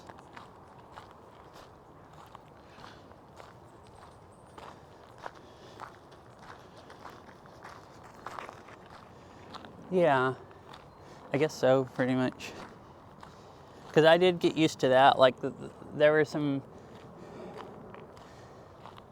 a few days where it was kind of rainy or down in the 30s for the highs. And I definitely still thought that was cold. But, like, if it was up in the 40s or 50s, I felt like I could go on a walk for a few hours and my hands wouldn't be numb. And before, it was just like I would bundle up with a down coat and gloves and everything, but it was just like my body didn't know how to stay warm, and it didn't know how to pump enough blood through my arms to keep my hands from going numb, and like just didn't know what to do about it. And it's like this winter, it's like, wait, you mean my body can keep itself from freezing to death? It just had to figure out how? I had to just go outside enough for it to figure out how? Which is kind of how the summers have always been to me. Like, the first week that it gets up into the 90s, I'm dying, or the first couple of weeks, and then you get used to it, and then it's like not enjoyable. But like, I used to deliver food to like grocery stores, and I would have to go in and see what the store needed and go back out, and I used an enclosed trailer, and I'd have to pick the order. And there were days that was like, you know, in the upper 90s, and it was probably like 110 or something inside that trailer, and I'd go out there and spend like 20 minutes picking an order, and by the time I got in, I'd be like dripping sweat onto like the store's floor. Like, I felt bad, like I was, you know, getting their floor wet. But like, maybe the first of the year, like when I wasn't used to it, that would start making me feel like lightheaded, almost like I was getting heat exhaustion. But I would get used to it where that didn't bother me. So like, that's why, and after I got used to that, like a few years, then like 95 wasn't comfortable, but like I wasn't gonna, like, I didn't feel like I was dying when it was 95. So I'm still have been like that every year up here. It gets, I guess that's why it feels kind of nostalgic, because like I don't ever get hot enough that I feel like I'm close to heat exhaustion. Because here it's like always dry also when it's 95, which is way better than, you know, 95 after a thunderstorm where you're like breathing in, you know, soup.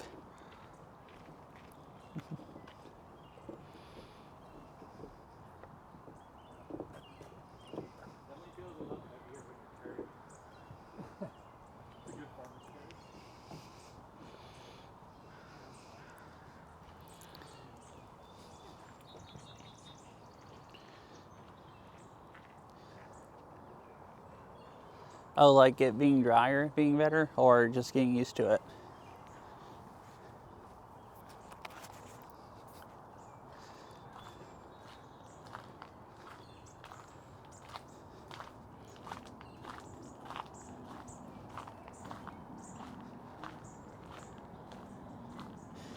But you know, I mean, I don't know if like, I've talked to fish about getting used to the heat before, and I don't know that fish can get used to the heat. I almost didn't, or at least what she said. Oh, the nostalgia part, you can see that. Okay. I didn't think I could get used to the cold. I finally did this winter. I don't know if I was super used to the cold. Like, I've known people that, you know, thought it was nice when it's like below freezing. I'm definitely never, I definitely didn't get used to it enough to be one of those people. But it was still, you know, 50s were pleasant and 40s were not exactly pleasant, but bearable. But it did take a bunch. But I think getting used to the heat is easier for me than the cold, just because I've gotten used to the heat so many times, like every summer. But probably getting used to the cold is easier than getting used to the heat. Like, at least the cold you can put more clothes on and do stuff to try to stay warmer. You're kind of just screwed if you're not used to the heat and you overheat. Like, what do you do, really? You can, like, put...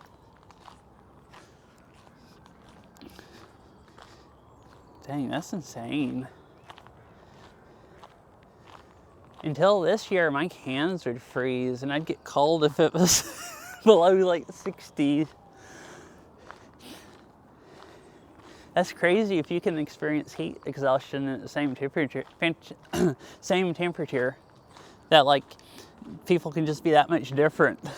You know, one person freeze, like, actually their hands get kind of cold, like stiff, and the other person has heat exhaustion.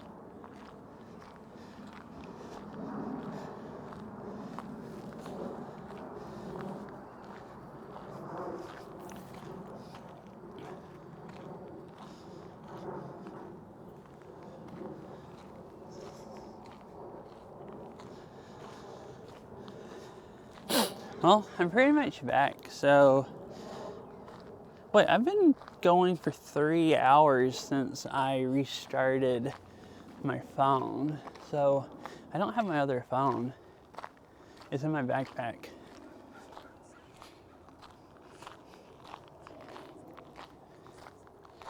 Oh, okay, I can see that, yeah, because I can get hot enough to sweat, like, not get heat exhaustion, but hot enough to sweat in the 50s. Dang, that is 4.5. Man, this is a really, really long stream. See, I've used 13 gigs of cell data. And then probably another 6 gigs earlier before that is not counting.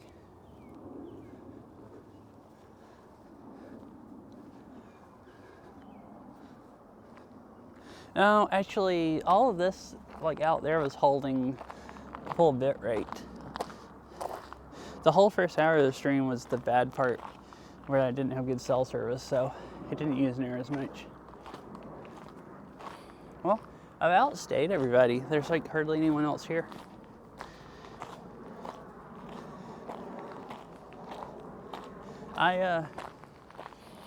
This is fine. I still felt like walking around, and I wanted to get more leg exercise. So,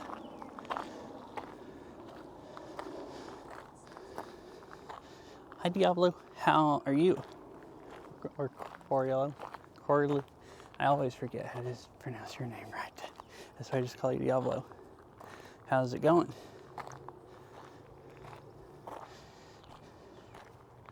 Oh, I just noticed this battery pack is charging my phone, but not fast enough. My phone says it's at 10% battery life. So actually, I'm gonna unplug the wireless mic real quick so I can charge at full speed.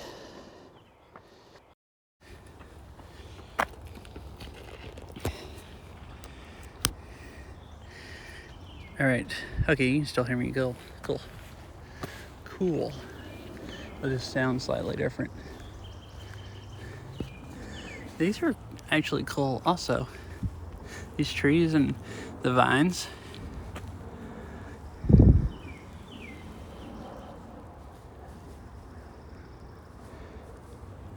This is a fun stream. I had fun even just standing out there, looking at the water and talking. It seemed like it was fun for people to watch and stuff. Oh, how did your Linux? Yeah, that's what I just remembered I was going to ask you about. Because I guess last time I talked to you, you were going to install Linux that night or the next day.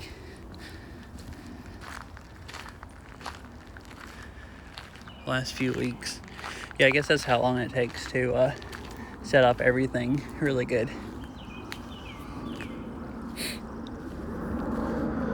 I'm gonna walk right up here and sit up here. There's two benches over there, but there's already people at them. I'm trying to stake out my own bench.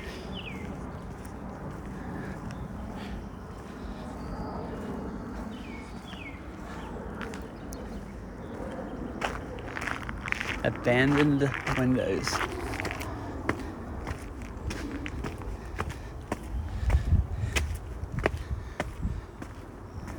I have never tried doing that yet. If I ever abandon Windows, it might be later this year when I have to upgrade from Windows 10 or it stops getting updated, because I'm still using Windows 10. And if I was going to abandon Windows, the easy time is when I would need to reinstall Windows.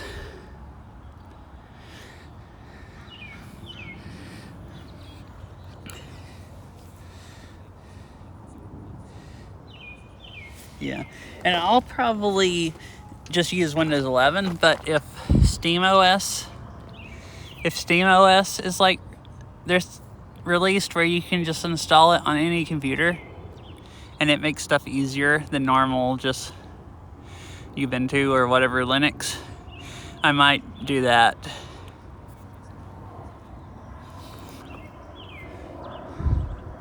Yeah, same for me. Like Windows 10 works perfectly fine, and there's no reason to use it, spending effort trying to do anything else. At least, for me.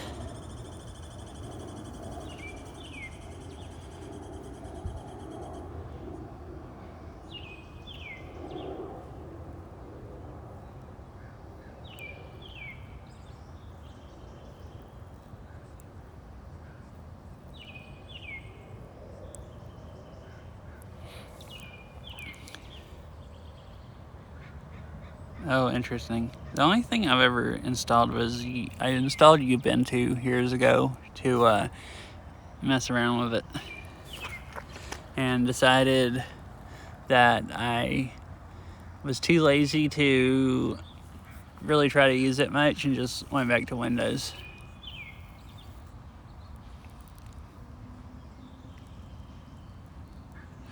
I see.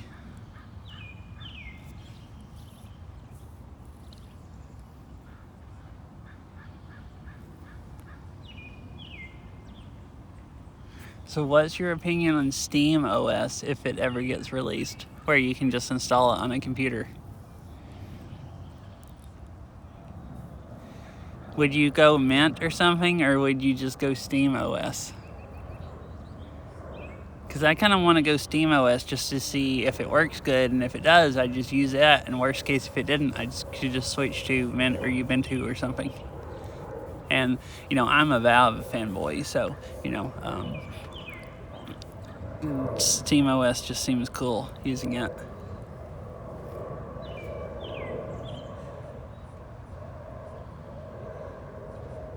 Oh, I see.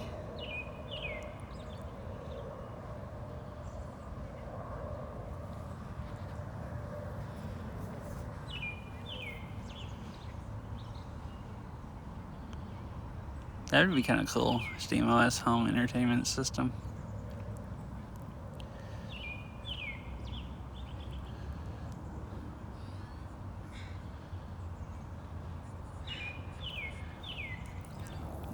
That's what I figured also, but like Steam OS right now for like Steam Deck is like, you know, really handheld spatialized. I figured Steam OS for a desktop computer will probably just be specialized for gaming. And I don't do anything on my computer other than gaming.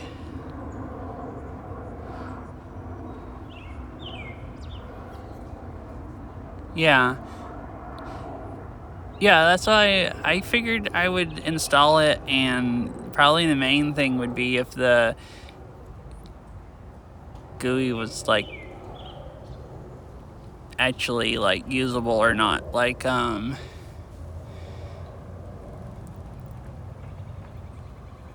cuz like if like Steam Deck has a desktop mode where you can go and like I didn't even know about that until last year in like October when Farrell was out of town and I wanted to do a baking stream and she had her laptop, and so I researched if I could install OBS on a Steam Deck.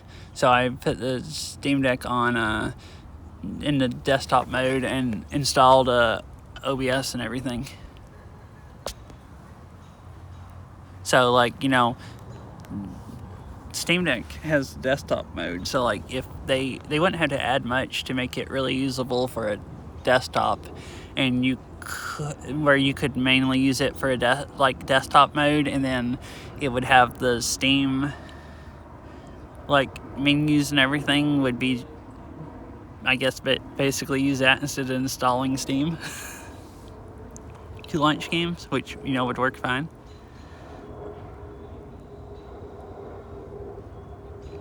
Wait.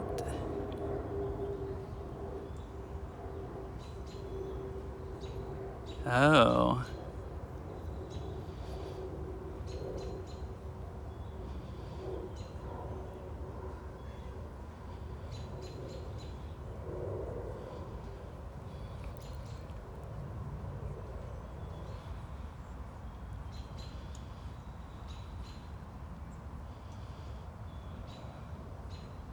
Uh-huh.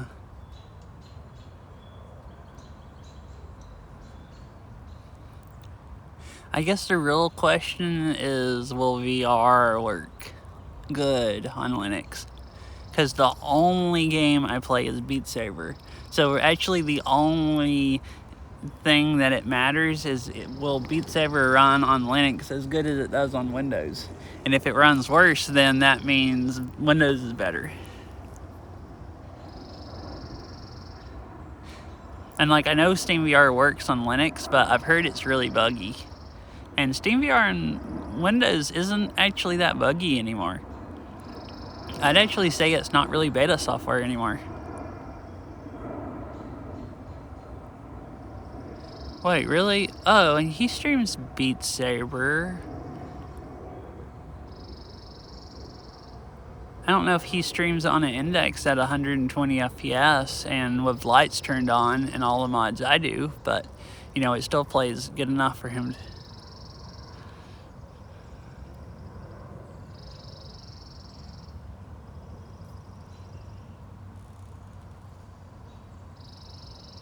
Uh-huh.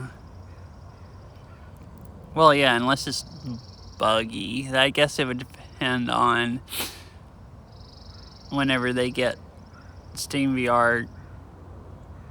I mean, that's just what I've heard, that SteamVR on Linux is really buggy. But, like, SteamVR on Windows used to be really buggy, and, like, you had to deal with it a little bit. But it was mostly fine. Like, it wasn't really a big deal that much to me.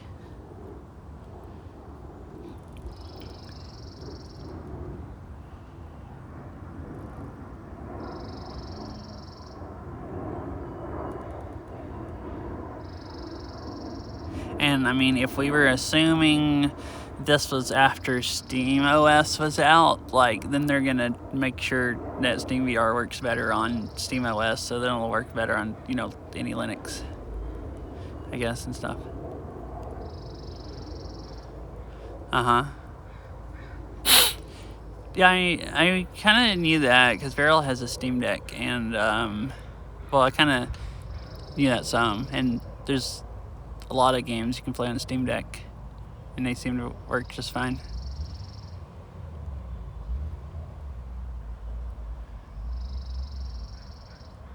It's pretty cool. And you can even stream, put OBS and stream on with a Steam Deck. I couldn't get OBS to use hardware encoding. It might just not have hardware encoding. But it was fast enough software encoding, since I wasn't actually running a game, to, not burn up.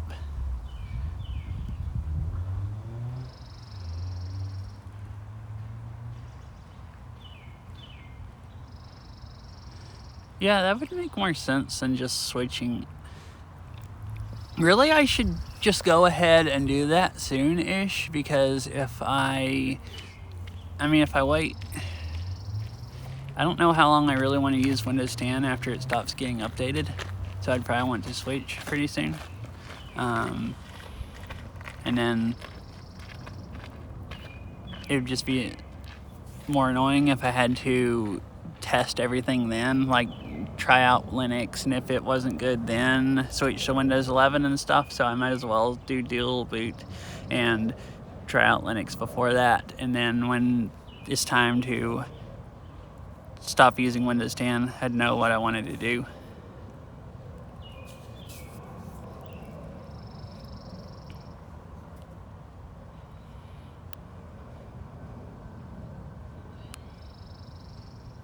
Oh, I see.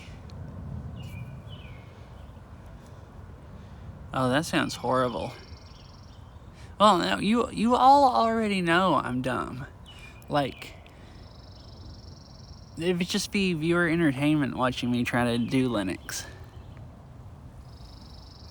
I mean, dumb as far as, I mean, weird. I don't think I'm actually exactly dumb. Just, I'm dumb about some really normal stuff that most people know. So definitely seem really dumb. That would be useful. Like, yeah, it would be like baking streams. Like, there's a lot of stuff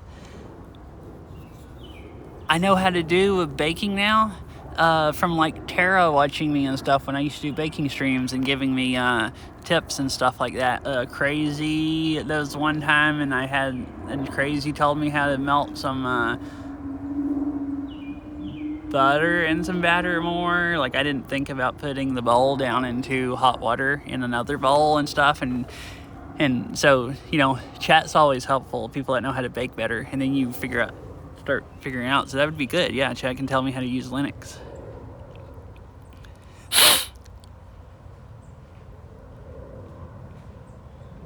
Now, I don't think it didn't take very long for me to install OBS and get it working good enough to stream on a Steam Deck, but I had a reason to. Like, I wanted to do a baking stream, and I needed to do that.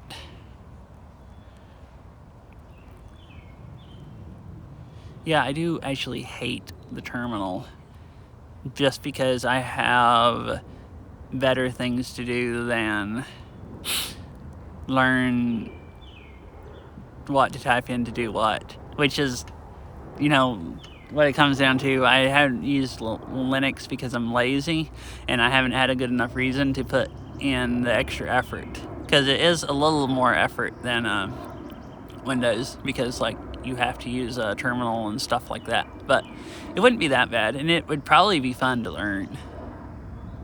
It would just be, it would be easier if I'm having to ditch Windows 10 and I might want to switch to Linux, and I actually have a reason. Like I said, it was pretty easy to put OBS on.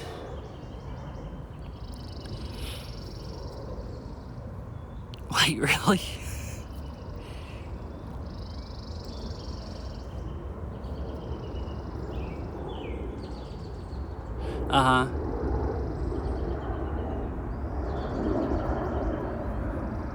Yeah, because like my Bella box is Linux, and I have to to change settings on my modem, I have to get on the Bella box. I can either SSH, is that what it's called, into it, or I can just plug up a mouse and keyboard and plug it up to a monitor and use it like a computer, and I have to use a terminal and know what commands to do to change settings on the modem, on my good modem. So like, I didn't know how to do any of that, so when I got the modem, Viral helped me with it because she's used Linux and just knows how to use a terminal good, and then we had to figure out what specific commands for the modem, but she was a lot better at that.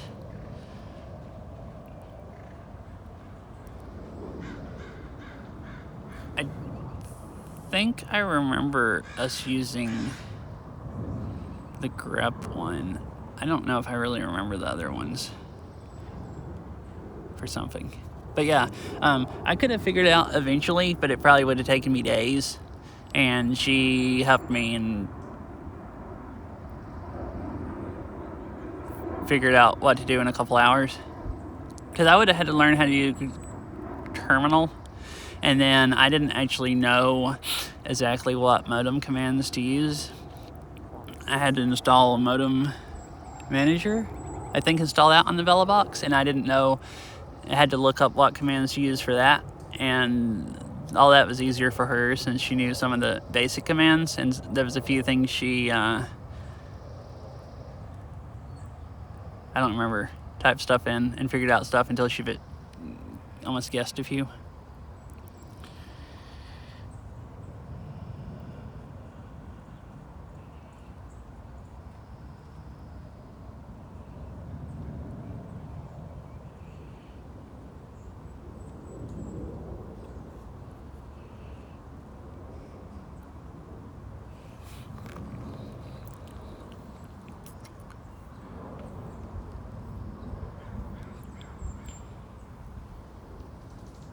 Oh.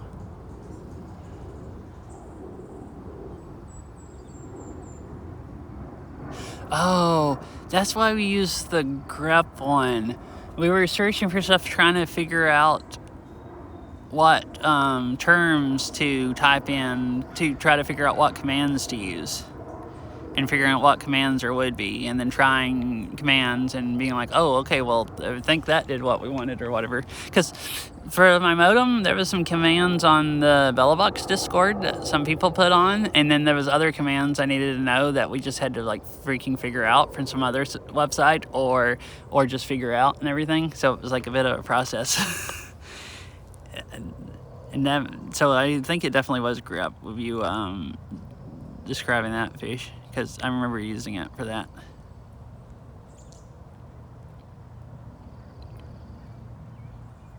Just type. Yeah, I mean, I can see, like, you're making a good case of it's easy to install and uninstall stuff, and you just know the commands.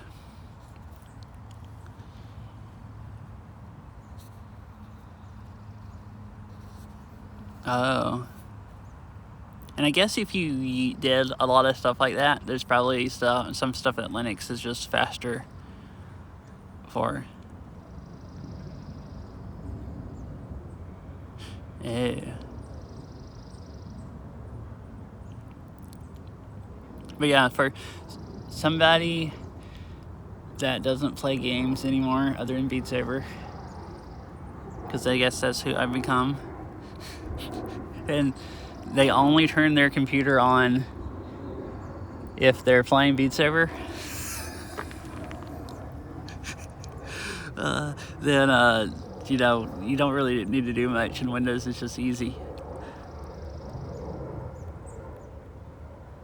Insert for Discord and install the Flatpak from there. Oh, that's how I installed OBS, I believe, if I remember right, on the Steam Deck. Went and searched for it and installed the Flatpak. However you say it. Flatpak. I don't know.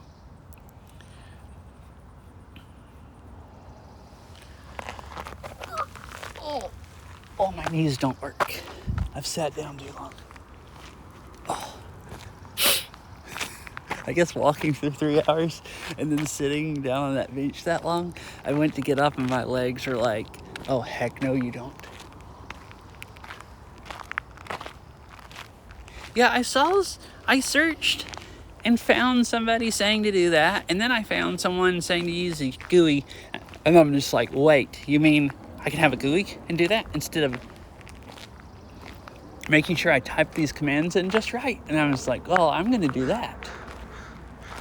So it seemed like the easy way. Kubuntu? That sounds like Ubuntu. Oh, but mofo for I mean, based on Ubuntu based. I see.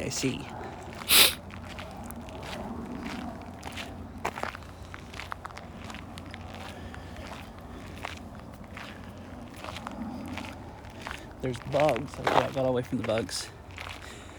I decided to walk around for a minute. I got tired of sitting there.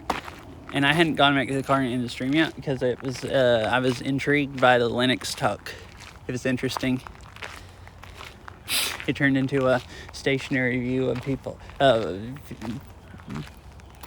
People just being able to see the flowers and then listen to us talk about Linux.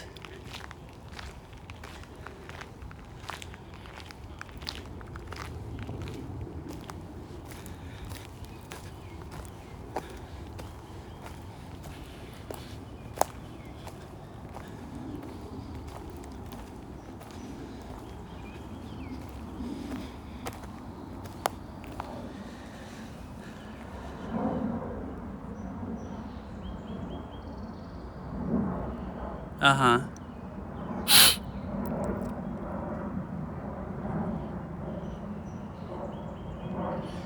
Oh. Biggest difference in...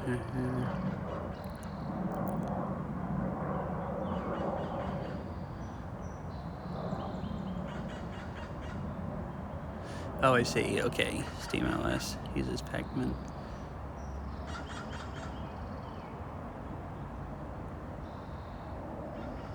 No, wait. We said, Ubuntu and Mint uses Aptitude or whatever, while others use Pacman. Okay, yeah. Use it Arch and SteamOS. I did understand both of them together.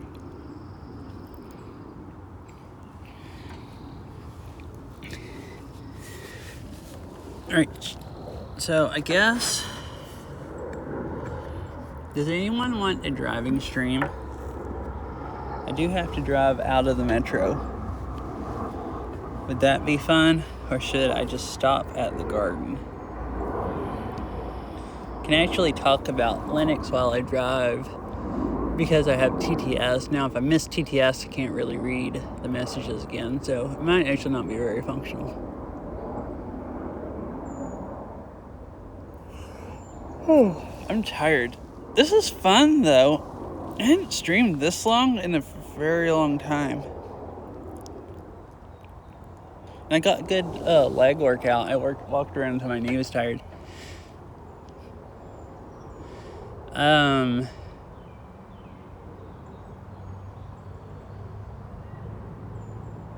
Yeah, I was trying to get used to walking. I don't know. So our lease is up soon, and Beryl doesn't have a job, and so we might have to move soon. And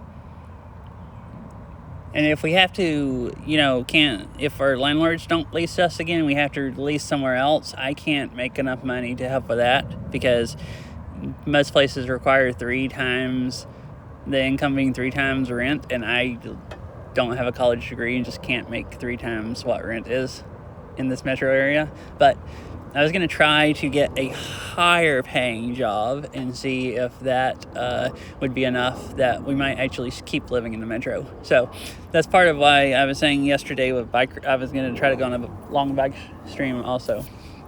My right knee still bothers me a little bit sometimes. Like if I walk for hours and hours, so I figured I'd freaking work it out really good for a week. In case I get some, delivery jobs seem to pay the most, just about. So in case I get some delivery job where I'm walking for like 10 hours a day. So this is like,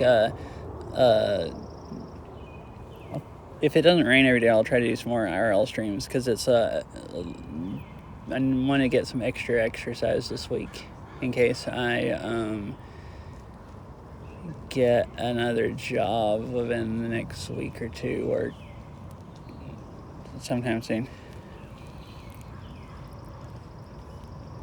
Is what they come packaged with.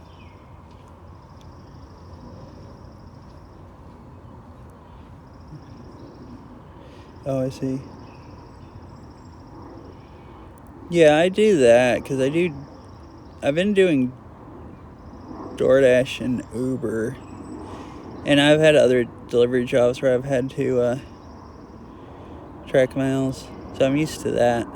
Most of the jobs I've ever had are delivery jobs. Either stocking in a store or delivery jobs. Oh, I guess I did have one manufacturer jobs working in a factory. But, yeah.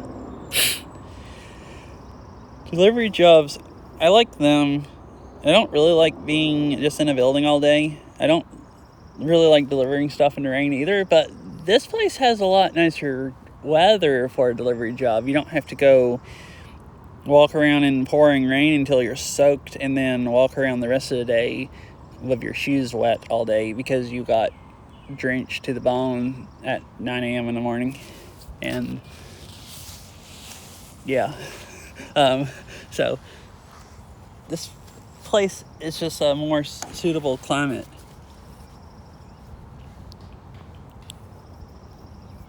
Oh, interesting. Cool.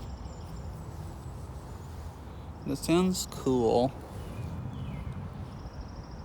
Can you get into IT without, like, do you have college, or are there places that will hire you for IT if you don't have, like, mega experience for college?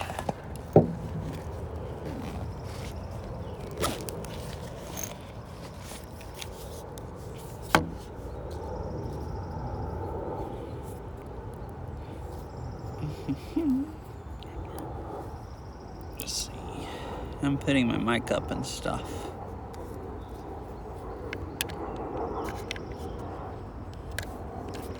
Back in this charging case.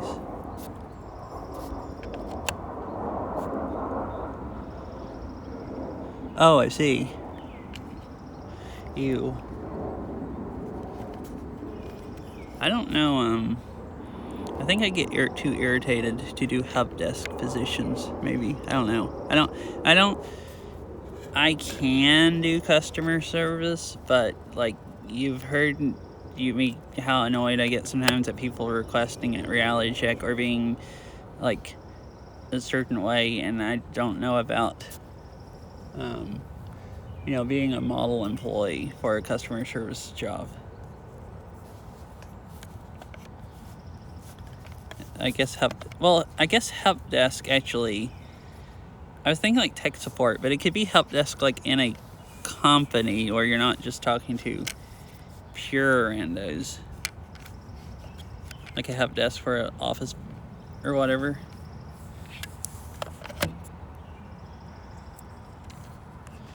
Probably wouldn't know how to use computers any better, but might.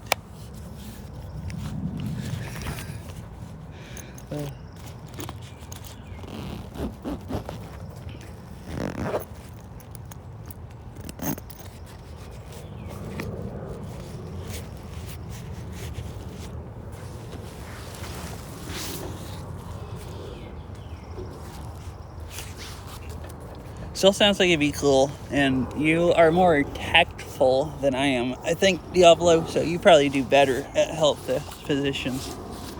I'm not the most, tactful person.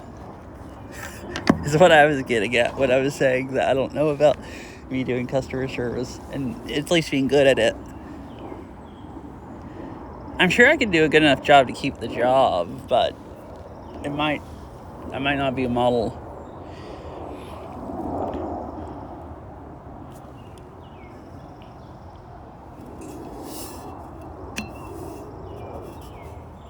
Oh, uh-huh. That actually kind of sounds fun.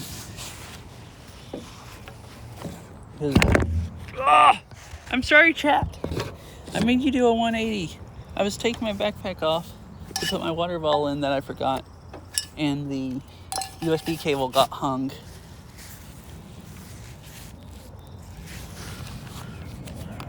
Uh-huh. See, I really like people, and I like helping people, but I'm also scared of people. Like, random people, like, talking to them and stuff. I'm always scared of people until I get to know them, and then they're fine. And there's some people occasionally that I think are just irritating or something, but most people, I really like them and like hanging around them. At least for a while.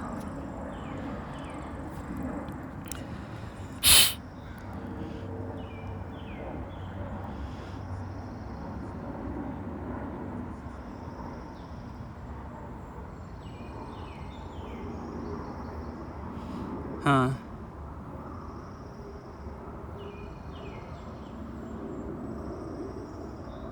Yeah, I don't know how bad that would be. I don't know. I've gotten better. I don't know. I'm weird. Like,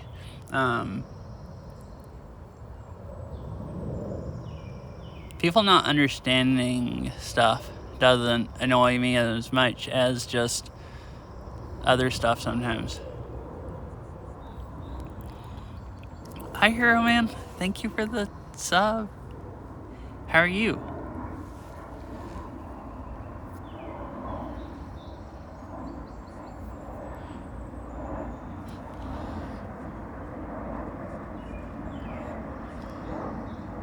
"51 months. Dang.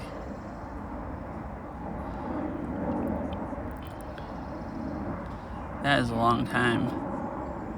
Yeah, this has been a really long stream. I usually don't stream this long.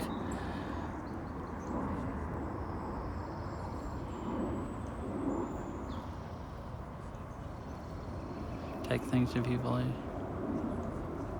Oh, nice. I've been doing a lot of that the last few weeks.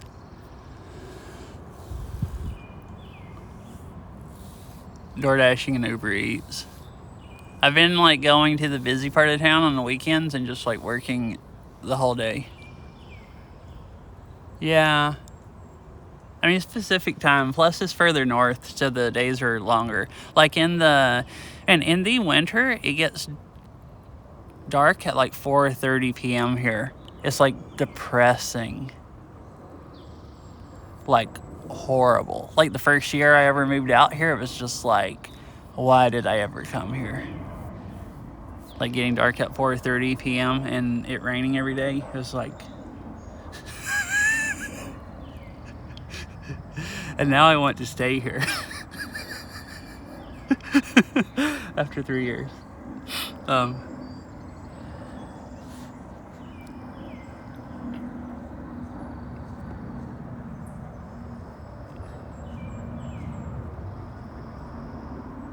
Yeah, this is a big garden in Seattle.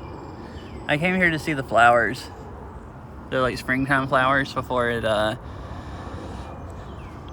missed them all. And to get some exercise. I was just talking about that, and then I was talking about Linux. It was the conversations. I was talking about I was trying to get more exercise because I was going to try to get a higher paying job than what I've been doing. I mean, yeah.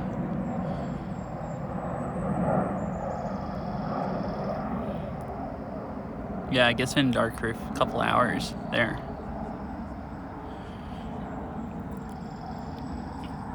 Oh, that sounds horrible.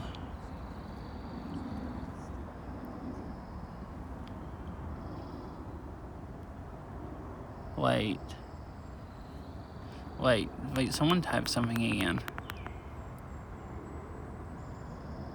Is that really TTS? Oh no. I think the last one I was playing by. Oh no. Wait. How long has it been like that? There's crap. It's since I plugged up all my stuff. Okay, so I was putting my other phone and everything in my backpack. I turned up the volume, so the TTS is coming out of my backpack. And it's not that loud, but I couldn't hear it because I have headphones on, but I turned my head and I'm like, wait, that sounds like it's coming.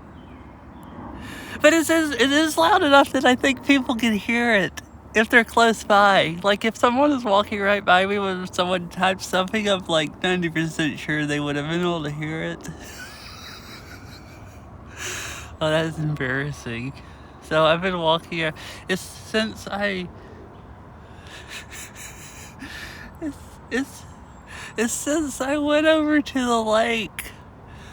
So the last like an hour and something, I've been walking around with TTS coming out of my backpack. Oh my gosh, that's like. I saw a few people look at me really weird when they walked by, right when someone was saying something. I think I know why now. Like when I was standing at one of those views looking at the water, they were probably walking by. And I even had my back facing them, so they were closer to the backpack, and you could just hear freaking talking coming out of it. Oh my goodness. Oh. Yeah, that's true.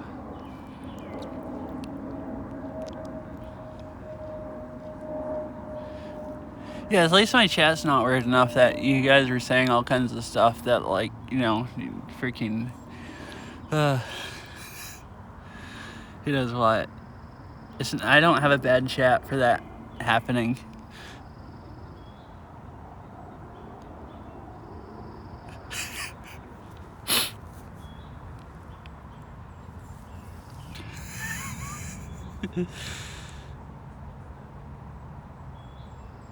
Well, I was sitting at the bench and there was nobody really going by me with the Linux that much. I think it was mostly when I was under that bridge, somebody walked by behind me when I was looking at the lake, and then I think right before we started talking about Linux.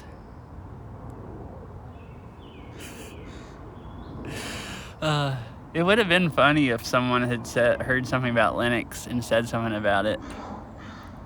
Like heard part of the Linux versus Windows conversation and been like, hey, I just switched to Linux. You were probably think, wow, how rude these people are with their dirty looks. I mean, I've kind of gotten used to the Seattle freeze as much as I have the weather. So I think part of the Seattle freeze is some people just glare at you anyways, just if you dare to say hi to them or look at them instead of tunnel visioning by them. So I've kind of gotten used to that, but so I don't really even think about people being rude anymore. But they did seem especially like not rude, but looking at me like, what the heck is happening here? And I just figured, well, because I have a wire going out to my phone and the wire's hanging out my backpack, and they're like, what is this weirdo doing? But it's like, no, it wasn't just that. It was all that, plus I had talking coming out of my backpack.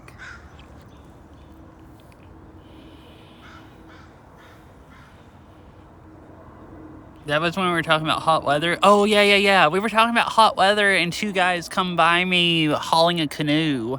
And the first guy kind of looked at me really weird.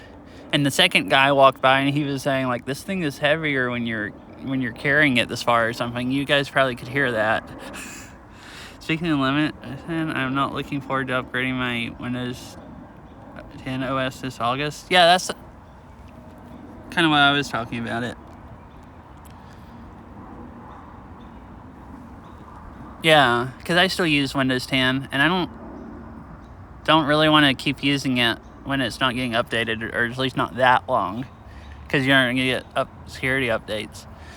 So I was trying to decide between I was talking about I should dual boot Linux and try it out and see if I want to use it instead of Linux, or instead of Windows 11, or it and Windows 11 or something. Because I'm in the same boat. I have to switch off of Windows 10.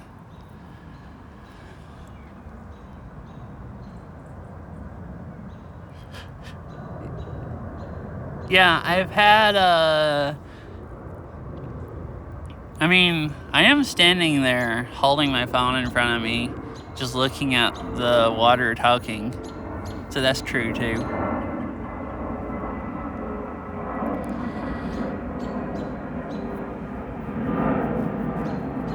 I would have to also, like, I can't just install Linux, and I don't really know how to use a terminal very well. The only time I've ever used a terminal is messing with my modem, because my Bella box is Linux. Well, I think savvy would be, like, I think he means, like, knowing how to do all the stuff without tutorials. And I wouldn't know how to do it without tutorials. But yeah, Alexa, I've gotten used to that. So, I've talked about this before. People talk about Seattle freeze, and I think there really is a little bit of Seattle freeze in the southeast. Like, people, like, wave to each other a lot and stuff. Here, people do that less. And some people here, if you're all friendly and you wave at them too much, they kind of glare at you. But I've also... I try to, when I'm streaming, if I talk to chat, like, not do it, like, really loud, and not do it when I'm walking, like, right by someone, so I'm not, like, a public nuisance. But I still have, streaming, I have even more weird looks. Like, I don't get that many. When I'm walking around by myself, and I'm not waving to people, or, you know, like that, I don't really have people weird look at me. But with streaming, you do kind of have people weird look at you. So I've kind of gotten used, because you're walking around talking with your phone holding out in front of you. So that makes a lot, I've kind of gotten used to that also.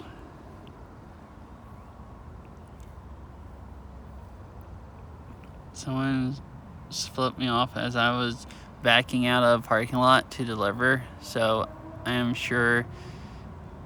Yeah, on your phone.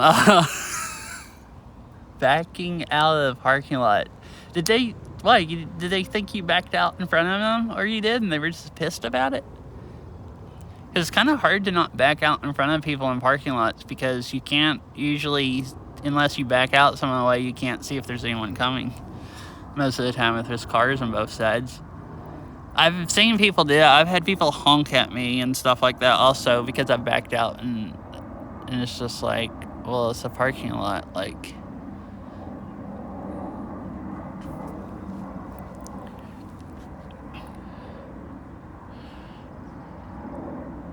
Yeah. Yeah, I've been trying to do that today. Sometimes I could hear the TTS. I turned my head and I could hear it coming out of my backpack again. Yeah, sometimes I'm in a more scared people mood or whatever, and I walk by people kind of like looking like, I feel awkward because I'm talking to my phone, and I walk by and I know I'm looking awkward, and it makes the other people look more awkward too. Like, I'm walking by like, hi, I'm talking to my phone, really awkward. And I've noticed if I can just like get myself together to just like, I have a Twitch t-shirt. I have a Twitch t-shirt and a Twitch jacket. So I have a light jacket on today. I could have just wore my Twitch jacket and just made it, mega obvious. I'm just, but yeah, I notice if I just like walk through, like I'm talking to my phone, and that's normal, and try to not look awkward at all, it actually does seem like it's easier for like people they're just like, you look like you are supposed to be there, and they just figure like, oh yeah, there's just nothing weird about this. It doesn't look weird. And then they just like, it's easier for you and them if you just make it obvious or act like talking to your phone is not weird.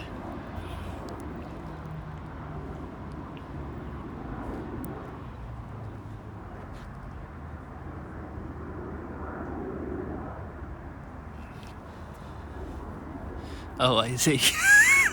That's funny. Hi, I am.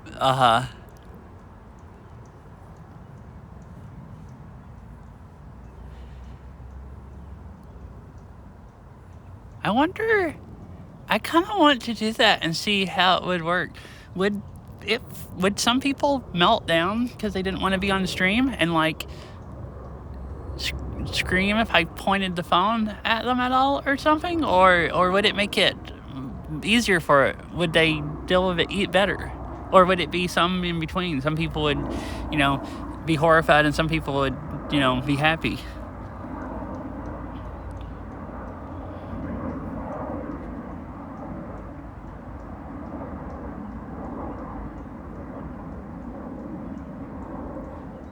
Don't want to sit and slow down.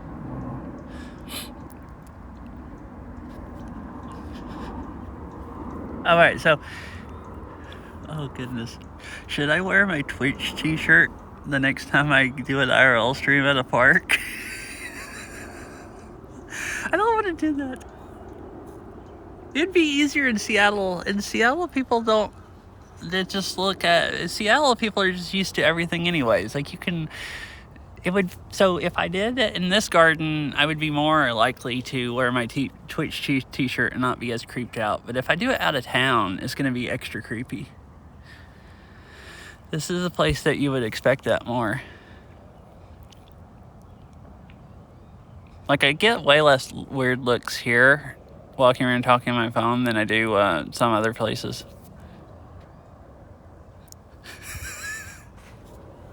I was gonna ask someone else, like, should I wear my Twitch t-shirt? Like, if chat dares me to do it enough, I might. Don't know if I should, but I might.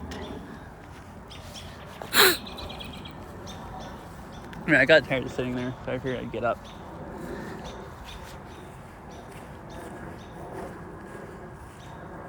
I kind of want to do it for science, see how many dirty looks I get.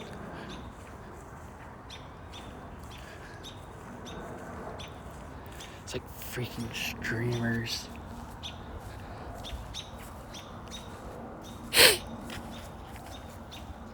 We're gonna go look at a little bit of flowers, and then I'll maybe actually head back.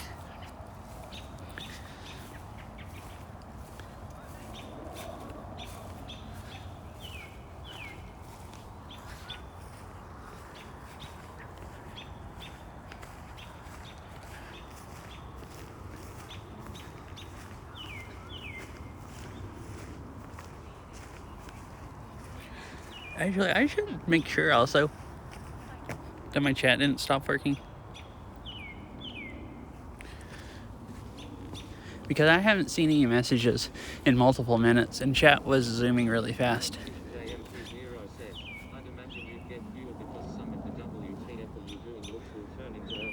Oh, crap. It must be hitting a button. The thing's turned the stuff up. Now it's really, really loud coming out of my backpack. Like, so loud that I think someone, like, 50 feet... Wait, I wonder if the mic's picking it up. I'm pretty sure anyone around me at all can hear it really, really good now.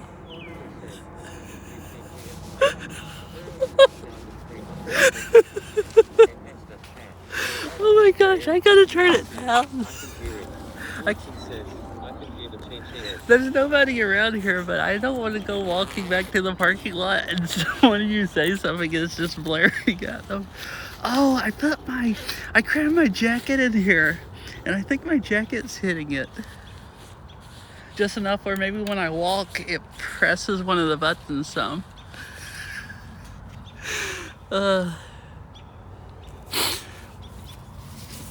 But I have never done anything like this turned on TTS. Well, no, never mind. I did this on a bike ride one time. Actually, thinking about it, I got some weird looks at bike ride also when I had TTS coming out of my backpack. I forgot about that. And it wasn't as bad because the bike rides, you're not that close to the people for very long. But I still got some pretty weird looks when I was going right by somebody and there was TTS coming in out of my backpack.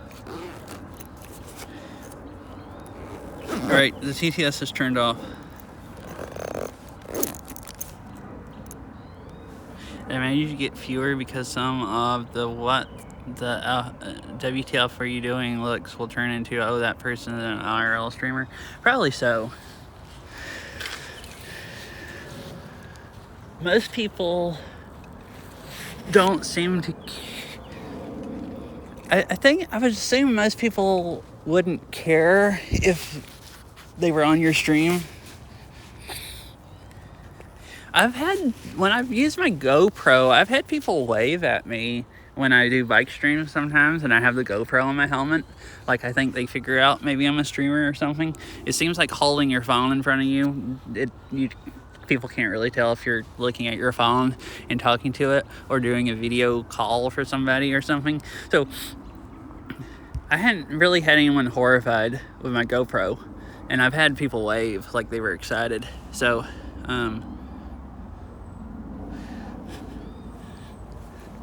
probably would overall make it less awkward if we're thinking about that.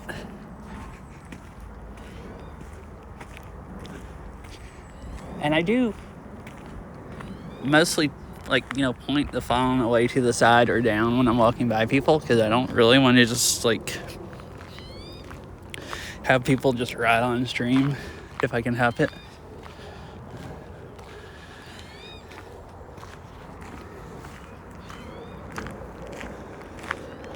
Alright, chat. I am going to walk back by these flowers down here again, and then I'm going to head to the car, because it's starting to get dark and cold.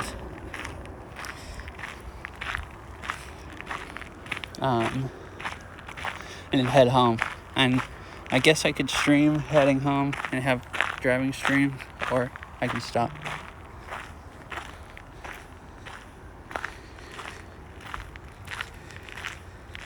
I think interacting with people in nature briefly can give some sunshine and good vibes. Yeah, guess that's true. I like watching IRL streams because they kind of like seeing sunshine if you can't see it, if you're inside or something, or seeing what stuff looks like some other place. It's kind of like nice like that, make you feel nice. That's kind of why I started trying to do this. I kind of just stream whatever I want to watch, Beat Saber and IRL. And I try to decide to make it nice. It's like, well, what would I want to watch? So then I try to do that. Do you prefer actual machines? I know you're probably trolling, but still, over the amount of trolling you do, if anybody did, I guess maybe it would surprise me less if it was you.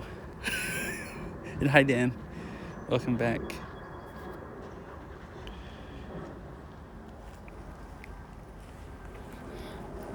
Are you done with work now, Dan? Or just another break?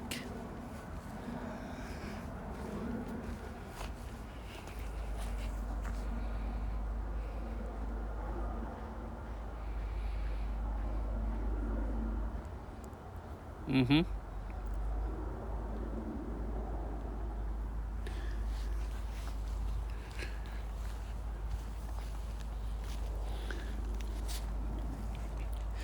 Just can't afford them. Oh, I see. So a little while still. But yeah, I never really watched anybody do IRL streams other than Beat Saber people. So like Monty used to do biking streams. I used to love those were the first IRL streams I had ever even seen were Monty's. And that actually, what made me excited about doing biking streams, I thought, well, that is cool to watch. I want to do that. And people, like, that's just really cool. What? So that's what gave me the first idea way back in like 2019. I think it was 2019 or probably 2020 when Monty did IRL's biking streams. That's what gave me that idea. And I hadn't really watched any other than his or the few that Cassie's done or Naruto. But I've followed a few people that Twitch has recommended, and I've recognized their names from like reading the Bella Box Discord and stuff. So I've been watching some of them, and it's kind of cool seeing what stuff is like in another area. And like, I followed some guy that lives in Japan, and he IRL streams, like bike streams and riding a motorcycle and stuff like that. And it's really cool seeing what Japan's like and stuff, just as someone like going through it.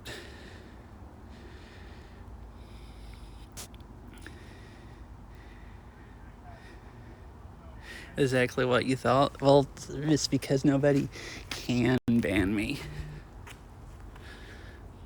Yeah.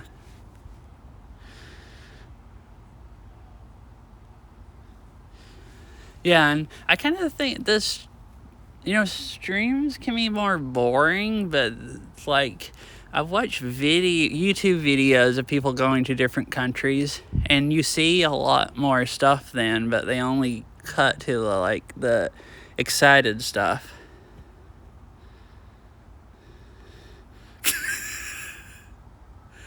Well, that's close enough. But like a Twitch stream, someone in Japan was like a different perspective than like YouTube videos, because like you just see them like riding down the road or whatever.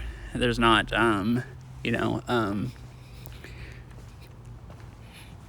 just the highlights. Yeah, instead like YouTube is like highlight video, and the long Twitch stream, it can be so boring that you don't want to watch it, or it can be interesting enough that you watch for a while, and then you get like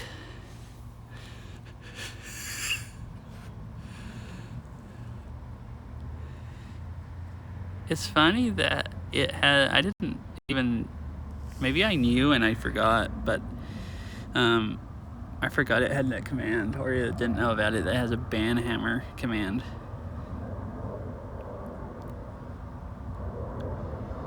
That could be fun, yeah. I mean, I would at least one time watch somebody do just about any kind of I would at least one time watch somebody IRL stream anywhere, or stream, any kind of game or whatever. To Australia, that would be way too expensive, and I've gotten more used to flying, but I really don't want to be on a 12-hour plane trip. Oh, here, so this is the map. The 2-mile loop I was talking about is the bike trail here. It goes around there. I walked up here and walked down here, and then kind of walked back up here. Went down this trail with all the flowers. I think got back down there and then went there. So it's like the 2-mile loop basically, plus back and forth a little. And then walked way out here and back, however long that is.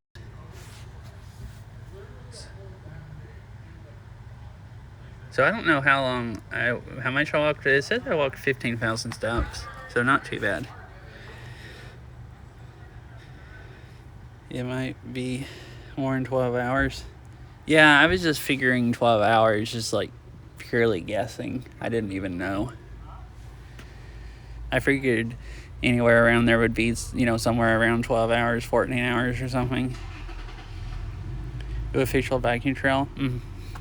Biking trail, lore. Talking about it.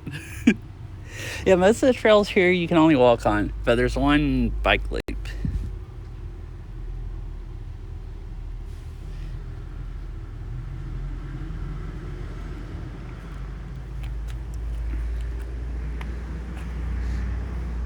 Unless you mean biking. I have kind of given some biking trail lore when I've biked on trails that are on like old railroad beds and stuff, and talked about them changing it into a trail, or how it used to be an old railroad bed. That's about the closest to, biking trail lore. Right, I'm gonna go to here. Hello. Before I just, mega show off my car.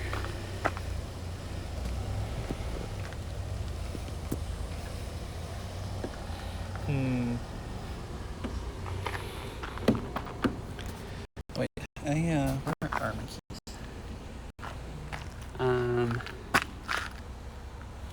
Sorry, I'm putting my hand right in front of the camera. There we go. Any fun facts? Dang, I can't even think of anything I want facts on exactly. Yeah, there's a lot of rails for trails here. There's one I've ridden, the funnest one. It goes up into the mountains, and there's a few huge railroad trestles where you're like a few hundred feet off the, like, where the railroad went over a valley, and you're just like a few hundred feet up in the air. Like, really, really cool.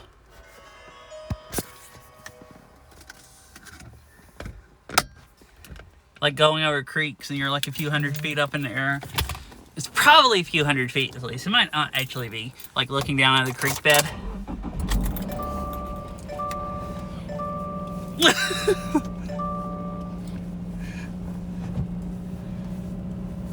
He's desperate to give facts. Video mode. Recording started. Wi-Fi is on. Alright. Dang. Oh, I noticed it was getting dark, but I hadn't really looked at the time. It's almost 9. Yep, chat. We're gonna go on a ride. I've skipped all the traffic, although I guess it's 9, so I do need to actually head home now, just so I don't stay up too late. Oh, I need Farrell awake. Farrell's been trying to go to bed earlier, which is why when I play Beat Saber, I've been stopping at 10, because trying to get a job and stuff.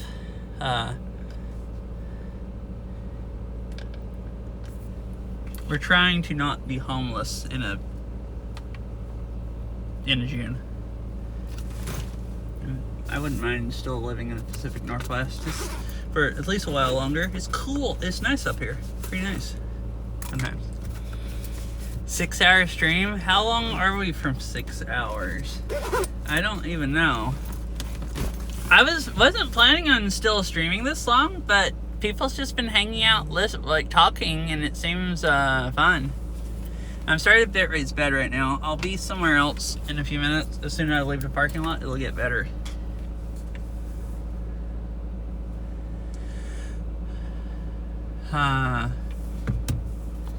Probably could make it 6 hours, yeah.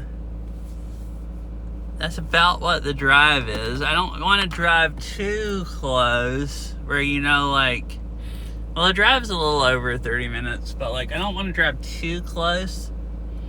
I don't mind if I drive south side. I just don't want to people know exactly what part of South Seattle I live.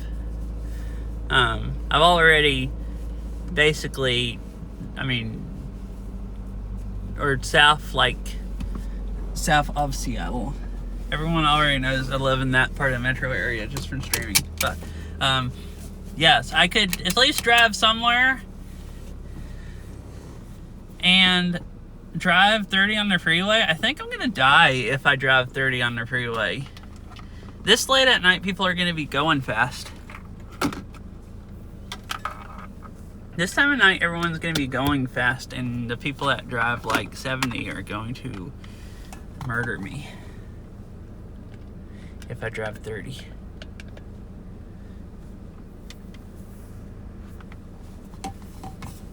Probably. Did you know that jumping was Oh my gosh, why am I reading this?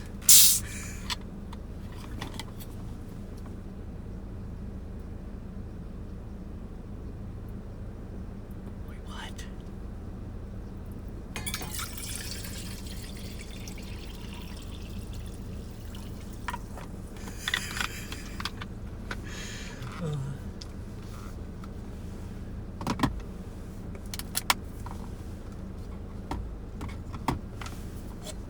He does, like, is that pond water? No, I didn't get any pond water to drink.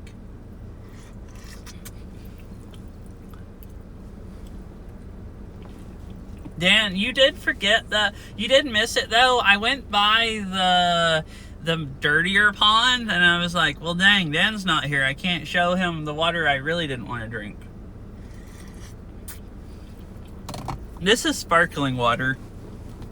If you heard me open the thing, it hissed. That's why, and I was dumping it into my hydro flask.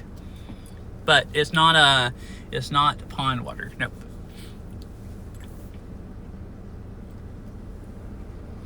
No, I don't want to die. I don't know what that pond water had in it. No. All right.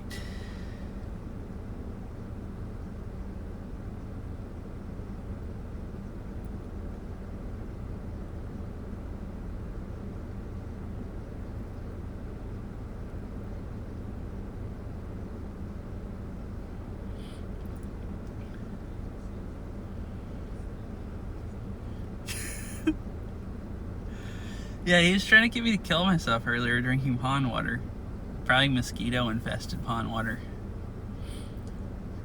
Alright, I think I know how to get out. So you drive over there, turn right there, turn left, that gets on 5. Alright, good night, Ari. I hope you have a nice good night as well. Thanks for hanging out. It was nice talking to you. I'm gonna stream a little bit more. It'll be driving, so it might be boring. But I figured if you're saying goodbye then, but it's really late though. Anyways, I'm assuming you're going to bed. And I turned TTS up loud enough that I can keep up with chat. Should be able to. I might miss a little bit, but.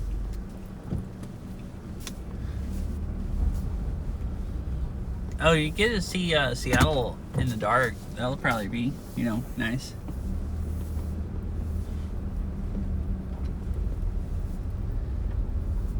Last time I stayed up here until it was dark out, I actually thought it was cool because I haven't been to Seattle that many times. It sucks driving to it most of the time. And I haven't been there even more in the dark. So it's cool seeing the buildings in the dark.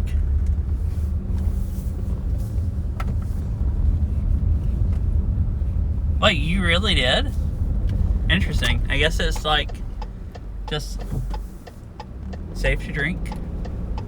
Okefenokee Swamp. I've never been there. I mean, I've drove kind of by it when I've been in South Georgia, but I've never actually really seen the swamp. That sounds fun.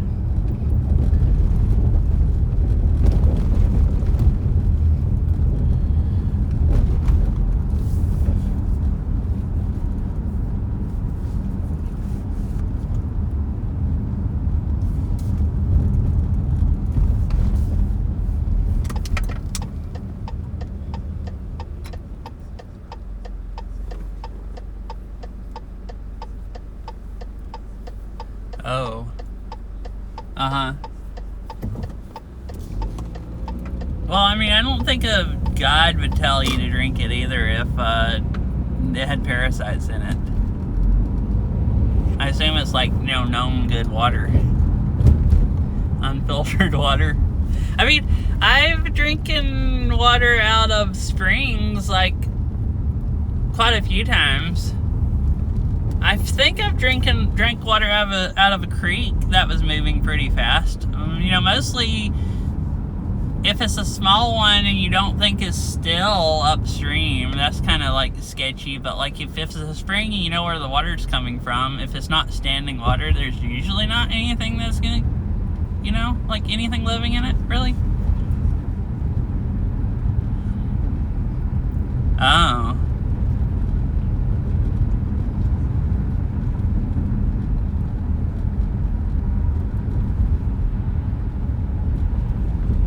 Yeah, I mean, I guess even...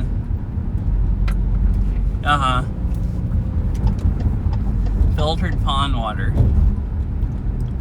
Yeah, I mean, I know spring water can, like, have stuff in it that, like, kills you. Like, it doesn't just equal safe. You like, depending on how many chances you want to take, you can be, safe for doing that, I guess, is what I was saying. I'm definitely not telling anybody to go drink spring water. Like, please don't kill yourself drinking spring water. That's nasty, just because I said something about it that I have.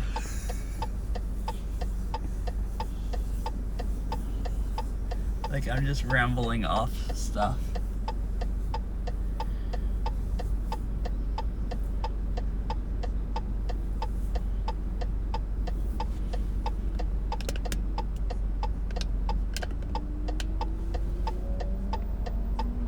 Yeah.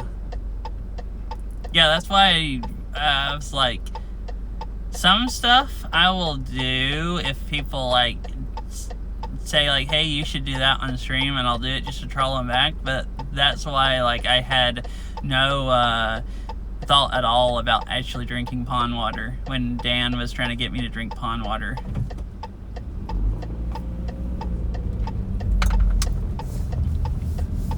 Oh, interesting.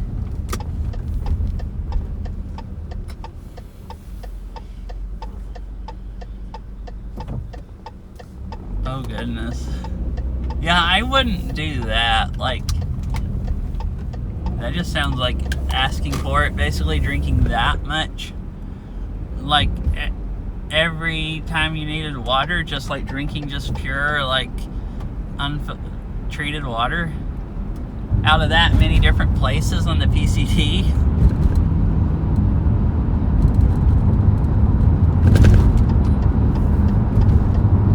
Yeah, the yellow. I've eaten, like, blackberries and stuff also. Like,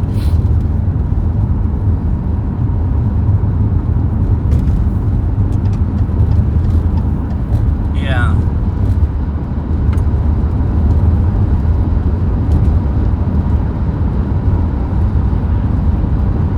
Yeah, good night, Hero Man. It was nice talking to you. I've been meaning to message you and stuff. We hadn't played Overwatch or anything in a while, but I haven't been getting on my computer at all or playing Overwatch. Like, I hadn't actually played anything other than Beat Saber since last time we hung out. And wasn't sure when I could plan on playing again either, so I hadn't ever gotten around to messaging you yet or nothing, because it's like, well, I don't even know when I would be available to hang out if we wanted to. But it was nice talking to you.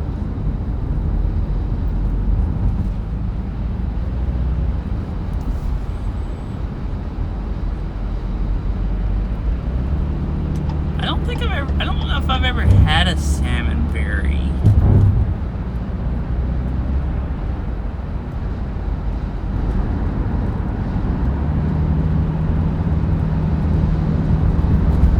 Alright, so I can stay in this lane for now.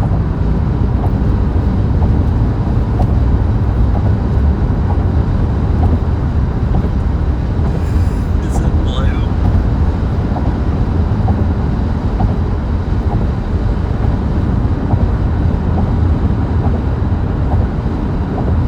There's I think quite a few salmon berries growing wild here. I've never eaten any of them. I've been afraid because I don't know for sure. Like, wild berries, I'm afraid of eating them unless I know for sure what kind of berry it is. Just like I said, I've drank spring water before, but I don't go, like, drink water out of random springs. Because, like, you don't know if they're gonna kill you. So it's like, if it's something that's obviously a blackberry or a blueberry and I know it is enough, I'll go eat them. But yeah, I don't think I've ever eaten any salmon berries. Like I said, I've seen them growing wild here, but wasn't a venture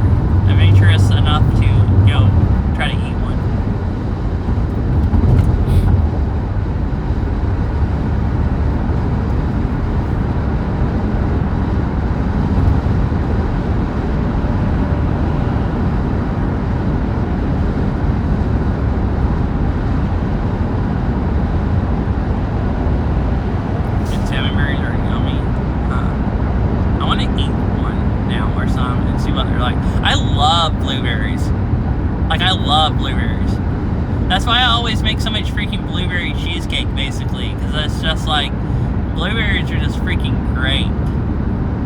Like it's really, I love blueberry flavored like everything.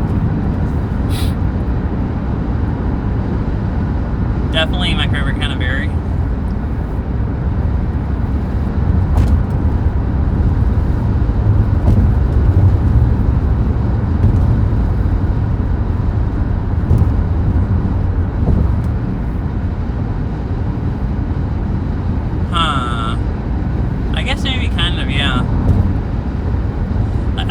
Raspberries and blackberries some, but they're more like sour and tart, and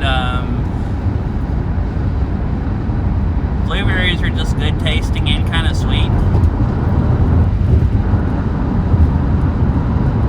Wait, does this turn into HOV lane? Oh wait, this is an HOV lane this late at night. Wait, I haven't gotten what?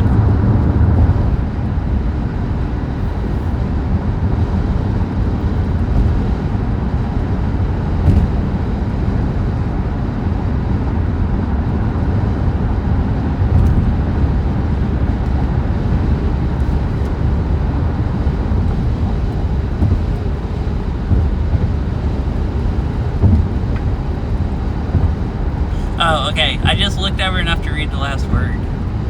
Not that I'm reading. I probably shouldn't even say that, even if this is the last word. Anyways. Index. Where was index? Is that where we went climbing last time?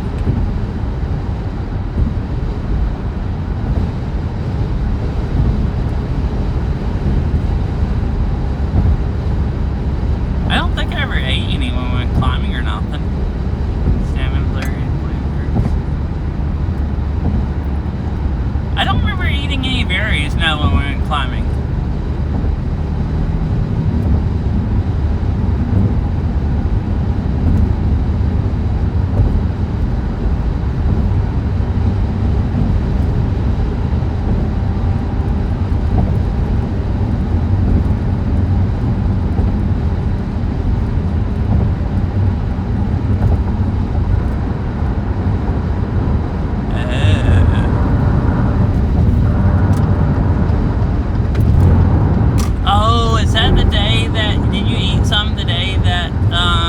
Climbing and I didn't go the first day? I don't think I ate any. Unless you got some for me and I forgot, but I feel like I would remember berries. And that would make sense if you ate them the first day when I didn't go. Ah, okay.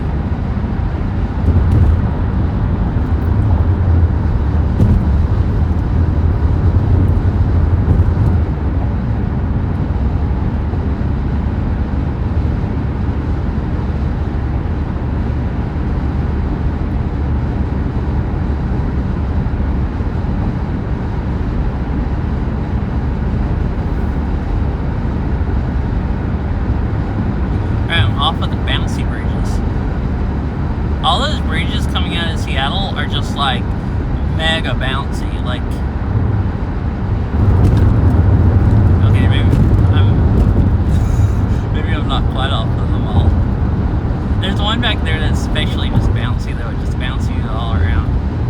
It's kind of fun, but also annoying if you're not like expecting it. Man, I want to make cheesecake now. We were talking about blueberries, and I said that's why I always put it in cheesecake. And I've been thinking a lot recently how I should do another baking stream, because I don't think I've done a baking stream since December. I did one in December.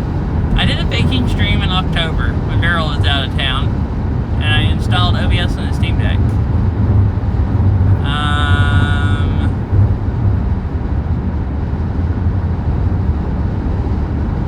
I was thinking I did one other one with her laptop after that. So I think I maybe did one in December, but I don't think I've done one since then.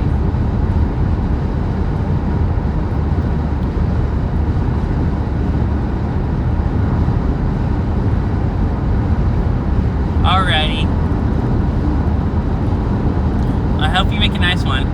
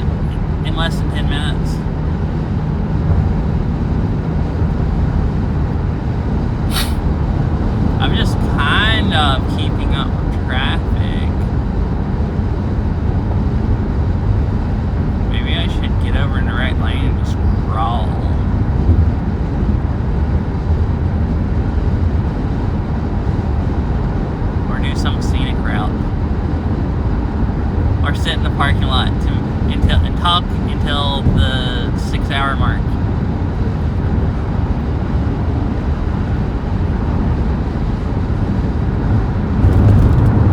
Well, I thought about that also.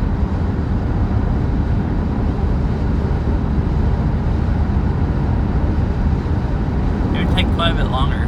I probably should have just got off at that exit. The next... Wait, is there another exit before 405? I don't even know. I don't come up here that often.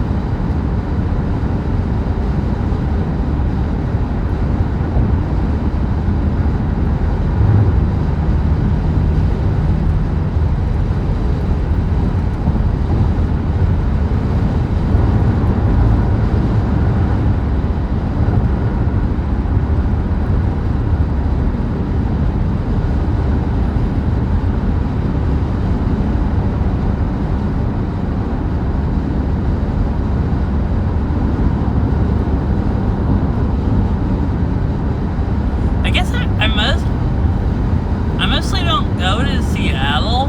I go up east side a lot more. Like, actually thinking about that, I know all of the exits from east side and even know 5 better once 405 runs into it, because I've gone up there to like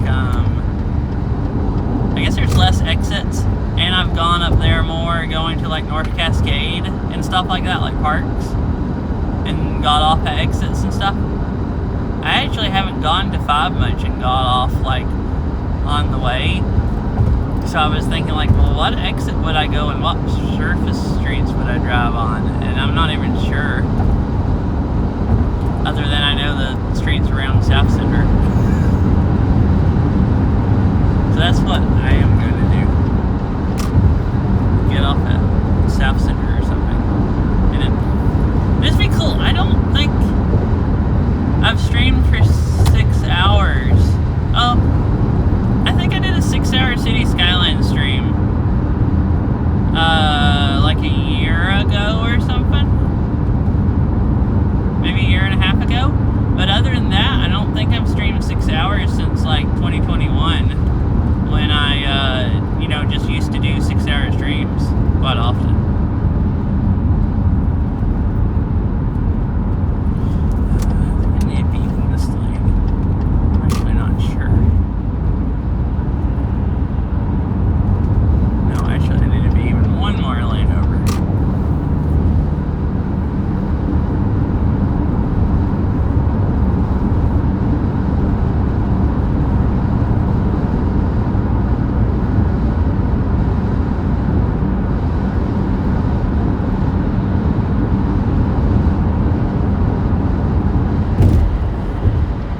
Light rail going by.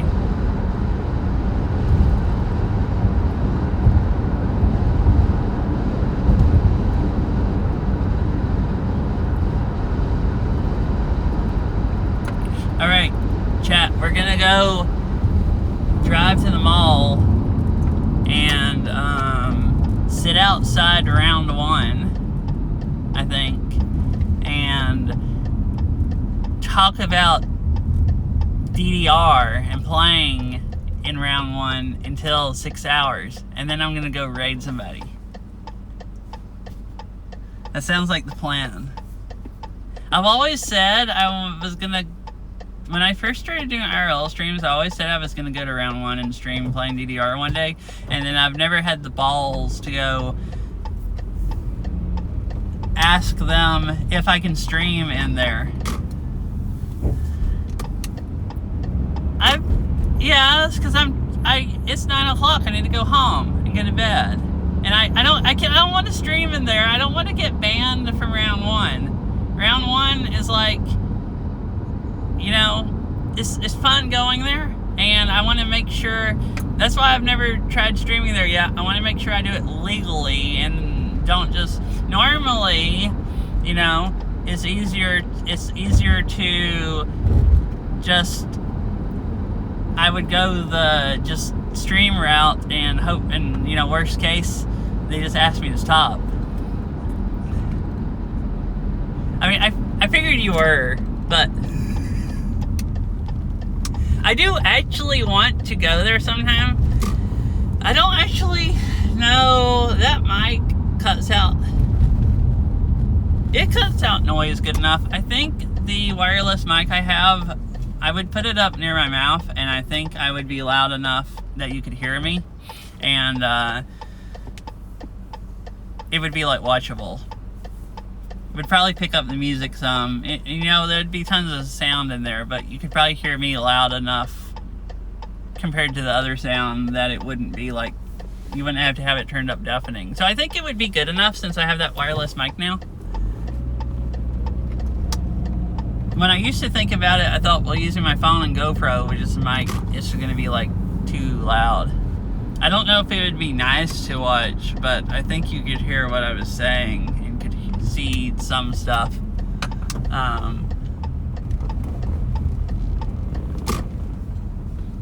I need to ask them sometime if I can stream and then go in there and play DDR.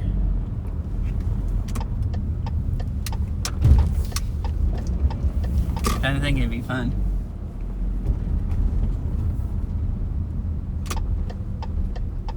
There's car. I probably should have went and turned. They're like, their one headlight was really weird. It was like half out and like flashing.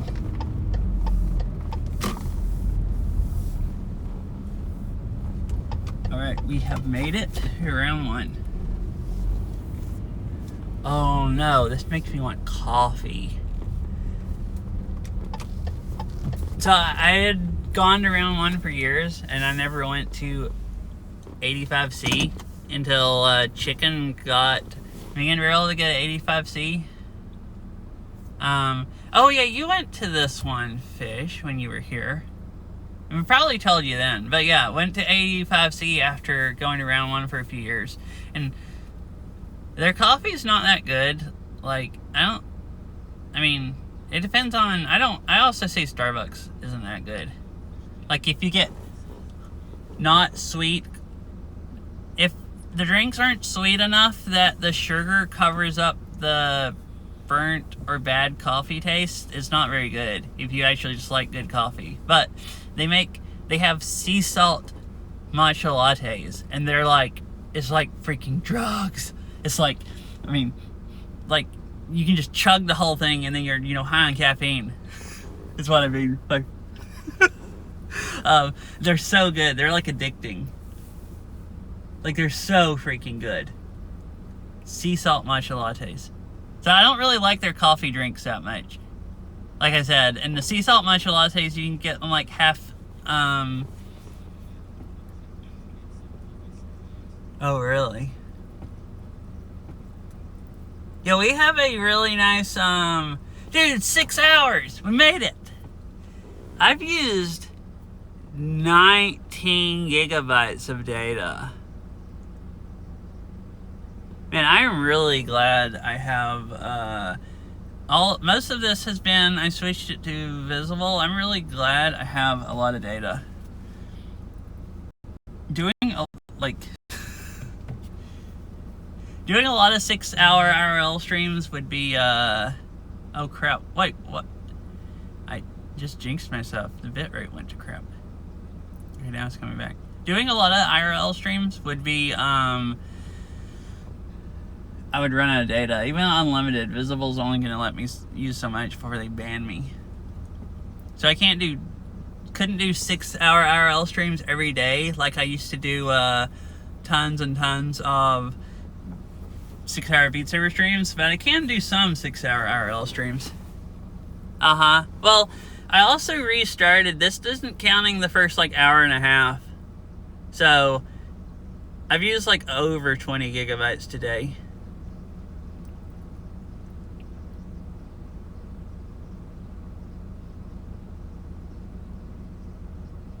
I mean, I could have also lowered the bitrate.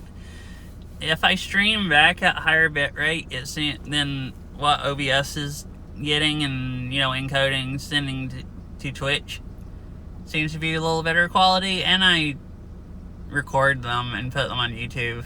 and then that's better quality. So if anyone ever wants to go back, like if there's a stream you want to watch, I'm kind of slow sometimes, so sometimes it's a few weeks behind. But like if there's a stream you want to watch and you're going back and you're watching a VOD from like a few weeks ago, it's probably on YouTube, and it's way better quality on YouTube because I just record it at a really high bit rate, and I usually have good enough data to stream back to my computer at higher quality than the 8K bitrate I streamed to Twitch.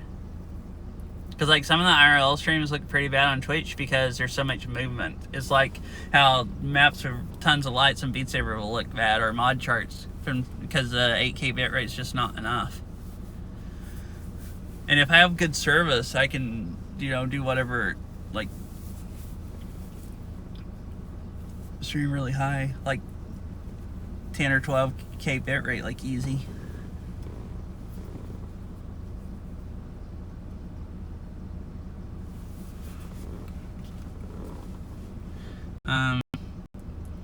Man, Stereo was streaming earlier, and I thought, I'll get to raid Syria tonight, and I had people watching too. I'm like, I have enough viewers, I'll go raid Syria, and then I streamed so freaking long that I'm assuming she's not streaming anymore, unless I feel like her arms would have fallen off by now, because that would be like freaking, I don't know, 8 hours or something. Because she started streaming before I even left the house to go do an IRL stream. Oh, Izza's on though.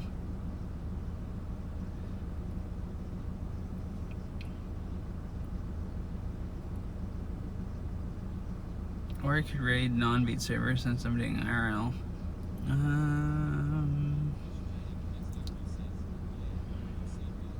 Yeah, it's also sad. I missed her stream. There's only 2 a week, and I keep missing them. I mean, I watched the Friday one. I didn't like a lot of it while I was working. I didn't talk because I was driving around. But last Tuesday I streamed Beat Saber and missed it also.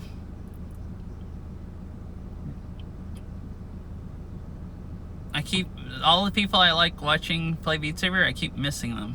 Fifi and Saria and Izza, and then I hadn't seen any Times Beat Saber streams recently or anything either.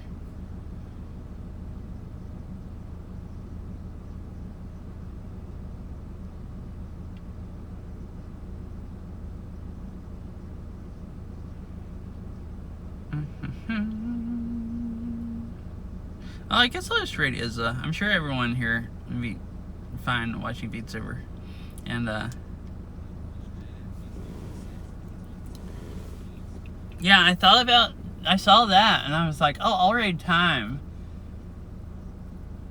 But, I don't know. Okay, Beat Saber or Helldivers 2?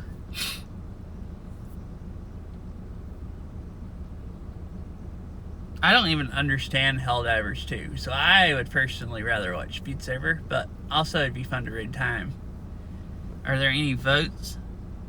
Because Time's streaming Helldivers 2, because I had actually thought about raiding Time, and I thought, well, I don't know if anyone wants to watch Helldivers 2 or not.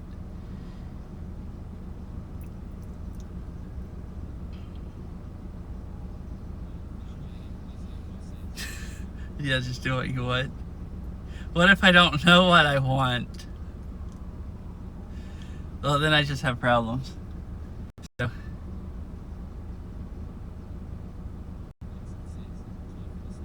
Yeah, thanks for hanging out.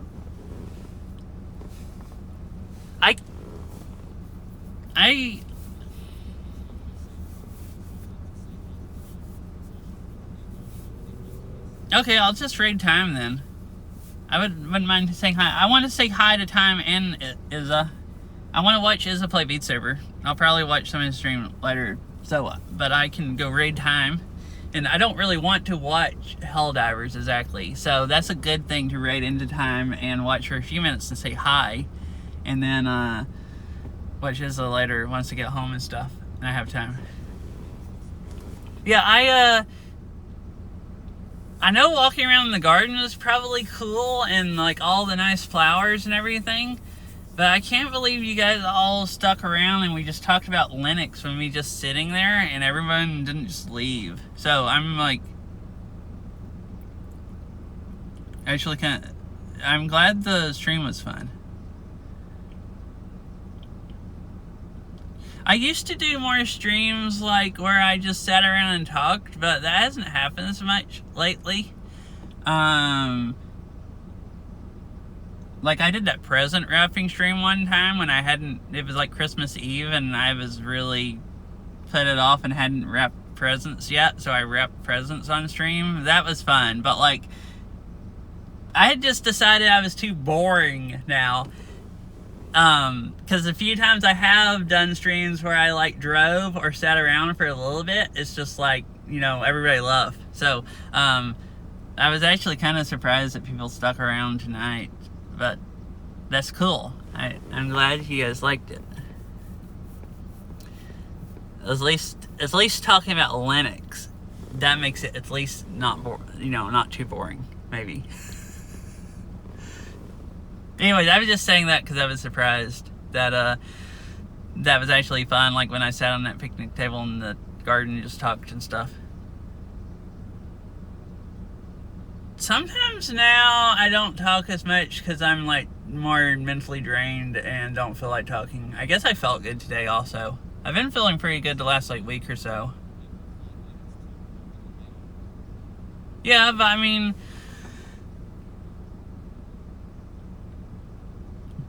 probably anything other than Beat Saber, most people would just find boring, as far as most people that follow me are from Beat Saber. So I don't know if Linux is really any more boring than any other just, random stuff we can talk about. But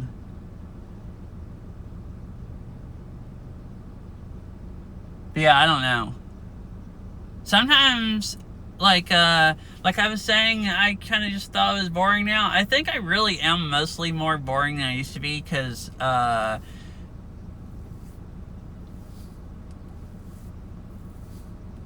do more talking like IRL now, and then do more streaming when I'm more drained, where I don't talk as much, so then I'm not as likely to talk and start conversations. So unless chat starts one or something, then sometimes there's just not anything going on. So the Linux thing helped. Plus, I was, like, interested enough, like, I wouldn't go out of my way and go try to talk about Linux and even think about it until, like, I'm switching to Windows 10, but it was still interesting to talk about, because I kind of just like talking about anything, like hearing what people have to say about stuff, at least for a while. There's some stuff that, might get boring, like certain conversations or whatever, but yeah, I still thought that was pretty fun.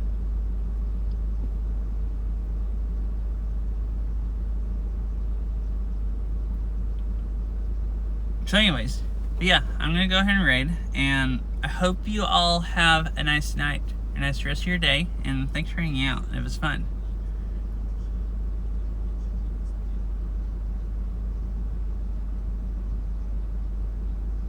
Huh. Did I actually? I don't even remember. But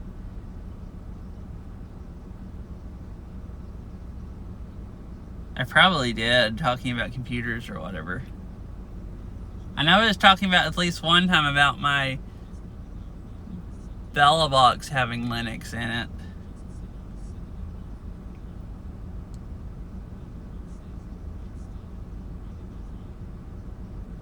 Oh, yeah. You just said you were setting up your computer, and I brought up you installing Linux on it.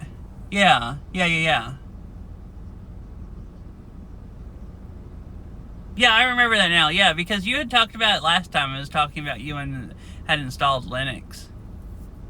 And I had been thinking about that because it had been a few weeks since I had seen you when you were talking about that, and I was wondering if your upgrade had gone okay, or if it was if you had ever actually upgraded everything. So that is true. So I did actually start the Linux conversation.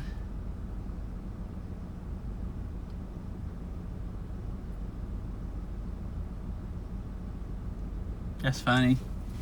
I really did. Alright. Anyways, good night, everybody. It was nice hanging out and talking and stuff, and I will see you all later. It was cool doing a 6-hour stream. I'll probably do biking sometime this week because I want to do more leg workout. So, you know, maybe I'll stream Beat Saber one day. So anyways, bye.